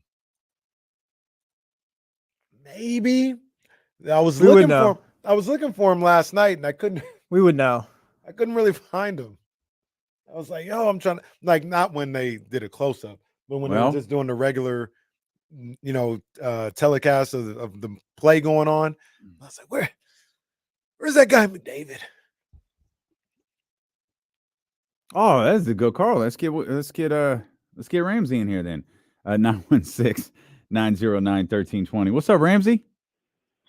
Well, just had to call in because I went to the Willie Mays celebration last night. Nice, man. How was it? It was simple, but the Giants always have a good production. I mean, they had Kruk, Kite, and Dave Fleming speak. They played a lot of montages of Willie Mays pregame, throughout the game, and I mean, the statue out front covered in flowers and other items, and they had a lot of photo. They had a holographic rotating pictures on the pillar right out front of AT&T Park after the game, and a large 24 that lit up in orange. And if anybody saw the game, everybody wore 24 last night. Yeah. I remember. Appreciate you, Ramsey. Ramsey, did you cry? No. Oh, all right. Where you at, Ramsey? Have you ever expressed emotion? Yeah. Okay. Yeah. Most definitely. I was just asking. Where you at right now, Ramsey? What you passing, man? I'm on 80.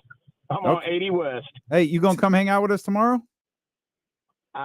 If I can hear the picks, yes. I gotta have my notepad to write down the draft. All right, Ramsey.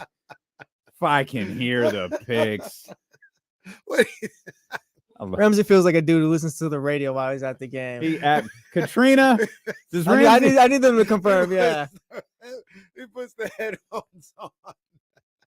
Katrina, can you confirm that this is true? I That's love hilarious. Ramsey. I hope he can pull up on us tomorrow. Absolutely. And I hope you can pull up on us tomorrow. Tom's Watch Bar, right across from the Golden One Center in Doco. We are going to have a blast.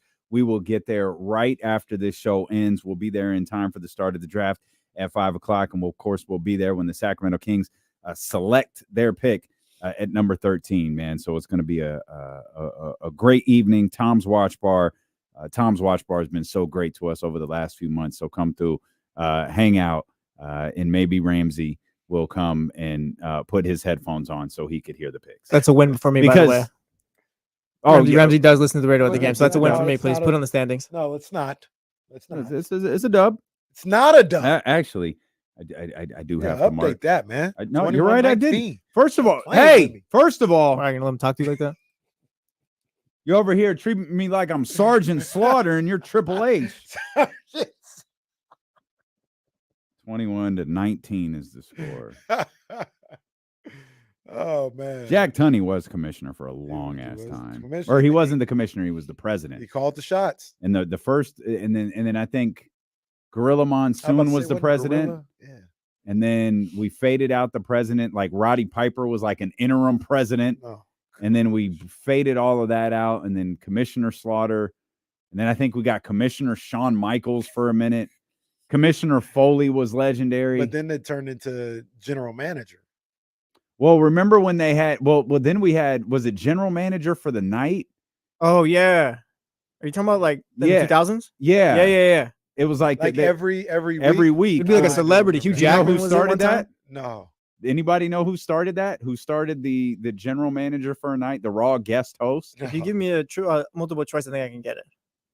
I don't know. There's no way I can give you a multiple choice. Is that obvious? Oh wait, no, wait, it's not that it's obvious. It's that if Donald I Trump. say it was Donald Trump. That's I would it. have guessed that. Yep. Count it. Because Count well, it. he got his win back. Count it. Dumped it. So It no one was heard. when it's just so funny that he became president. When they did an angle where Donald bought Raw. He didn't buy the WWE. He bought Raw. Because people can't tell what's real and not. The WWE stock tanked so bad that they had to put out a press release like this is part of the television show. Raw isn't a thing you can buy. It's part of WWE. This is part of television. So they had to correct that. And then Donald would start naming, so one change I'm going to make now that I own Raw is we're going to have guest hosts who get to make the rules every night. And now Snoop Dogg is booking matches. That's crazy. That's crazy. Wait, Remember when the story he called ruins stuff everywhere you go. he called WWE when Vince blew up in the limo? Yeah. I think that on this date's coming up soon too. Is it? Oh, Yeah, because okay. Benoit was in the summer, wasn't it? No. Well, that was last week. It was last week. Oh, that means the other we day. already Yeah, we passed it. Oh, then yeah. Because Vince That blew was up the in the week limo before. before. God, yeah, that was last week in Yeah, the Vince- limo. Whew. I wonder if we were ever going to find out who blew him up or if it was just Hornswoggle. Hornswoggle. It's always Hornswoggle. Vince, what do you want to do? What do you want the payoff to be? Hornswoggle. Every time. God damn it, make it Hornswoggle. Wow. I remember that whole "Who's my son?" and they really hinted that it was Hunter, which was so funny because he was married to Steph already. Oh, that was good stuff. And then it wasn't. Then it what was I feel Hornswoggle. is, and this is actually probably something. The reason why it's never really revisited, I guess, is one of the classics to me is when Triple H married Steph in Las Vegas. Yeah, the famous date rape episode of WWE Raw. Yeah, it's amazing. And they run it back like it's the funniest thing ever. They drugged her, passed out, and married her as part of the angle. It's like, There you go. Put that one right up there with our old blackface skit that we did. Come on, man. Bro, if we didn't have the ruthless aggression hour, like what would we have with wrestling? I don't know. I don't know. Bro, thank you, John Cena, for saving wrestling. She was knocked out. Yeah. In the passenger seat at the wedding hall. Yeah. Yeah, incredible. And I got greenlit by multiple people. Yeah, the amount of people that had to sign off on that for that to get the not one person went, we shouldn't do this. No, not one person. And how does that even get like brought up? Like to tell what you're gonna do, you have to speak about it. Like, how do you say like, yeah, he roofied her? You know whose idea it was? It's the guy who's running the company. It was Triple H's idea because, like most of the stuff they were doing, they didn't know how to get out of this. The stuff with Test, they didn't know how to get out of it, and Hunter was the one who said, "Well, I'll marry her, and that'll be part of the angle. I'll marry her." Well, how are you going to marry her, Hunter? Well, I'll have the fabulous Moolah slip a roofie in her drink at the bachelorette party, and we'll get married in Las Vegas. What do you think about the way things were going? Like, it probably didn't it wasn't like the craziest idea because I'm sure like the pills they were popping back then and stuff like that. Like, it was probably off the top of like just normal to them. Probably, probably nothing. It was the wild Hell, West. Sean probably had a couple. Just drop it in her drink. It's like, boy, oh boy. And they it's like they don't. I'll be fascinated to see if they continue to celebrate these moments that are just so cringeworthy. I think we're getting to a point where they'll start like moving away. Like, I feel like all the flashbacks now are like towards that mid 2000s era and like after now. Like John Cena. Yeah, remember like when stuff. Rey Mysterio won the championship? Yes, on an angle that was based off Eddie Guerrero dying. Wait, was that also at the WrestleMania 2004 where Redacted won the main event? No, that was a different WrestleMania. Okay, I was gonna say that Yeah, one can't use that one either. That was a different one. Trysta Krick's going to join us coming up in a couple of minutes. And we'll throw this question at her because obviously the Hawks are kind of at the forefront of the news right now with the draft tomorrow. You think Trae Young is getting traded? I won't be on the fence. I'll say no. I think DeJounte gets traded. I think Quinn Snyder wants that reverse, though. I think he'd rather keep DeJounte and trade Trae Young. But Trae Young, he's not without flaws at all. I do think he gets a little bit of a bad rap. I think Trae Young is one of the top scorers in this league. He can dominate, might be a little strong, but he can do a lot on the offensive end that can swing a game. He's terrible on defense, horrible on defense, and who knows how much of a leader he really is. But he's one. He is one. No, but he's a game changer on offense. Does a trade benefit Deontay or Trae Young more? Trading away. I think Trae Young, he needs a change of scenery now. I feel like everything they've done in Atlanta just hasn't worked. They've gone through 3 different coaches. They've gone through multiple rosters and all that. I mean, Trae Young, it felt like he was kind of not. It was like one of those read the tea leaves type things towards the end of the season. But like, where benefits Trae? San Antonio. San Antonio would be great. So structure. Not that Quinn Snyder doesn't have structure. Like, right. With that, but like playing with Wemby, I think that'd be great with each other. Like, I think he'd fit there on that team. They need a point guard too. You got the picks too as well. He's so deficient as a defender, though. To make the trade. To make the trade. Is that what you're saying? Yeah, you got the 4th and the 8th, right? Yeah. They're locked in on. I forgot how to say dude's name though. I forgot, but the Spurs are locked in on. Good. The Spurs are locked in on someone. Guys, there's a player in the draft the Spurs have their eyes on. We got news. The Spurs are locked in on a player in the draft, according to Kenny Caraway. Tweet it. Tweet it. The guy who potentially might go number 1. I forgot how to say his name too. Alexander Sarr? No, or no, someone else. Because I saw him tied to the Spurs too. That's the French kid. Yeah. That's the guy I was talking about yesterday, like 6'9" wing player, whatever the case may be. Well, you heard it here first. Spurs are locked in on a player in the draft. Come on, man. This isn't the biggest radio show in Northern California. Talking about Zakari? Zakari. Zakari. Yeah, I'm not even going. Yeah. I knew how to say his name, too. Well, I heard it this morning, and it was one of those things where it's like, okay, say it. Okay, got it. It's the same thing. I don't have it. I, in fact, do not have it. Risa Sure, I think. I think Ramsey says Risa Shea. Risa Shea. That's it. I trust Ramsey. Well, Ramsey's transistor radio told him that. Thank you, Ramsey. Ramsey actually does turn the dial. Bro, y'all should have heard your boy. Don't touch that dial, folks. Sir, what dial are you talking about? All right, Kenny. Risa Shea. That's a guy that allegedly the Spurs are locked in on. Like they really want him if he doesn't go number 1. And there's a whole thing where Sarr is refusing to work out for Atlanta. He wants to go to Washington. So he's almost calling Atlanta's bluff, like, don't draft me number 1. Mm-hmm. And a lot of people like Risa Shea and think he's, number 1. I was thinking back to something we said yesterday. We were talking about this draft and how we both were of the mind, like, no, I don't know if there's any superstars. I don't know if there's any all-stars in this draft.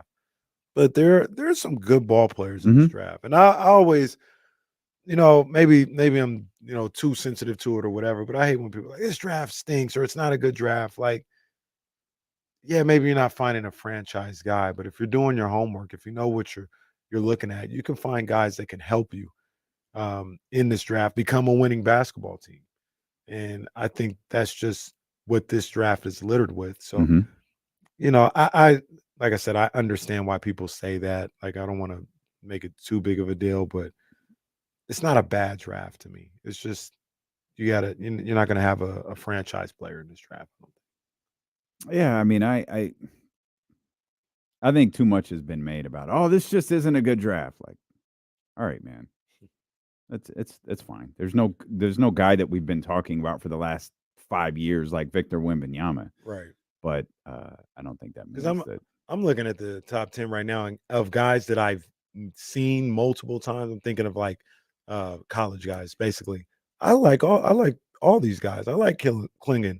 I like Castle. You know how I feel about Dalton Connect, Rob Dillingham. Yeah. That's my boy too. Yeah. You know what I mean? Reed Shepard. These guys can play. They're good ball players, maybe just not franchise. This is you're listening to D-Lo and KC on KIFM, West Sacramento 98.5 FM, KRXQ HD2 Sacramento, ESPN 1320.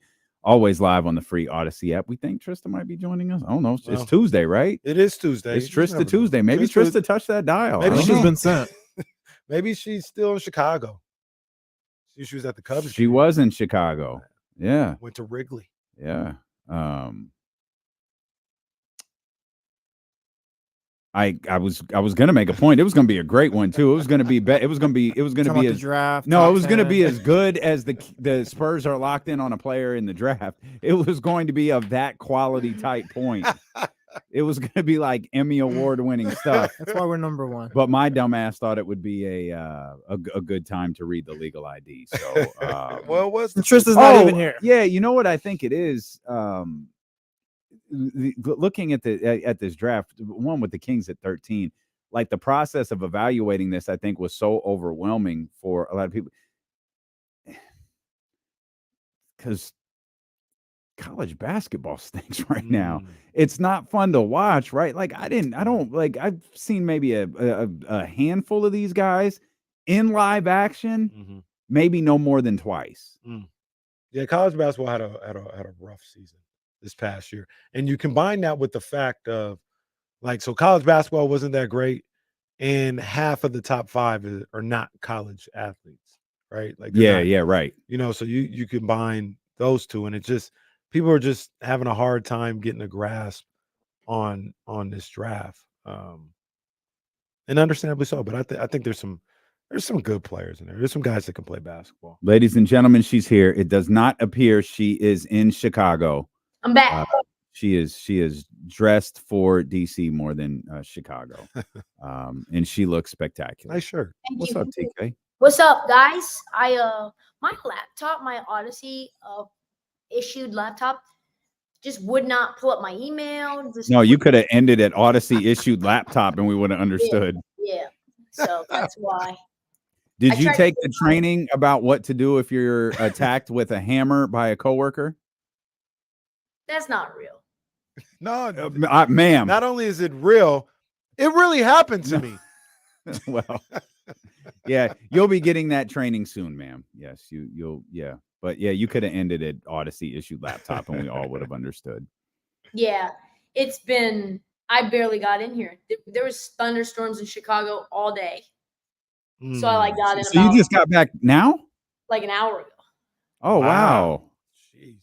Wow, how was Chicago? We were living. Oh my god, we did everything. We went to the Cubs game. Now, hold on. Before you who's we? I brought a crew with me. She got an entourage. Wow. I'm not. She has a posse. Oh, the Odyssey issued laptop froze. Now another. Yep, it did. I think you just kicked out of an official Trysta. It has to be 5 seconds. You kicked out at like 4.5. Let's see. All right, we got it. Why don't we do this? Hold on. Let's do this. Let's see. Let's try this. It's probably not going to be as good. It's probably not going to be as good, but it's going to be great. It's going to be great. I know what's happening. Trysta on Rush Street. It's lit. It must have been hot there too. I saw what Trysta had on at the Cubs game. It must humidity. Humidity too, I mean. Humidity. Hold on, let's make a switch. There we go. Okay, we back in here. Y'all are tripping. You know what I mean? It was hot that day though. 97 that day. I just thought about something, and forgive me if it was on your Twitter feed because I didn't. I wasn't really on Twitter that much over the weekend. I saw you at the Cubs game, but did you go to the Sky game too? No, I just I feel so bad asking for hookups, so I only wanted to ask for one hookup. Oh, you really got to hang out with Kenny Moore. He'll ask. Wait, what? All I want is some book ones. All right. I'm more of like I let the plug come to me. You know what I mean? Like. Well, probably should. Pause. No, so I'd never been to Wrigley Field before, and so Mitch Rosen is the PD of 670 The Score, where I do shows on the weekends, and I think they have like a suite or something. So I just was like, hey, I've got a couple of friends coming into town, and we've never been to Wrigley. Do you think that maybe you could help me find some tickets?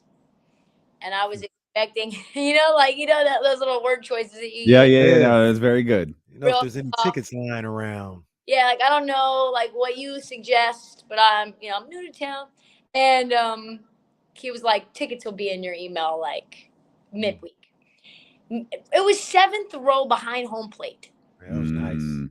That was nice. So then we ran into, one of the guys that came with was a producer for the show that I go on all the time, Bernstein and Holmes. And so he's like, oh, let's walk around Wrigley. And then we see Cliff Floyd, who it was a Mets player. The baseball player? Yes. Yeah. Oh, so he does some stuff for the Marquee. He does pre and post game for the Cubs. And he was like, introduced us. So we started talking, and we're like, what's up with you? And he's like, oh, well, I got to go change because my guy, Roy Wood, is in town, and he's doing a show. And I said, really? And he goes, yeah. And I go, no, that's my guy. That's your guy? And I go, yeah. Tell him I said, hey. And he's like, oh, okay. And my friend was like, oh, okay. And I was like, this dude's here right now. So I FaceTimed him.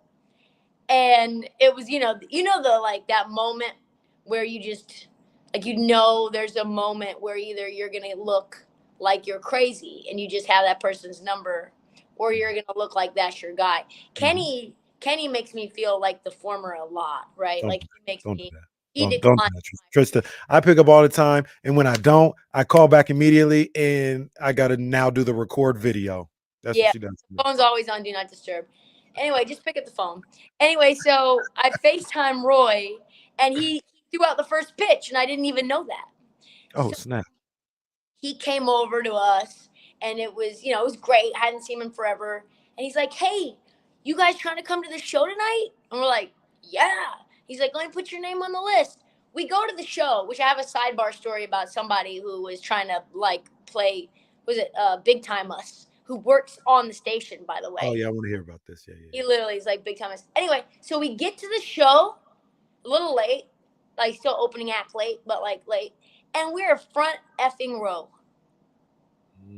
at this freaking show. It was so cool. What happens when you hang out with Trysta, man? I'm telling you. So then we ended up going backstage, and my friends got to meet him again, and they took pictures and all that stuff. So that was Where was Cliff Floyd? He was in the 44th row.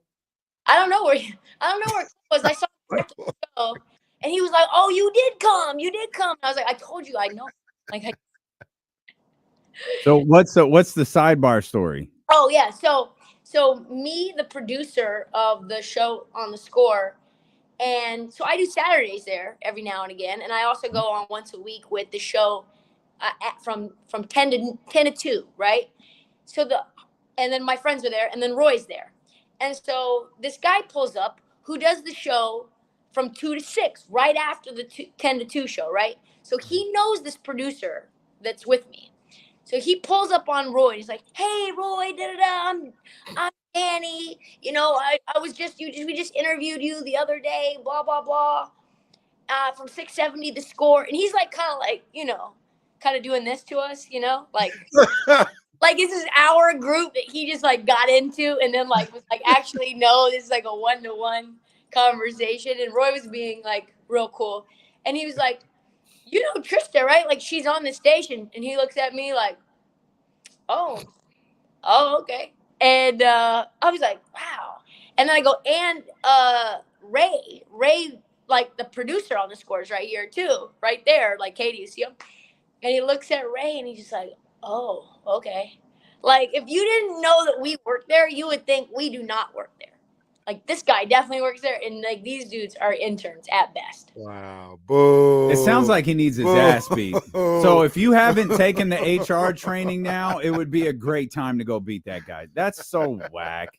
Boo. He had his kid in his arms. He's like, "Yeah, I'm on dad duty. Yeah."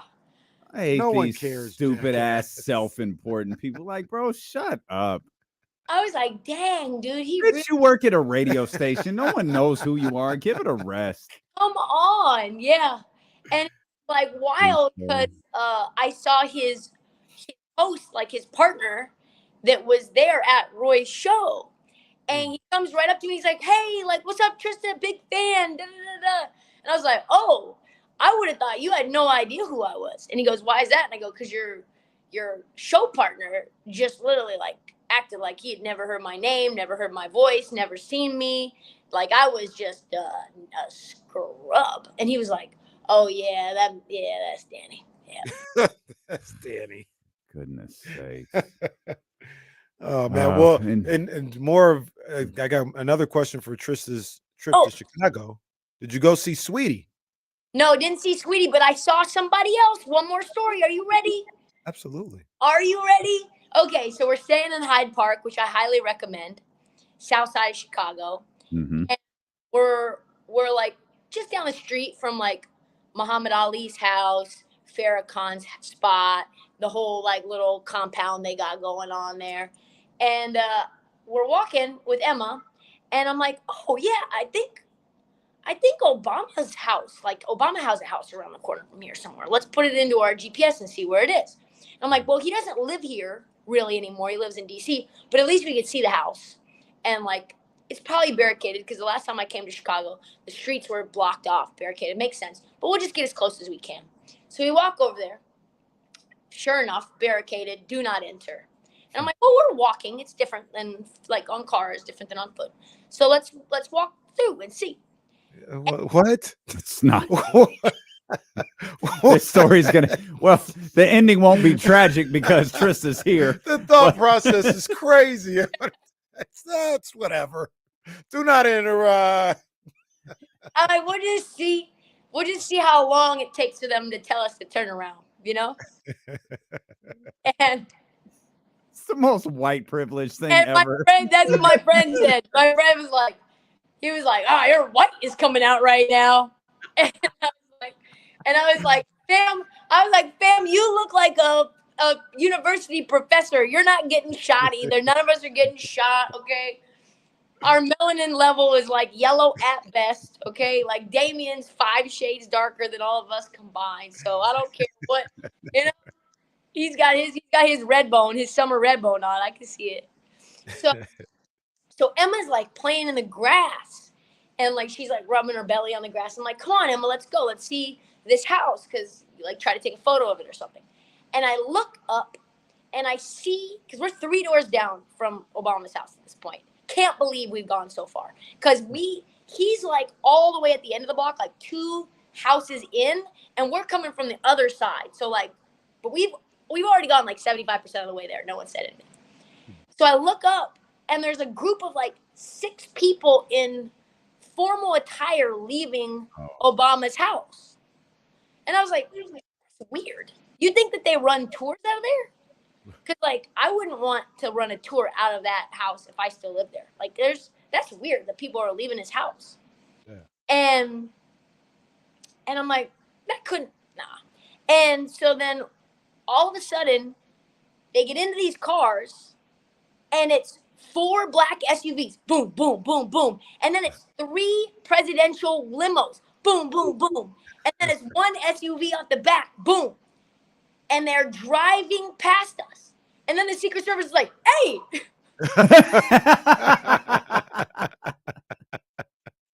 What are you doing? Yeah, like, do not move 1 more step. Like, we weren't going to go anywhere. He goes, let all these cars go past, and then you need to cross the street. I'm like, dude, you're so slacking, you know? Like, what have you been doing? Hey. And he's like, you guys live on this block? And we're like, oh, we're 1 block over. Which we were, in fairness, 1 block over. And so my friend says to the guy, he goes, to the Secret Service, he goes, is Obama in residence right now? Is that what we just saw? And the Secret Service person just like smiles. It's like, yep. And I was like, wait, Obama! What are the odds? Like, you get onto his block and he walks right out of the house with the family. Trysta lives a life, man. She do. She lives a life. It could have ended that day in Hyde Park. Thankfully, it didn't. But no, she lives a life. Once she got past the U.S. Army or whatever and got past. Well, all because Emma wanted to rub her belly on presidential grass. Oh no, I was saying, where was she at? Where she took the wrong turn going to Starbucks? Yeah. Once she got past that, I mean, I guess she's Teflon. So that was freaking crazy. Secret Service is nothing after that. We got into the Uber and we told our Uber driver, and he goes, you guys should buy a lottery ticket, because I've never heard of that. Like, not only does he never come to Chicago and he doesn't stay there anymore, for you to be on the block while Secret Service is there and they leave, and somebody like waved at Emma out the window. That's pretty cool. No, that was a gun. They were waving a gun. Ma'am, keep move, moving. Move, ma'am. That is crazy. You do live a book-worthy life. How does it happen? I don't know. It doesn't make any. It's just TK. I've been in DC at the White House, and President Obama wasn't there. Well, all right. You hit the one time he just had to drop by and pick up some basketball shorts and left, and you just happened to be there when he did pick up his mail real quick. Whoa! He got a package from StockX. He had to pick up real quick. They were all like super dressed up too. Like I think the oldest daughter, now that I'm like piecing it together, had like a bright yellow, like sort of like spring dress on. Everybody else was in like black suits, black dress. Like 6 of them. See, Obama just like us. That's where he sends his shoes. So Michelle don't send them to the house. He said, let me send them to the house in Chicago. You better be careful. Jasmine listens to this show. Well, I used to send my shoes to my grandmother's house, but she's not here no more. So I need a new connect. Jig is up. Well, I need a new stash house. Send them to Odyssey or send them to I told Kim I was going to do that. She said, you better not. I just love the idea of a StockX package showing up with Barack Obama's name on it. Brother, looking at it, you think that's the Barack Obama? Nah, it can't be. Drop these off. It feels ridiculous to shift to basketball now after that. That was fun. That was fun. When you coming back here? That's what I was thinking too. Come on, man. Are you going to Vegas? Are you going to Vegas? No. You guys never be on some legit stuff with that. I'm gonna be in Baltimore in a couple weeks. Really? Yeah. I mean, I got a wedding to go to. It's like a whole all-star weekend, but I don't know. Might have some downtime. All right, let me know. I don't know when I'm coming to Sacramento. I am going to be in Vegas for part of Summer League. I've got my 20th high school reunion. Yeah, so that's like right in the last day of Summer League. And then I've got also my first boss and mentor's 50th birthday party as well. So I'm not going to be able to stay for the whole thing. So, but I don't know. I need a reason to come back, like we got to get some games going. I got to figure I can think of two of them. Well, we know that Kenny's already still in the doghouse from the last time. So. No, I'm back outside. I'm working. Well, yeah, now that we have KSFM, we disguise everything as work. Yeah, we got to go to Tiger tonight for work. That's how we wash the money. Yeah. That's right. I'm not going to Tiger because I want to. You watch the money now. But nah, man, you got to pull up. It's funny you say that about Vegas, though. It feels like this summer league does not have a buzz. No. And it has to do with the draft class. Yeah. Because next year with Cooper Flag and stuff. And isn't Boozer's son next year as well? Either next year, the following year. But Ace Bailey is going to be a really big name to watch as well. You've got Ron Harper's son, Dylan Harper Jr. You've got who else is in that class? You got some good players. Yeah. Obviously Cooper Flag. I don't know if I'm as high on Cooper Flag as a lot of other people. Really, Cooper Flag can go. He's nasty. And it's more mental than anything. It's more like upbringing, really good family, like very chill, like not. There's just things about him that I wonder what the competitive edge is going to be like. Mm-hmm. So, like, I wonder about his toughness, like mental toughness. But we're going to see. We're going to see. He'll get real annoying once he gets on Duke's campus because they perfect place for him. With annoying serum. JJ Flag is going to be his. Oh my God. Is JJ arrogant, or does he just come across as arrogant? I think he is arrogant. Yes. Do you guys have friends or know people who are ridiculously smart, but they're really annoying about it? I mean, I know people like that, just random people. Yeah. That I like, that I'm cool with, like some of the homies from way back when. But all right, smart ass. I feel like that's JJ. He's just always wanting to let you know that his mental is just better than yours, in every way. He's also a little smug.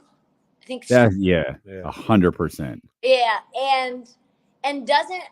I'd be fine with arrogance and smugness if it also had a tone of playfulness. He's like dead ass about it too. He takes it so serious. Even when he was like, truthfully, Claire, I haven't thought about it. Give an F. And it's like. So. And that felt like such a contrived F-bomb. Like, it wasn't even organic. No. And I'm like, bro, you've dropped 4 F-bombs in this press conference. And you also it up by saying you've been paying attention to everything that everybody is saying in the last 6 weeks. And it's been one hell of a ride to be a part of the content aggregation machine or whatever he called it. I'm like, you didn't have to say all that if you really don't care. Right. One of the things that I hypothesize though is JJ, because we can feel however we feel about him. The jury's still out for me as with him as a coach. Like maybe he is Pat Riley. I don't know. But Come on. do you think JJ is like that with non-NBA players? Because he holds him. I'm an NBA player and I know basketball more than you just don't understand. You don't know. But when he gets around NBA players, he's got a little bit more respect for working with them and holding conversations with them. You think that's the case with him? Because if it is, he'll be fine in that respect as a coach. Yeah, I've listened to a bunch of his podcasts when he talks to like Trae Young and he talks to other players that he interviews, and he's got a really good memory and he's got things in his chamber of what they do really well that he wants to break down. So when he would interview players, he would never try to criticize them, and the whole interview was very positive and very much like highlighting the things about that player's game that he thinks he wants to accentuate in a good way. So I think that's important. I think his analytical focus will be nice, a nice change of pace from what we saw with Frank Vogel and Darvin Ham. But I don't think we can really say how it's going to be, how he's going to be able to interact with players, how his relationship with LeBron is going to impact the locker room. Is he going to be very Anthony Davis focused? Because they need a center. If Anthony Davis is going to be happy, Anthony Davis can't play 5. He just has said that since forever, right? Like the time where it was really impactful was when it was him and Boogie. So he needs a big. So does that mean that the Lakers try and get like somebody in free agency or try to get somebody in a trade? Hard to say, but the relationship element will be interesting because he's also not afraid to say what he thinks, and it sounds pretty harsh when he's delivering criticism. Do you think it's an eventful couple of days in the NBA? Yeah, I think there's so much going on. Yeah, I mean, I think everything I hear in terms of free agency, this should be a pop, and that's why I think Summer League's going to be good, is because I don't think it's about the players that are playing in it. I think it's more about all the stuff that could happen in free agency. Like when for example, Russell Westbrook got traded to the Rockets, I was sitting 5 feet from D'Antoni, and I watched him see it pop up on Bleacher Report. Honestly, I watched him like look down, go kind of like, okay. And I like looked at my phone and I was like, oh, okay. And then he looks up, looks around, and I like. Oh, you know what I just thought about? It's an Olympic year, so isn't there going to be like Olympic exhibition games in Vegas? That's usually what happens, huh? They should be already gone by then. I think they'll be. Oh yeah, because Summer League's a little later than it. Summer is Summer League the. I think it's like 15th, third week, second week. 12th to the 22nd.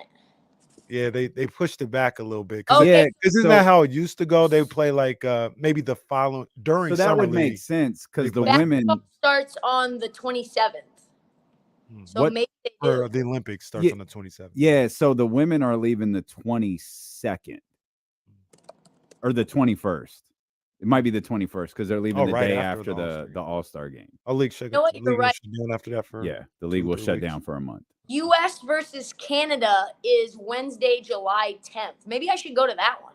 That's in Vegas. Yeah. Yeah, hey, those things be popping. I haven't that'd gone be to a fire. game, Yeah, that'd be but fire. the city is a buzz Yeah, when that'd be Team fire. USA is there. Well, that's because all the big dogs are there. Yeah, all the big boys are there. July 10th. Well, we're glad the Secret Service didn't get you, CK. we would have been inconsolable if we found out that you got shot because you were walking down President Obama's street when you shouldn't have been, despite the giant sign that said "Do not enter." So we're glad you're good. In my head, it was like, well, other people do live on this block. What if it's me? Well, I'm guessing there's like 8 passes that you have to show, like an electricity bill, and you have to have your mother's like you gotta maiden have the name thing and like 9. how you get into the door. Now you guys Get sound to the block. Now you guys sound like my mom. My mom always jumps to like the worst possible thing whenever I tell her a story like this. And she's like, well, did you have any ID? Did you have any proof that your Airbnb was 1 block over? What would have happened if they would have just escorted you to the 1 block over? I'm like, they weren't gonna do that, Mom. Yeah, I'm sorry. Escorting you to the next block is not the worst case scenario. Like it's damn casino and they're walking her to the back of the casino. Hey, is your house over here? If not, I'm gonna break your hand. Oh, we love you, TK. You are the best storyteller on the planet. Love you guys. All right, care, we'll TK. see you next week. That's a girl, Trysta Krick. Heat Check Podcast, the real Heat Check. Maybe that's the new podcast. name, the real Heat Check podcast. Oh no, the Odyssey lawyers need to That's facts. ramp up. Yeah, straight up. We'll come back. We'll get back into this basketball talk as well. Lot more names to discuss, a lot more things to discuss. Jason Jones coming up in 45 minutes as well on Sacramento Sports Leader, ESPN 1320.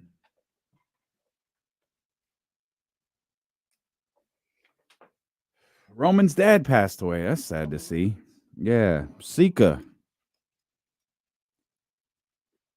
I saw something that said like the bloodline will never die, and they showed how many kids everybody has, Mm-hmm. and it goes like 40 kids deep. Right. So you think 10 of them might get into the business? They're all going to be wrestlers.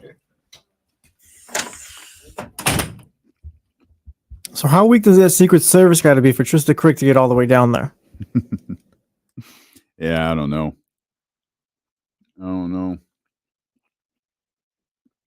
They could have seen him and just thought they weren't a threat and decided to yell at him later.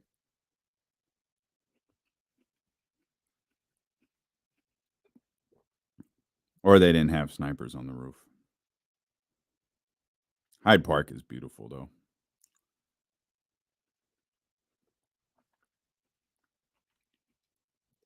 Absolutely beautiful. I'd love to go to Chicago again. I haven't been there in a very, very long time. There's one place I want to go to. Go at the right time. And man, those airports can be a bitch. Like, just plan on a travel delay of sorts. But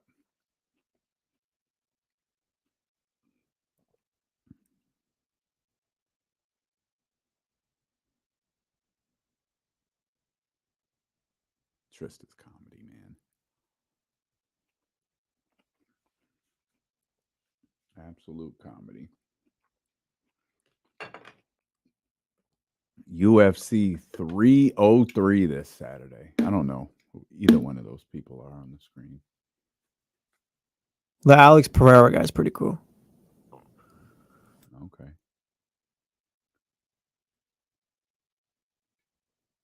I don't know the guy's fighting though. Yeah, I don't know those guys.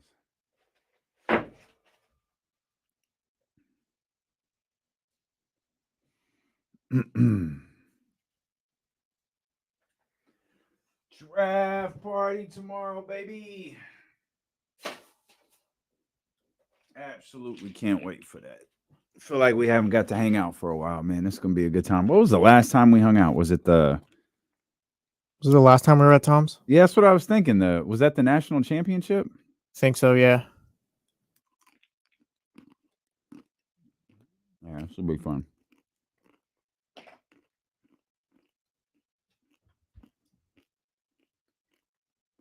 Wrigley's amazing. Wasn't that the Monday after WrestleMania, I think? Yeah, because we were watching Raw on our phones. Yeah. With that weird 45-minute promo with The Rock and Cody.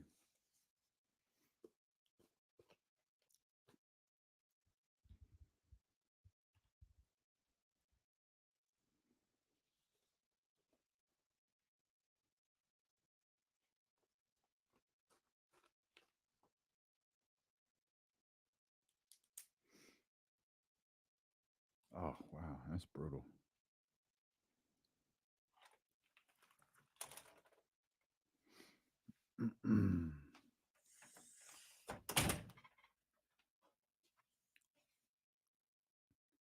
By the way, I don't know if you know, there's still a ton of pizza. It's just all in the refrigerator. Oh, I don't know why Kim's in such a hurry to put it away. Kimberly. Went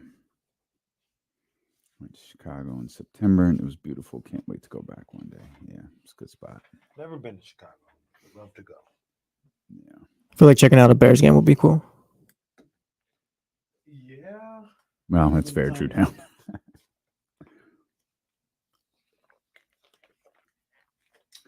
Yeah, unless I can check out a Bears game in the spring, I ain't doing that. Well, that gets tricky because the other couple of years ago when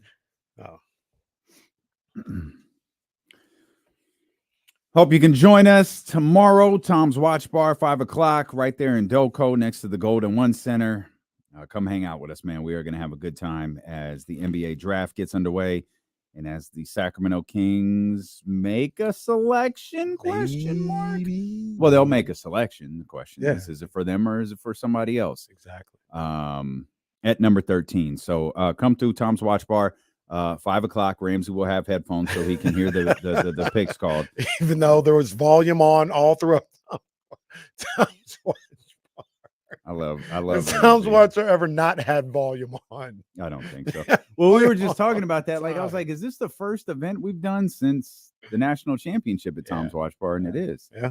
Our next Sky River event is until September, man. So that's gonna be lit though. And that's what great, like, it's Tom's Watch Bar, but like anybody, like, it's not like Sky River Casino where you have to be 21 and over to get in. Like, come, it's a good chance for the kids to come out or whoever, man. Come through. We're gonna have fun tomorrow. Got two things real quick, a little short segment here. Number one, presented by Rolex at 224. Yeah. Ben said Subway's original sandwiches are ass, but their newer steak sandwiches are decent. He also said Jim Boy slander is wild.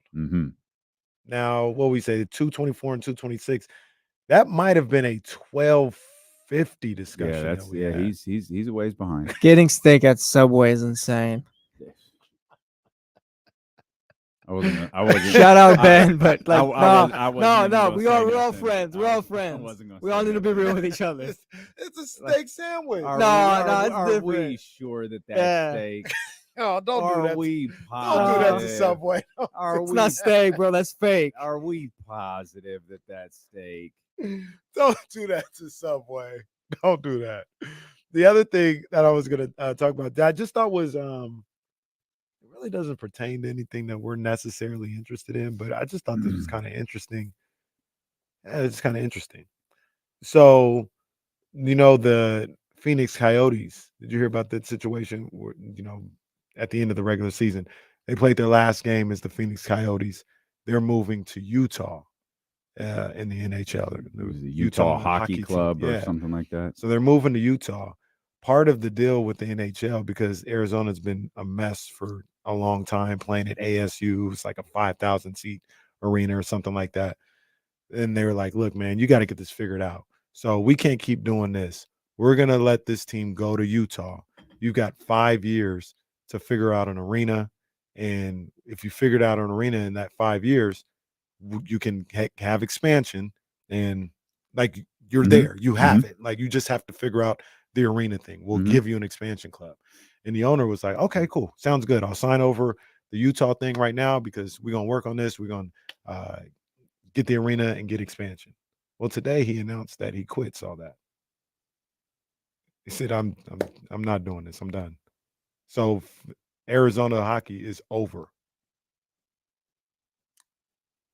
Okay. But that's crazy. Can you imagine that though? Like if the Kings were to leave because they couldn't figure it out, and Vivek is like, all right, let them go. I'm gonna figure out the arena thing. We're gonna get the Kings back here in expansion. And then like 2 months later, he says, nah, I'm done. I'm not doing this. Tried to change, it's just not for me. That was wild how abrupt that was. It, almost as if it was premeditated. Because I think he got some money.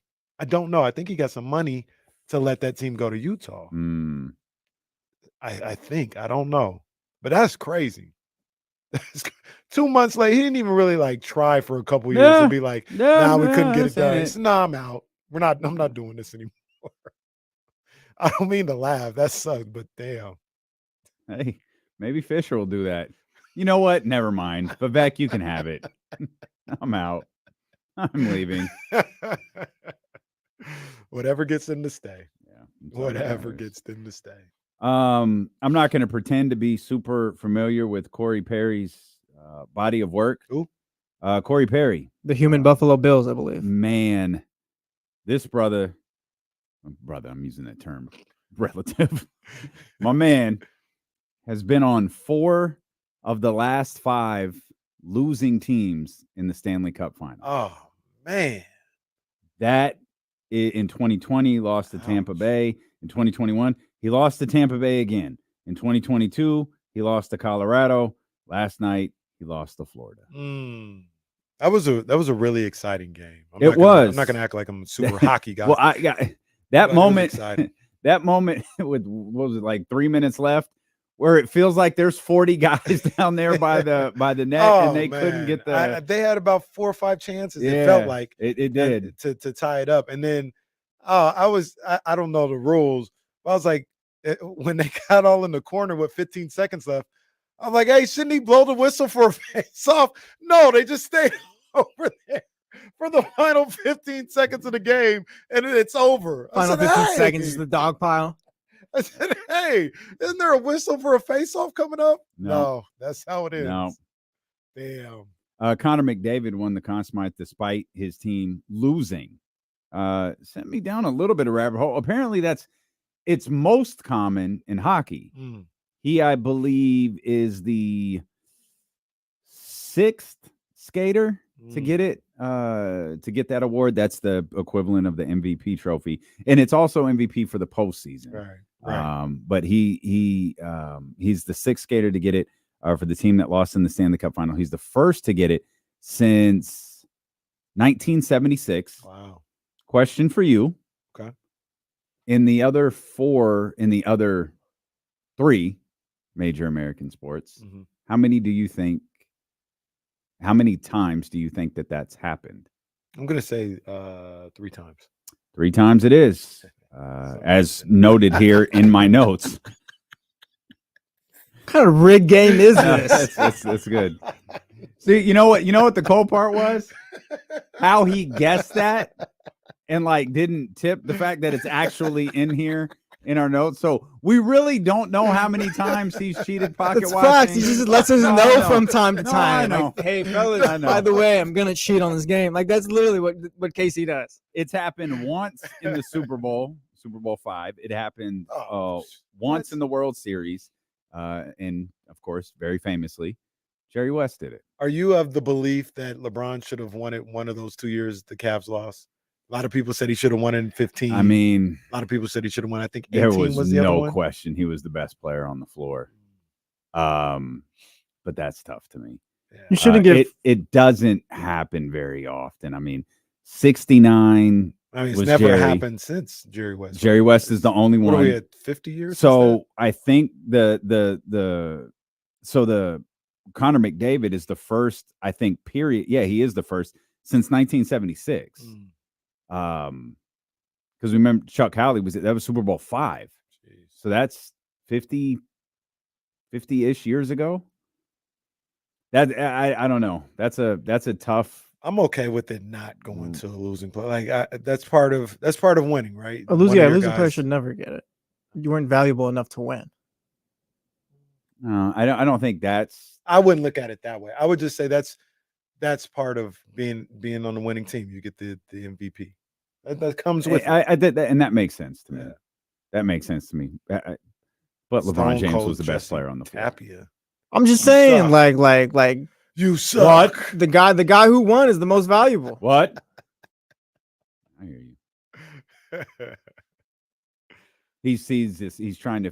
What he's doing is he's working through a way to take he thinks you're trying to take Jaylen Brown's trophy away from him. Not at all. Not at all. Well, you do hate Jaylen Brown. We have to go. I don't hate Jaylen. No, we have to go. There's a long conversation with you. We got to reset. We'll come back. We'll talk more Kings. We'll talk more NBA. And we're gonna try to make the Sacramento Kings better over the course of the next 5, 6, 7 days or so. Stealing with KC, brought to you by Sky River Casino on Sacramento Sports Leader, ESPN 1320. Looked up, it was already 44. I was like, whoops, wait, we gotta go.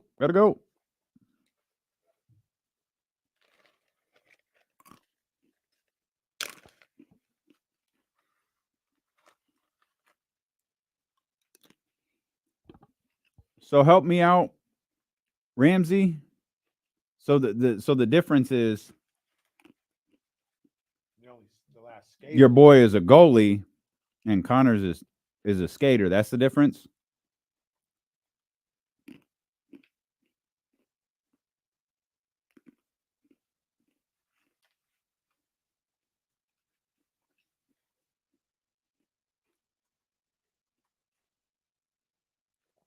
What would it take to get the Kings Moses Moody? I like Moses Moody. We can answer that on the show because I saw something about that.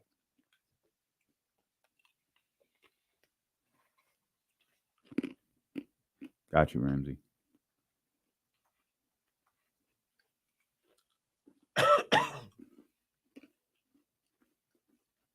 Reddick seemed blank at presser, like a dick.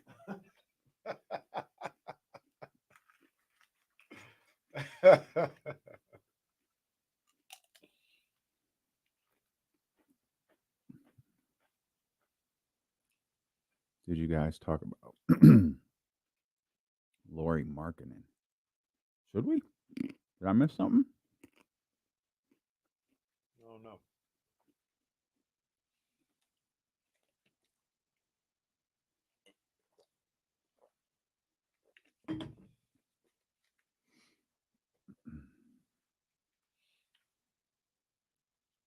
You know, I don't want to come off like JJ Redick here because I don't mean to be that way. It just stuck out to me. Kill Pie. I don't even have a problem with what he said, but it's just a random comment. Like we weren't. It wasn't a topic of discussion. Just felt he needed to get it in. I'm with it. I don't have any problem. Like I said, I don't even disagree with him. Yeah, I like the line of thinking. I just it's like if I went into, you know what, I'm gonna do that. I'm gonna go into somebody's chat right now and just say something random. Which one? I'll go to 95.7. I'll go to 95.7. There might actually be people in there. So what you guys want me to say? I would just say something random. Kendrick Lamar is better than Drake.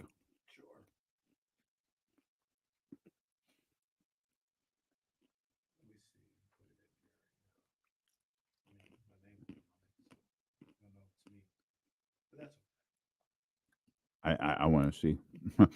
B. Barry says, "Tell them boys to send us Wiggins." I'll put both of them.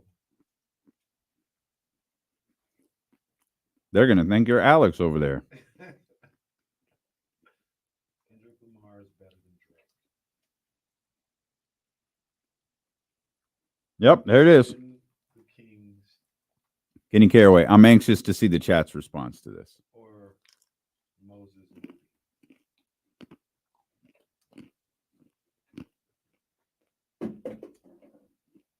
Well, there's Alex. Alex is over there.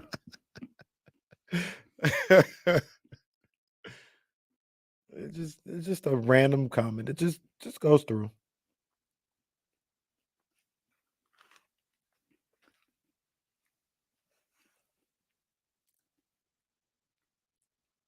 Yeah, they're paying no attention to you at all. They're treating you like you're KC in LA. This is terrible. Hey, send another message like, "Hey, I'm KC in LA." This is terrible. They just completely ignored you. Wow. Oh, wait a minute. Kenny Caraway, who win 1v1 in basketball, Kendrick or Drake? I don't even know how to respond on here. How do I respond? Oh, I no, think I you don't just wanna, type in the I chat. don't want to report him. No, I think you just type back in the chat. I think you could at him. Yeah, that's what I was trying to figure out how to do.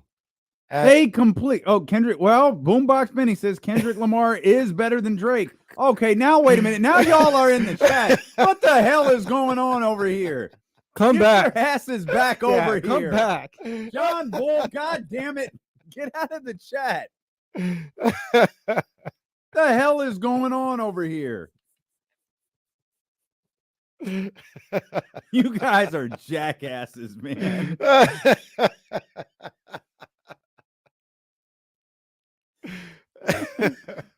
Someone, wow, who opened up the floodgates for all the trolls?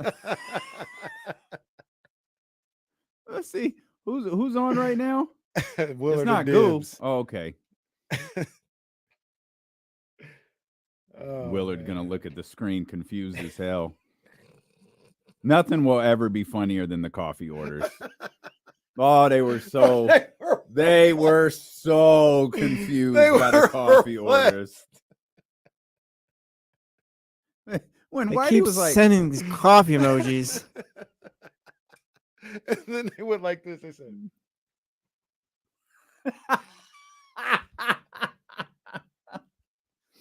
oh man, the chatty house is a bunch of dummies. Man. I apologize to my people over at 95.7, man. I was just trying to, And this get my is 2 cents in. This is why Matthews Mattress sponsors the Chatty House, because not only are they running the 1320 chat here, they're also controlling the 95.7 The Game chat. Chatty House is the Wilt Chamberlain of chats, bro. Like, they started all of this. That's They facts. started all of this. That's facts. We was even ahead of 95.7. We were the blueprint. Because like people would have chats, but they don't talk like how the Chatty House talks to Right, each other. Right. They were the blueprint. Okay, my last one. I am gonna put this is Casey in LA. Oh my God. Come on, man. The Chatty House brought to you by Matthews Mattress. Head over to MatthewsMattress.com. You can get incredible sales going on in this Independence Day celebration with Tempur-Pedic, Sealy Stearns and Foster, Beauty Rest, and Beauty Rest Black. They even got a 10% price match guarantee on advertised prices. Don't Talk to sleep on someone at that. your store. I mean, that's well, kind of crazy. like, I don't mean it that way. No, I know what you mean. But like that's anybody that thinks they got a lower price, bring it to my people over at Matthews Mattress and they'll match it, man. Come on now. That's big time. I ain't playing around with y'all.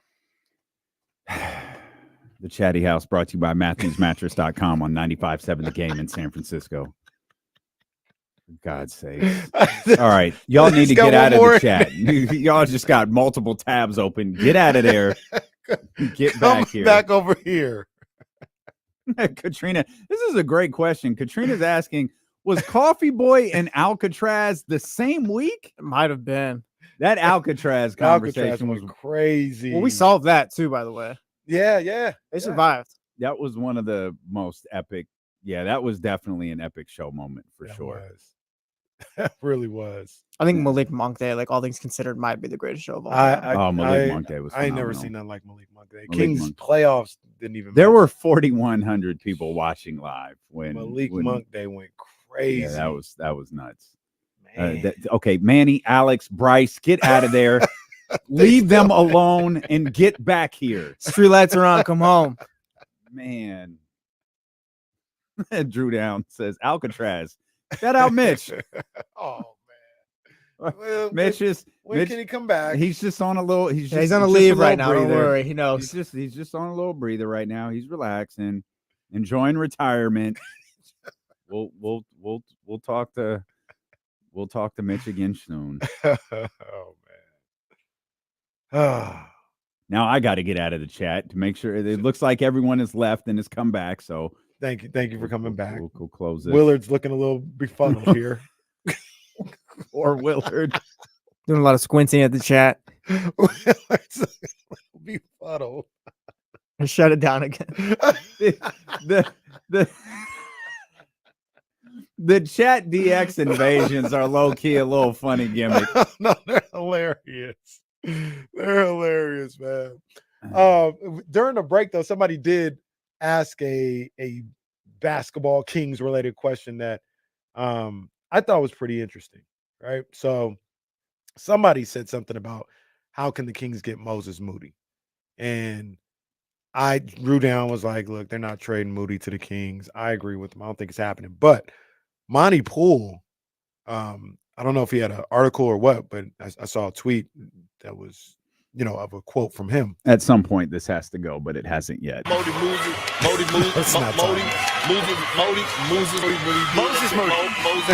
Definitely can't go tomorrow. It's the draft. It's the anniversary, so to speak. That's a good point. Good point. But Monty Poole says the Warriors have exhibited no desire to part ways with Kuminga, Moody, Pods, or Trace Jackson Davis. It's understandable. It is understandable. But let me ask you this. Mm-hmm. If Kuminga could get you Paul George while you have Steph Curry right now. That's different.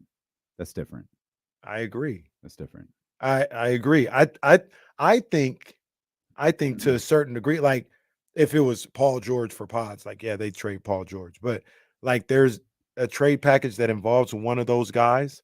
I think they're hesitant to move on from them for almost anybody. That's relative. Including Moody? Yeah. I think so. I would move on from, like you just kind of alluded to, I would move on from Kuminga for Paul George. Yeah, that might be the only person I'd move on. Like realistically. Mm-hmm. That's probably the only player I'd strongly consider.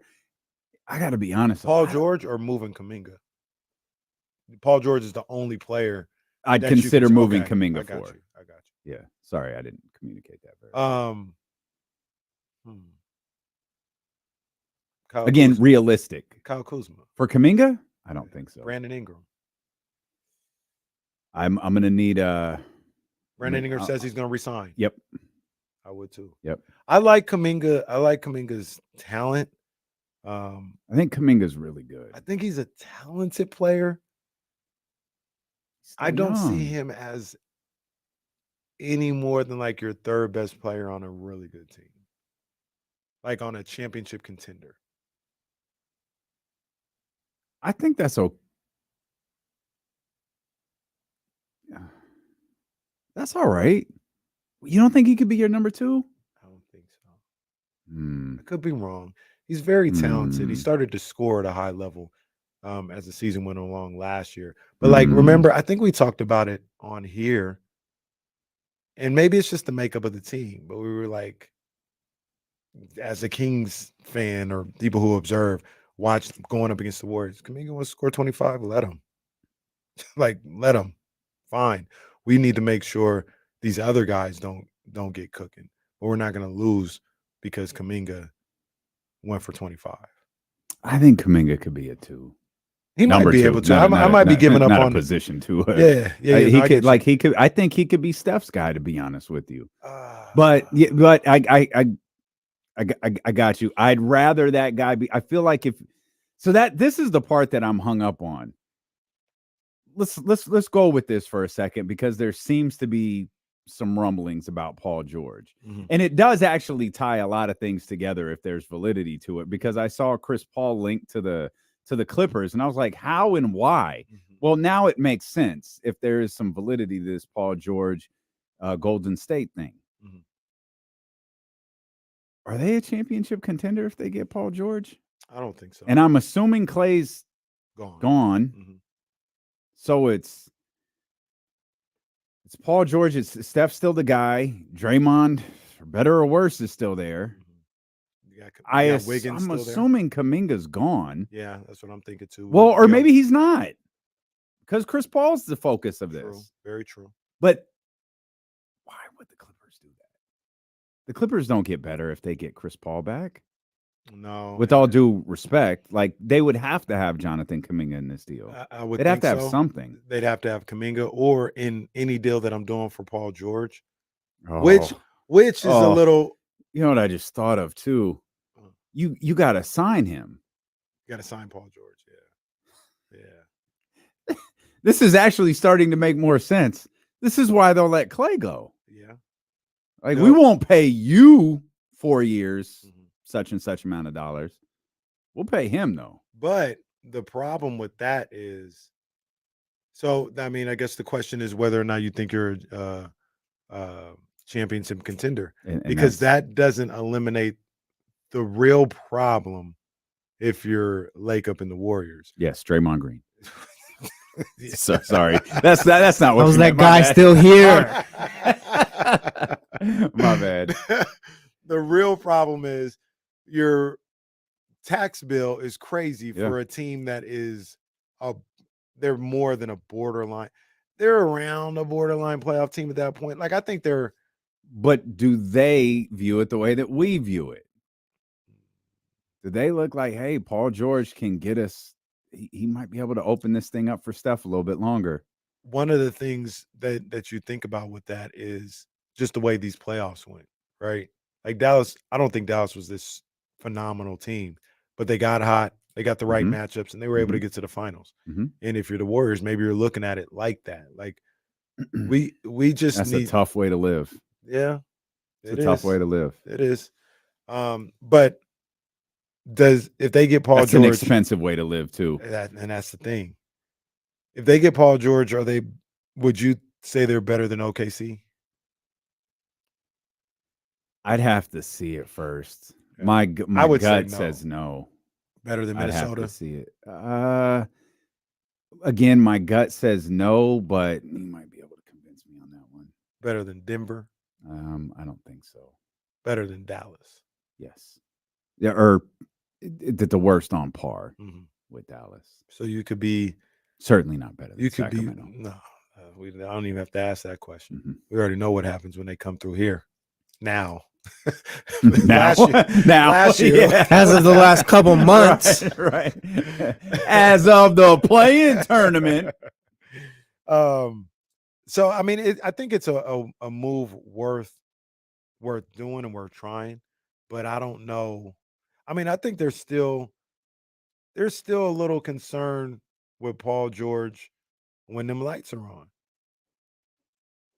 And you know that's my you boy. had him your MVP. I know I was wrong. Well, you were playoff Dead P. wrong. Well, but don't do that's that. that's my boy. That is your That's guy. my boy. But in that series that just happened in the playoffs, he had that great game in Game 4, and really Game 5 was non-existent. Yeah.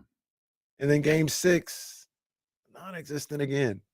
And that's like the story, aside from one playoff, it's like the story of Paul George. So when you talk about like championship and going into a postseason run, if he's your second best player, It's like, why is Domas up there? Isn't that Domas? Yeah, that is Domas. Adrian Wojnarowski's doing his hit at the I guess it's the Barclays Center. Yeah. And for some reason, Domas was on the draft screen behind him in a number 10 jersey. That was a travel. Never forget that day the Kings drafted him. Oh, somebody getting traded. That's what they're promoting. Oh, there we go. Promoting. There we go. They need to move the draft around too, by the way. A la NFL. You think so? Yeah, that'd be fun. Once again, have it here in Sacramento one time. Yeah, I don't think they're ever going to give us anything. No. But yeah, it could make them a championship contender. I don't know. I don't know. Like I said, you might not have to give. It's give hard up for me to Kuminga or anything else like that. Like I think if you didn't have to give up Kuminga to do it, then I think you're in a far better position than if you had to. But for the Warriors, like where's he gonna play? I don't know. You still got that 23 just hanging around, and if you try to put 23 at the center, you're way too small. Trade him. Joe, we talked about this yesterday. Nobody wants him. No. Maybe fake bring him off the bench or something. Well, maybe have him tell everyone he wants to come off the bench. Hey, Draymond, it'd be pretty cool if your next episode was about you taking one for the team and coming off the bench. Well, but you know how I look at these things. It's not about that. It's about who's in the game at the end. And is he gonna go on his podcast and be like, I volunteered to not finish the game because I know I'm not that good anymore. And quite frankly, everybody's better when I'm not out there, and I'm a team player. If you don't understand that, then you don't understand basketball. I understand basketball, and I understand I'm not good. I don't think he's going to say that. Though that would be the most downloaded episode of this podcast in history. I love this. They're back with Adrian Wojnarowski. Look who's in the background. Oh, come on. This is a what shoot. kind of crazy game are they playing? This is a shoot. It was Domas a minute ago. They run some beat. Look, it's Domas again. They were on the screen at the same time. So when the only two players. The only two players who have been on the screen is Domas and Tyrese Halliburton. What sort of level 10 troll job is this? Oh man, that's crazy. It's literally just those two. Domas came back up again. That is incredible. Crazy. Absolutely incredible. Man, the rumblings around Golden State are I think Mike Dunleavy was even talking about them yesterday. Yeah, what happens with Paul George would be fascinating. But it does explain why Chris Paul was linked to the Clippers, doesn't explain why he was linked to the Warriors.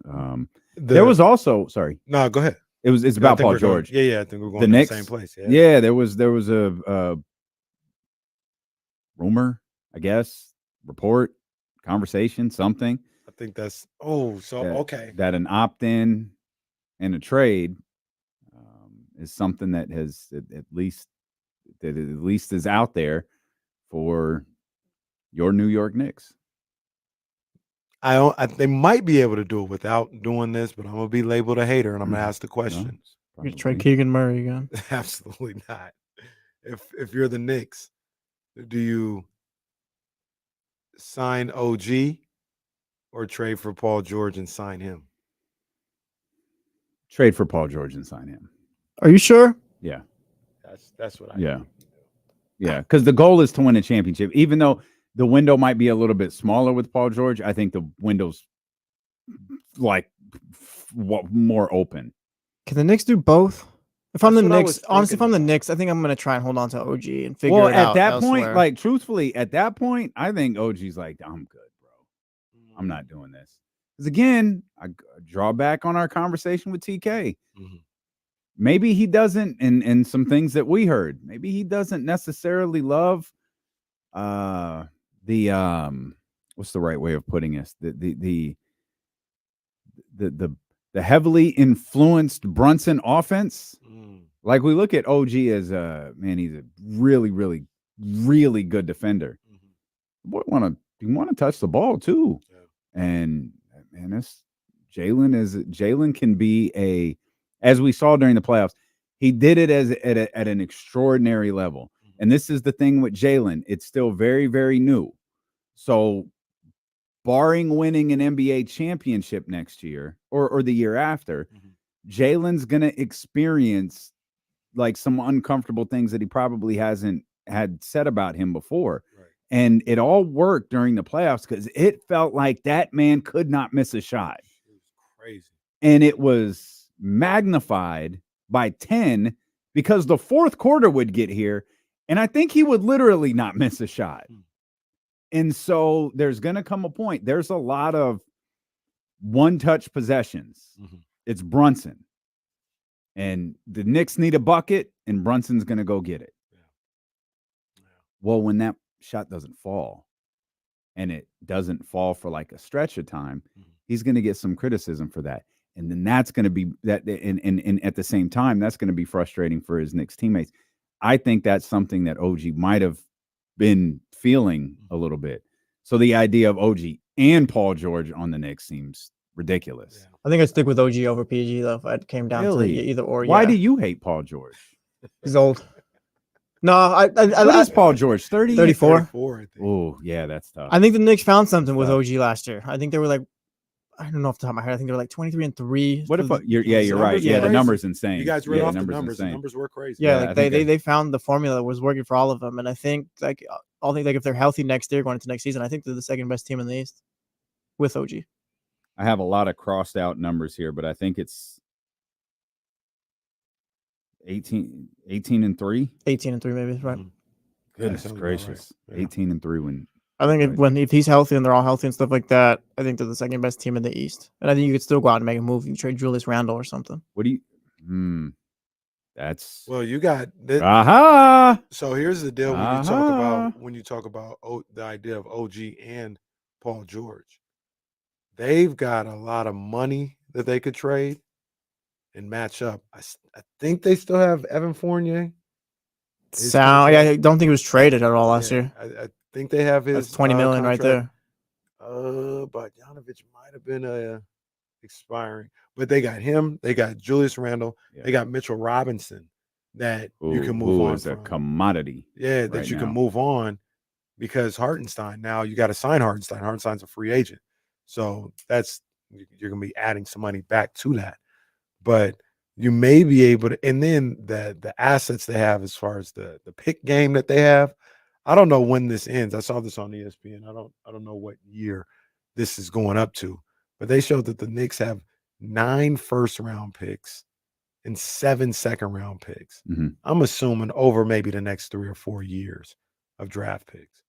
That's a lot that you could like. And if I'm the Clippers, one thing that I'm looking for that the Warriors might not be able to offer me is I need some draft capital. If the Knicks want to do a deal and they want to put in 2 first-round picks and a second-round pick, I need that because I don't have any control over my draft picks for a while. Knicks have 2 first-round picks this year, 4 next year. Damn. 4 first-round picks? 4 first-round picks next year. They have protections. Let me look at it real quick. Wow. And they have their own. They have Milwaukee's. They have Washington's, which is 1 through 10 protected. And then they have Detroit's, which is 1 through 13 protected. So getting that Washington pick. Yeah, so I guess they get some asterisks. Yeah, asterisks. Getting that one. Yeah. So if I'm the Clippers, that's one of the things I'm looking at. I need to get back in the draft. So let's try this conversation differently. Does Paul George make anyone a championship contender? Yeah, I think so. I think he makes the Knicks a championship contender. So wait, you do think he makes them a championship contender? Yeah, but maybe but with OG, I'm not. That's not. Are they a champion? Okay, I like them better with OG than with Paul George. So if OG resigns, you've got the Knicks as a title contender. Yeah, I would say the second best team in the East. Yeah, they get to the Eastern Conference Finals. Yes, yes, they're title contenders. Yes, no, they're title contenders. Soft. Yes, you. Yeah, I think they're like Jesse said, one of the top 2 teams in the Well, East, that's maybe not- top yeah, okay. 3 or something like that. Who else? Milwaukee. I mean, I like what you talk about with Indiana. Okay. As far as regular season and Mhm. like being able to stack wins and where your standings would be, I could see Indiana in the top 3. Yeah, I think they're going to be better next year. I think Milwaukee will be up there too as well. All right, I'm sure they will, but I got to hold on to my the Pacers take was a bit bold, so I got to stick with it. I got to stick with it for now. Orlando's, but I would have the Knicks right there. He's got some teams. Orlando, I'm not. I feel like there Orlando's yet. going to make a mistake when they sign I'm Clay. not there yet. That might. I don't know. It's going to be one of those where it's Clay- it's not going to work. People talk like Clay had a bad year last year. I know. Clay was, I think, about Is Clay what the 17. Magic need though for that next step? Yeah, they need a shooter. Everybody thinks they need a shot creator. I don't think you necessarily need that. You need somebody to keep the people off of Paolo and make sure Paolo always goes one-on-one. And you need just a knockdown shooter, and Clay could give you that. If you can get somebody like Paul George that could create as well, absolutely, you try to do that too. But Clay helps them out a lot, I think. Pino, Okay. shout out to our guy Pino. Jersey, stand up. The Kings are a contender with PG. Now they're not going to get him, but to answer your question, yeah. No, Pino's right. Yeah, he's right. Damn, hey, that'd be crazy. Fox, Monk, PG, Murray, and Sabonis. Oh my god. Yeah, that's a little. Oh, Monty, get on the phone. Dude, yeah, with sign and trade, give you the 13th pick. Harrison Barnes, Kevin Huerter. Yeah, what's not appealing about that? Kevin Huerter, Jesus flamethrower. Christ. Oh, thank you, Jesse. Harrison Jacoby- Barnes is getting pick. DMPs. Get 13th pick. Jacoby Tapia in there. Maybe you get Don Connect. Who knows? We'll come back. Jason Jones joins us. We'll talk more NBA. We'll Oh, talk. sorry, Collins wants to know. No, it's Stilo No, and I'm not saying- Casey I know here he on knows. Sacramento Sports Leader. He's gonna run us out. 1320. I said if he saw it, he's gonna run us out of here. No, go ahead. Go ahead, get your shit off. I wanted to get Shaq when you're doing the No, Draymond one I after. just wanted. I want to see his reaction to that song.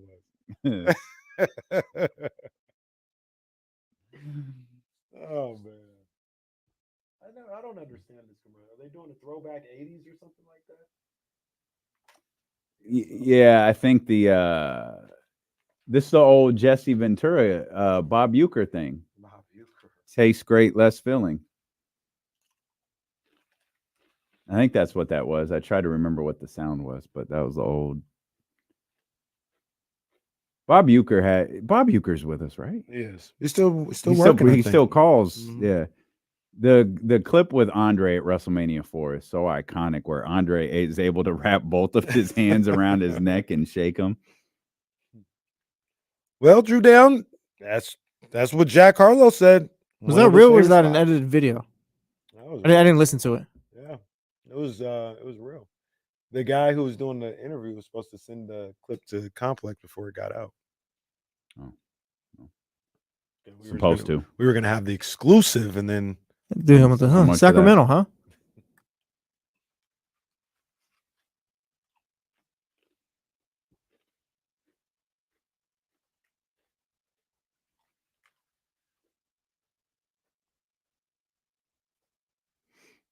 Yeah, he was the dad on Mr. Belvedere. You see, Steve, we appreciate you for always tapping in. You always have the worst takes. Thank you for subscribing, though. Yeah, we appreciate you, though. I'm just saying, like, it's. Not everybody in the chatty house has to have great takes, and UC Steve is. Tim hate watches the show, and UC Steve just says weird stuff.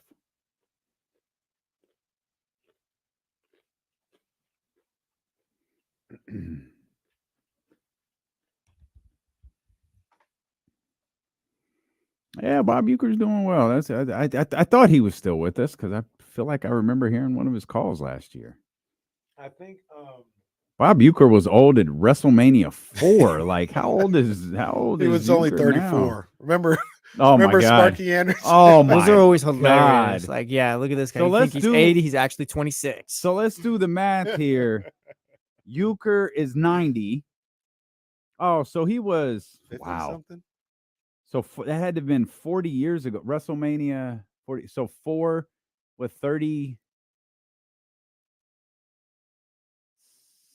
Wow, he's 37 90. Years ago, 36 years ago.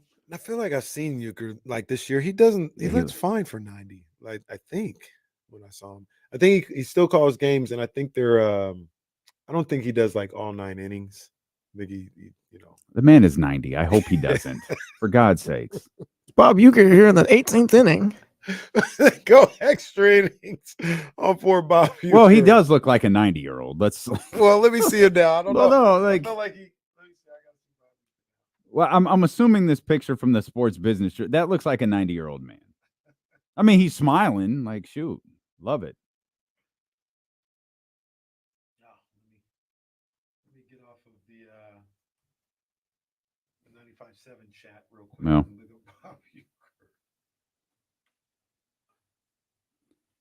Bob Uecker, WWE Hall of Famer. That's him recently. He looked pretty good for 90.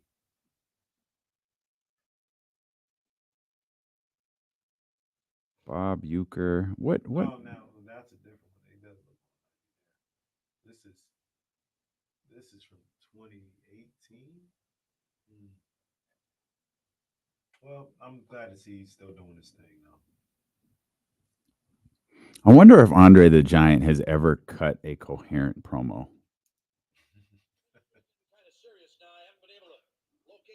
Oh, Bob Uecker looks way better at WrestleMania 4 than I thought.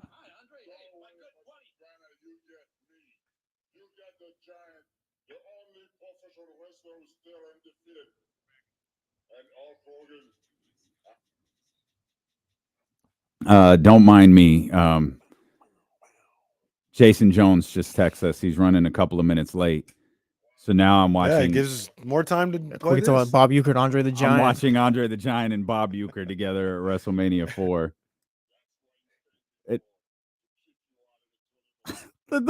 Like Bob Uecker is gold. Just the look on his face, and I think he says at the end, like, "Hey, you mind getting your foot off my shoulder?"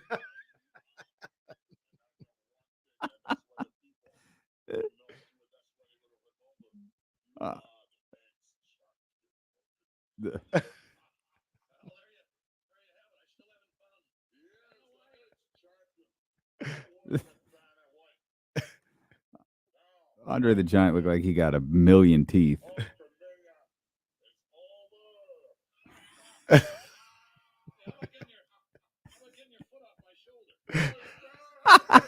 They get choked out. That Andre the Giant dog got him choked out. Bob, yeah. The look on Euchre's like he's so great. Like this is just so epic. No, that's a classic. That is such an epic clip. The Andre the Giant doc on HBO. That's an all-timer, I think. Have you ever seen that? I have. Yeah, I thought it was about. 10 I thought it was minutes too good. long. Really? No, I thought it. There's one part that bothered me, and I asked, "Is it?" I think it was Jason Hare. Mhm. That was Carmichael Dave's homie. Yeah. And Dave was like, "Hey, Jason's doing a doc on Andre. Do you want to talk to him?" Mhm. I was like, "Yeah, absolutely." So I got to see the doc like a little bit before it aired because he was coming on the show the day of the documentary. Mhm. And there's that scene where Hogan is talking about writing out the match and leaving the finish blank. Mm. That is such a lie. That's from 3? Yes. WrestleMania 3? He said he wrote the match out, and they show this like pad. And so I'll get to the next part of the story, but they show this pad where he's writing 3 punches, fall back, duck clothesline, try to slam Andre, fall back. Like he's writing the match out on this yellow notepad. And I asked Jason, I was like, when Hogan told you that, like, what did you do? He's like, well, we asked him to write it out. Like we recreated the scene of him writing it out. Mhm. I was like, did you vet that with anybody? And he goes, no, we just thought it was part of, the story that we told. It's first of all, no one writes their match out. But the worst part about that was the most, I guess, a weird way of putting it, the most famous match that has ever been written out, like on a yellow pad. Any guesses? No. Was WrestleMania 3, Savage versus Steamboat. Macho Man was so like, he wanted that match to be so perfect. He wrote it out. That's why if you ever hear Ricky Steamboat talk about it, he doesn't like it because he doesn't feel like the match is organic. He feels like it's a weird word. He feels like it's fake. Yeah. Because it's like we didn't feel the crowd. We didn't do anything. We just did what Macho Man wrote on the paper. Mhm. And Macho would quiz Ricky Steamboat like, hey, what's spot 45? Duck,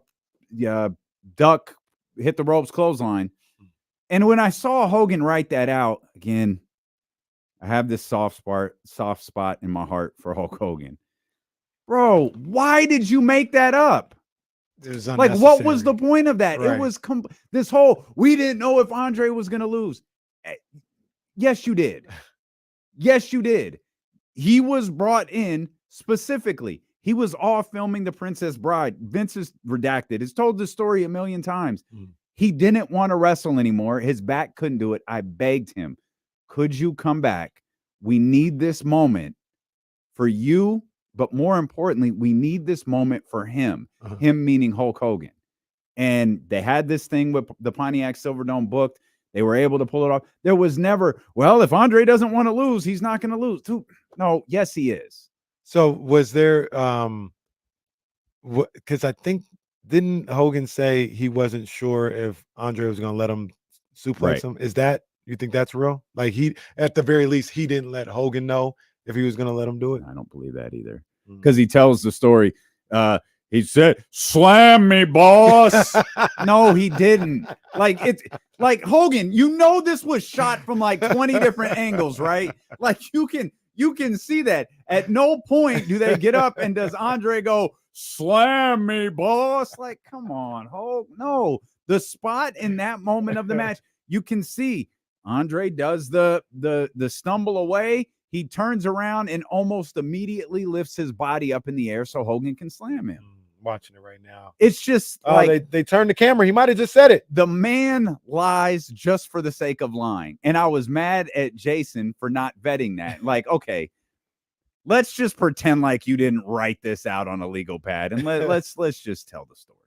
You think he's a bigger liar than LeBron, right? Like Oh my God. Okay, oh my God. If those two could have a versus, Hulk Hogan and LeBron James in a lie versus on Elon Musk's X, I would watch. I know it's all obviously all scripted and Andre worked to make that moment happen, but I'm watching right. That is pretty impressive. He slammed Hogan. Well, yeah, because Andre couldn't get up. Like, Yeah. if you look back, like, there's clips of, I think, Kamala and Harley Race slamming Andre, but it's like Andre gets up. Yeah, like Andre gets up. I'm There's looking at this one probably right here. There's probably 5 guys that have slammed Andre. There's obviously there's a technique to being able to do it. Hogan didn't necessarily lift him up by himself, but he slammed him. John Bull said, "Put Hulk Hogan in front of Taylor Rooks and see what lie he says." That's a movable object versus irresistible force. Oh my God. That man once said he was going to be a part of Metallica. Like that's the one right there. Oh man. And I forget the guy's name. He was like, "Yeah, that's not true. That is absolutely not true." There's something. Oh, there it is. Well, you know, Brett, they talk about me being a Simmons guy, but they know every part of that doc. These two, you know, Bill Simmons did produce that doc. It just means who's the Bill Simmons guy now? Looks like these two. You are. You're the Bill Simmons guy. Don't try to. It's like these two are the Simmons guys. I credited HBO. What? No. Let's be clear. You call it the Bill Simmons produced doc if you want to. Let's be clear. What a producer is. It means this was part of the 30-30 frame, and it was just his idea. He didn't. Well, it wasn't 30 for 30. It was part of HBO. First of all documentaries have been called are now 30 for 30s moving forward. If it's a sports documentary, it's a 30 for 30 moving forward. 30 years of ESPN was like 10 years ago, and we still call them 30 They killed for 30s. those, man. I gotta tip my hat. They killed those. Oh yeah, they did that. I remember there was just like it was like a one-off. It was like an original slate. They had all of these documentaries. It was probably like 10 of them, or like maybe 15 and then it was. I guess it was 30. This was a hit, and we kept it. Yeah, they kept it going and fired Simmons. So do what you got to do. Simmons went off on Roger Goodell, and they fired him. Didn't he say, "I dare them to fire me"? He did say that. And John Skipper was like, "All right."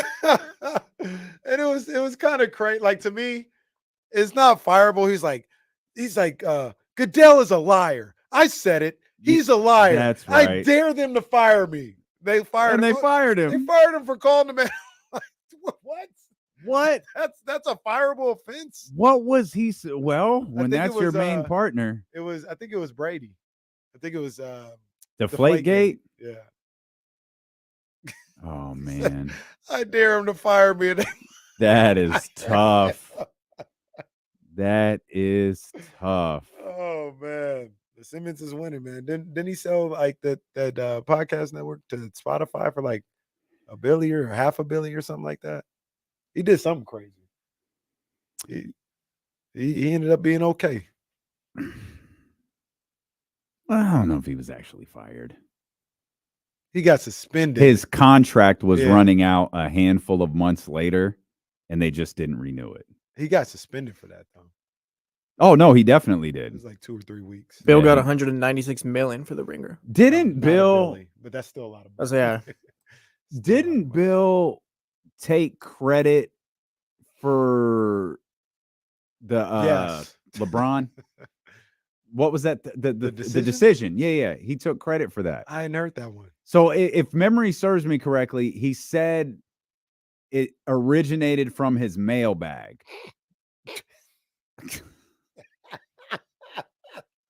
He said it originated from his mailbag, and someone suggested that LeBron should do his free agency such and such on a live television special. And so he takes credit, and then the lie, much like Hogan, the lie evolved into him meeting with Maverick and LeBron and pitching the idea directly to Maverick. Hey Maverick, yeah, Johnny 360 on my mailbag guy said Maverick, LeBron should announce this way. Maverick, my mailbag. Is it suggested that you do like a decision? So is it now a triple threat versus with Bill Simmons, LeBron James, He and could Hulk be Hogan? like special referee, Yeah, but like Hogan and LeBron are like that's Bruno San Martino type stuff right there, like legends. The decision it originated for me. I mean, in my mailbag. Oh, I have to. What is Hogan's top line in those verses? Like we'll probably go with the Godfather for LeBron, or what are we going with LeBron? LeBron's top line? No, it's 81. Like No, LeBron, that one. no, it's Oh, 81. yeah, I forgot about that one. Yeah, no, I told my he's gonna score 80 tonight. Bro, sit down. What is Hogan's top line? Well, I mean, joining arguably the biggest rock group in history, it would probably be up there. There's one he tells that kills me. He's like, yeah, I was talking to Muhammad Ali one time, and Muhammad Ali comes up to me. He's all, you're the best, Hulk Hogan. You're the best. You're number one, Hulk Hogan. You're number one. And I told Muhammad, no, Muhammad, you're number one. All right, bro. No, that's up there. That's up there. You know, there's there's another person who could get into this lie versus who well, redacted. Is No. it our boy? It's a former Kings assistant coach. I'm gonna let y'all think on that for a while. Look, yeah, right, you man. put that Come together on, quick. man. Yeah. Come on, man. Yeah. God, I can't Yeah. even say much She- more. Just she- he said Oh. no. That's tough. Yeah. I was gonna leave the gender out of it. I got to be honest. I missed this because I got Simmons' Wikipedia page in front of me, and it says Simmons faced widespread critique in 2013 when he linked local fans' ambivalence about the Memphis Grizzlies' chances to lingering trauma surrounding the MLK. assassination of Martin Luther King. Yeah, I mean, I think honestly, when something goes wrong in the arena, they kind of just shell up, and I think some of it has to do with the fact that the MLK assassination happened there. Okay. So, Jason, we're trying to. What does that have to do with the Spurs going on a 10-0 run? What does that? What? Jason Jones, we're trying to figure out who the biggest liar is between Bill Simmons, LeBron James, and Hulk Hogan. Oh, hold on. We got Jason. We got no sound from you. I'm not sure what it is. You're not muted, but we don't have any sound from you, Jay. Hang on. Man, we got Jay's getting we're going us to the away. Bluetooth. Oh, we got the Bluetooth in now. We got Jason Jones's no voice from Jason Jones. Linking it to the Bluetooth. Oh, that athletic computer. Oh, that's moving along the way of the Odyssey computer. Oh, it's been a tough day. It's been a tough day for company issued computers. No, wait, hang on, Jay. Jay, can you my bad. Can you unmute your mic at the bottom of the screen? If you look down at the little bubble, it says your mic is muted now. It might be because you connected. If you just click the little microphone, because I can't do it for you for some reason. Oh, how's that? There we go. Hey, running late, busy day. You know, I'm sitting there going, I can hear y'all fine. You know, and now I sound like a liar. I'm about as bad as Hogan. Okay, so now who's the biggest liar? Jason Jones, Hulk Hogan, LeBron James. It's turned into a fatal four-way. See, I'm not familiar with the lies of Bill Simmons. I'm not very familiar with those. Just be talking ridiculous. Bill Simmons did take credit for the decision. He said it was his idea. He said the LeBron James, he said it was his idea. And the lie evolved as the years went by. That's how you kind of know it's a lie. Because the truth is the truth. The lie evolved. So that was like the problem you with get that 10, 15 years later, he was like, I wrote the script for him. I told him I picked the shirt out and everything for that day. Well, then the crazy thing about it is he takes credit for coming up with the decision. And every chance he gets, he's like, that was just an awful idea for LeBron to do that. Like, how could he do that? Like, that was just a bad idea by him and his team. All right. Come on. I can't call it. I wasn't familiar with him in that regard. You know, like I said, I've heard plenty of Hogan lies. You know, we've heard LeBron kind of bounce around on some facts before, you know, where he is in the book. Oh, man. That's a nice way. Man, that's a very Donald Trump way of putting it. Wow. God, I just coming in high heat, you know, right under the chin, you know, 98. Just get me off the plate with that one. Get me off the plate. No, LeBron said I've had a rough 24 hours. You know, I've been getting JJ Redick calls and texts. Well. Damn, bro. It's. I mean, people have been very, you know, aggressive toward me as if I made the decision. You know, well, look, man. So you're saying you didn't? Gene did not call me, you know, before making this decision. You know, we didn't get a chance to talk. But I keep saying though, Jay, at the end of the day, we don't know what JJ's gonna. Maybe JJ is gonna. Maybe JJ is going to be Pat Riley, which is what they saw there. Do you believe Rob Pelinka when he said JJ was always plan A? I actually do. I believe he was always plan A. I don't know what happened with Dan Hurley. We deviated from plan A to go to plan AA. Well, remember, I don't know what happened with Dan Hurley. Rob said he was always in the pool of A candidates. So, and I still think the Hurley thing is fishy. I never bought that. Now that you've got Hurley doing interviews, you know, and, you know, his wife doing interviews, I think there was a number. I think the number was so egregious and outrageous, they were never going to offer it, you know, and so you make an offer that makes him top 8, whatever, highest paid coach, knowing he's not going to take it, you know. I never bought into that, you know, but, you know, people get on these podcasts and say all type of wild things in the past 7 days. So, hey. The Dan Hurley's wife doing interviews is a lot better than Matthew Stafford's wife. Yeah, I mean, yeah. Boy. I'm just sitting there going, did she hate this man? Like, what was the purpose of sharing that with the world? Well, ever since he threw that girl off the stage at the gave her old Mankind treatment at the parade. My favorite line was, you know why she did this, right? She saw who Matt's new backup is. Well, Jimmy G. Well, she's shooting her shot already. She's like, hey, he acts up. You know where to find my car park. He laying the groundwork, but I ain't gonna do that. That's just nasty work. Like, you know, you don't want to act right. I'm going to go get with your backup and park my car. I'll do it again. That's crazy. I mean, that was one of the wildest things of, you know, now they do the whole, you know, who won the month, the news of like the kind of the weird thing, calamity of the month. I think she might have won June with that one. Oh, well. I mean, I didn't think anyone would knock Kendrick out of June, but in terms of just random weirdness, yeah, she won June with the confession no one ever needed to hear. Well, the late entry was the lady you talked about yesterday, the lady outside the club. Well, yeah. Which one? The one who's a fan of Tua. Yeah, that one. Yep. That's the one.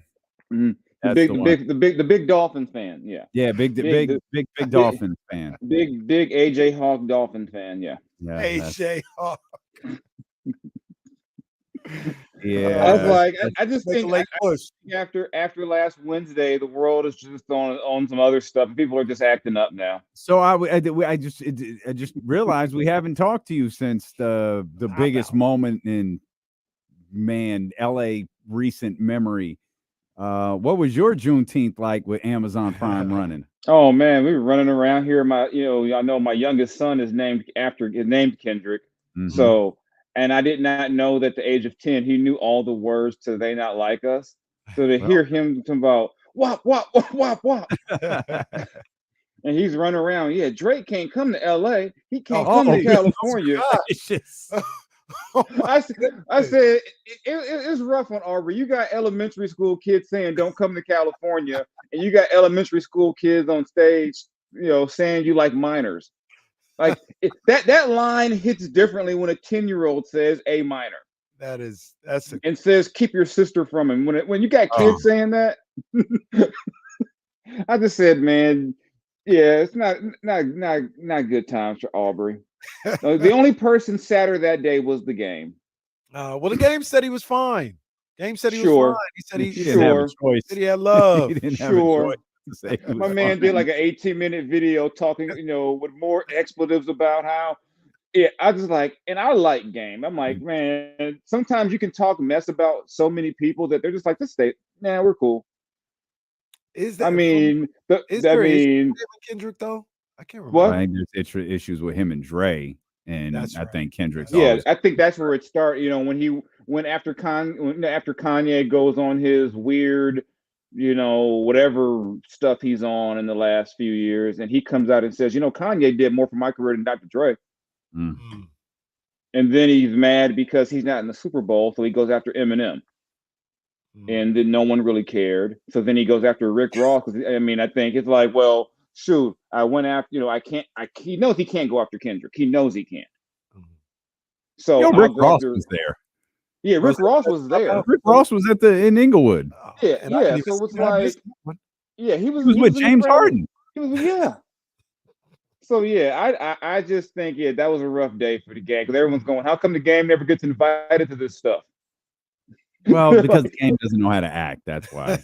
Yeah, I'm like, you thought dissing Dr. Dre repeatedly was going to get you anywhere? Yeah, that's something he might got to make good on. I did. And then he basically took Drake's side in this whole other thing. He took Drake's side without saying it. That Drake thing is something he's got to make good on. Because I will say something like that, the game should be a part of. Like if the game doesn't know how to game punches people in like charity basketball games. Facts. Like, how can you invite him? You're going to invite him to an event that's got Bloods and Crips on stage together? You're right. You got street dudes out there acting right, and you don't trust the game to act right. Talk about the tournament of liars. Talk about the round robin, the fatal 5-way for liars. The game's got to get in there too. No, that's a good call. Game's got some. He dropped one. What did he say? He had a Top Dog offered him half of TDE, and he turned it down. Man. All right, bro. Come on, man. We got a push notification that I'm sure they're having fun with on Twitter, but we had to do the show. Did you see who has an interest in Bronny? No. Allegedly. Oh, I saw. I hope that's fake. I hope it's that's Toronto. Fake. Oh man. So that's why Savannah said LeBron can't go on stage. That's a different one. I was thinking about the other interest in Bronny. What was that? A certain former wife of a former NBA Hall of Famer. Well, no. Whose ex-husband played was the Robin to Michael Jordan's Batman. Oh, wait a minute. No. Someone put. That's why I said I thought you were referring to that. I said I pray that's fake. That'd just be terrible. I hope not. No. That's why I was like, what? I'm like, that's got to be. It would be funny, but I hope that's not true. Yeah. Okay. So we're talking about the Toronto Raptors. I was talking about the Toronto Raptors. Okay. I feel better now because that you guys that explains why LeBron couldn't go on stage. Either that or his hate for Russell Westbrook is so great. He's like, I ain't going up there. Russell wouldn't have let him on stage. He'd be like, get out. Yeah. That LA would have teamed up again. Yeah. He made the right decision. You ain't LA, bro. Get down. Yeah. It's bad enough. You can get on stage when Bone Thugs and Harmony is here. Get out of here. Wow. It's bad enough, it's probably bad enough that, all these people that Drake did songs about were at the concert. Like YG does one of his biggest hits that has Drake without Drake. Yeah. YG he did a whole thing about, this was just, it was, that was one of the most LA things I've seen in about 30 plus years. That was just so LA. And the fact that they brought out so many other acts before they got there, like he exposed, I mean, that was the ultimate big homie move. He exposed a lot of acts to a whole new audience.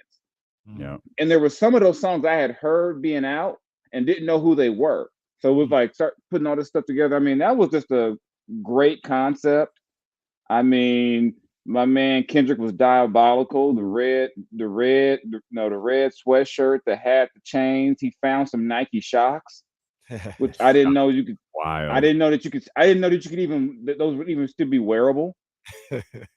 I mean, yeah, and he just went, and then run it back. We're gonna play that song. Just run it back.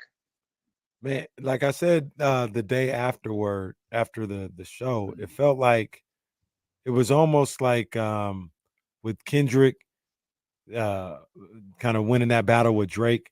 That was like winning a championship, and the pop out was the championship parade. Like it was a celebration for winning that chip. And with that battle right there. To do it in the city of champions, Inglewood, and Kenny's favorite place. I do like it, but I wouldn't say it's my favorite place, but I like it. It's right up there. I know the Forum is near and dear to you. So many wonderful childhood memories. It's okay. It's okay. Not at all. We've all accepted your Laker fandom more than you. All right, that's enough. He's right. I mean, we all acknowledge it. You keep denying it. My coach is not JJ Redick. Ooh, okay, man. Why you got the man? He's doing good. I mean, I've been taking this for a whole. It's just like, what you want me to say? I mean, he's not. He's not the first guy that they pulled this with the whole non-coaching.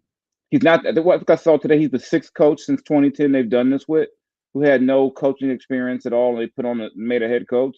I ain't saying that as an endorsement. I'm just like, okay, it's not the first time, so who knows? Maybe it'll work. I just don't.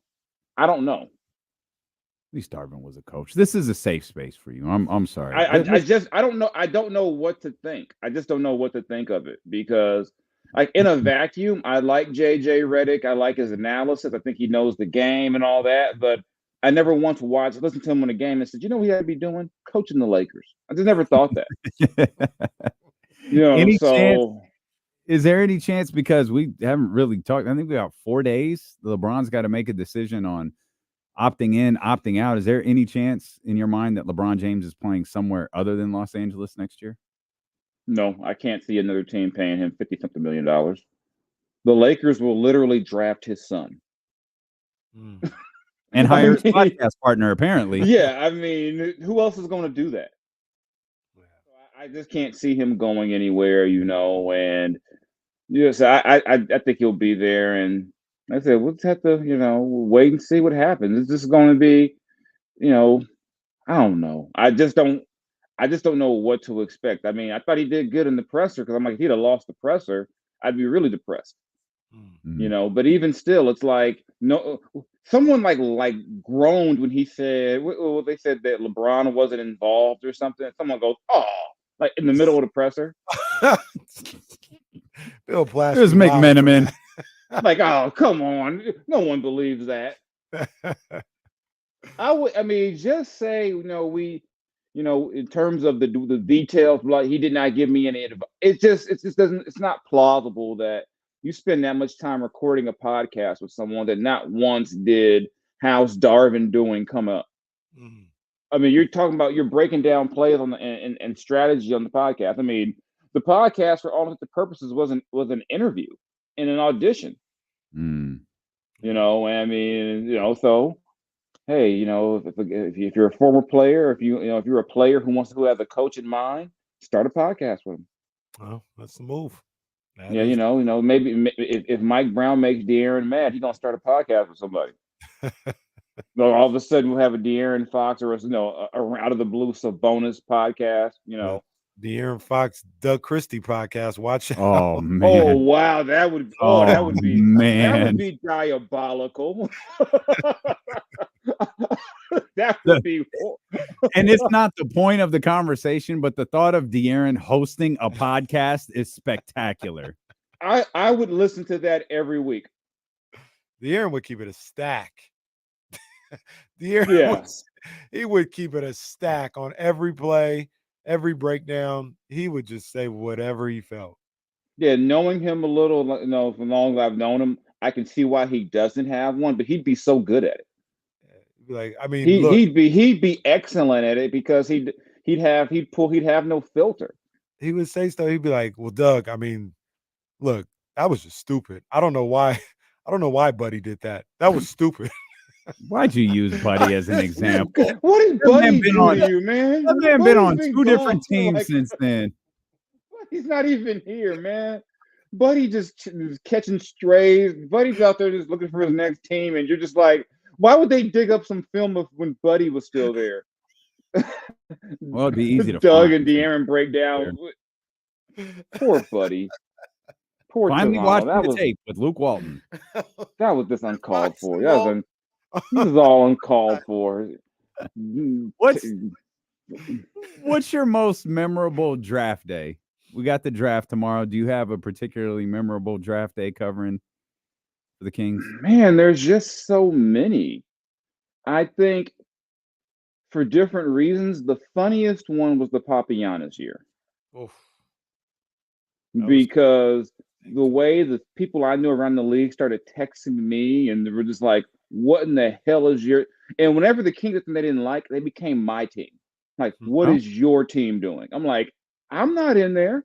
But we've had a few draft moments. I think the Marvin Bagley Dame Lillard rap battle on draft day was pretty fun. Yeah. Because the Kings didn't have a first round pick. That was the most interesting part of the day. I remember when Vlade asked us, the media, did we like the pick of Willie Cauley-Stein? And me and Sean Cunningham both said no at the same time. And I said, you need a point guard. I said, you need a point guard. Like, what are you doing?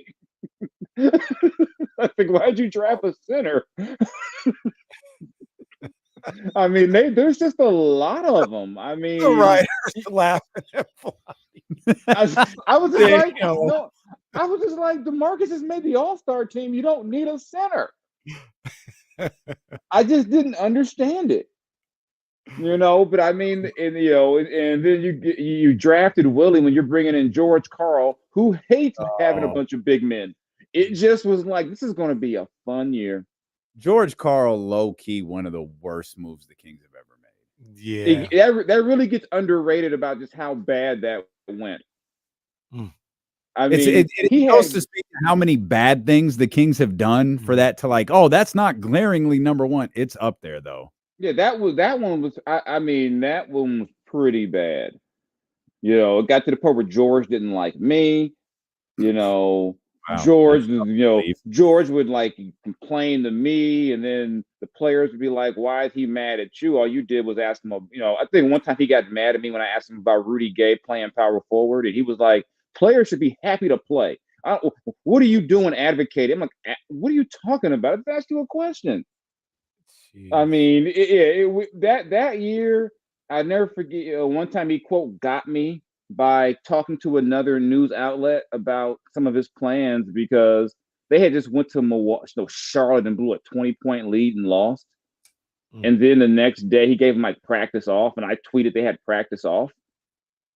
And people started jumping on the tweet like, how could you give them a day off? They just blew a 20-point lead. And somehow that was my fault that they were mad. And then we had he was going to get fired, and like everyone thought he was getting fired, and then they didn't fire him. Damn, man. That night in Cleveland could be its own book.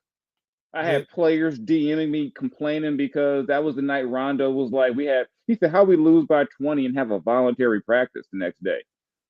And like players were texting me talking about, no, I was there though, because he said there were 6 or 7. So they were like trying to make sure that I knew they were part of the group. And Rondo, I think Rondo even told one of them, calm down, leave Jason alone. I'm the one who gave him the numbers, the players that was there. Why are you mad at him? Yeah, that was just imagine the coach thinking he's about to get fired and like everyone thinks he's getting fired. And then you don't fire him, and you go to practice you go to shoot around in Philly the next day, and the entire team is mad that the coach is there. because they thought he wasn't going to be there.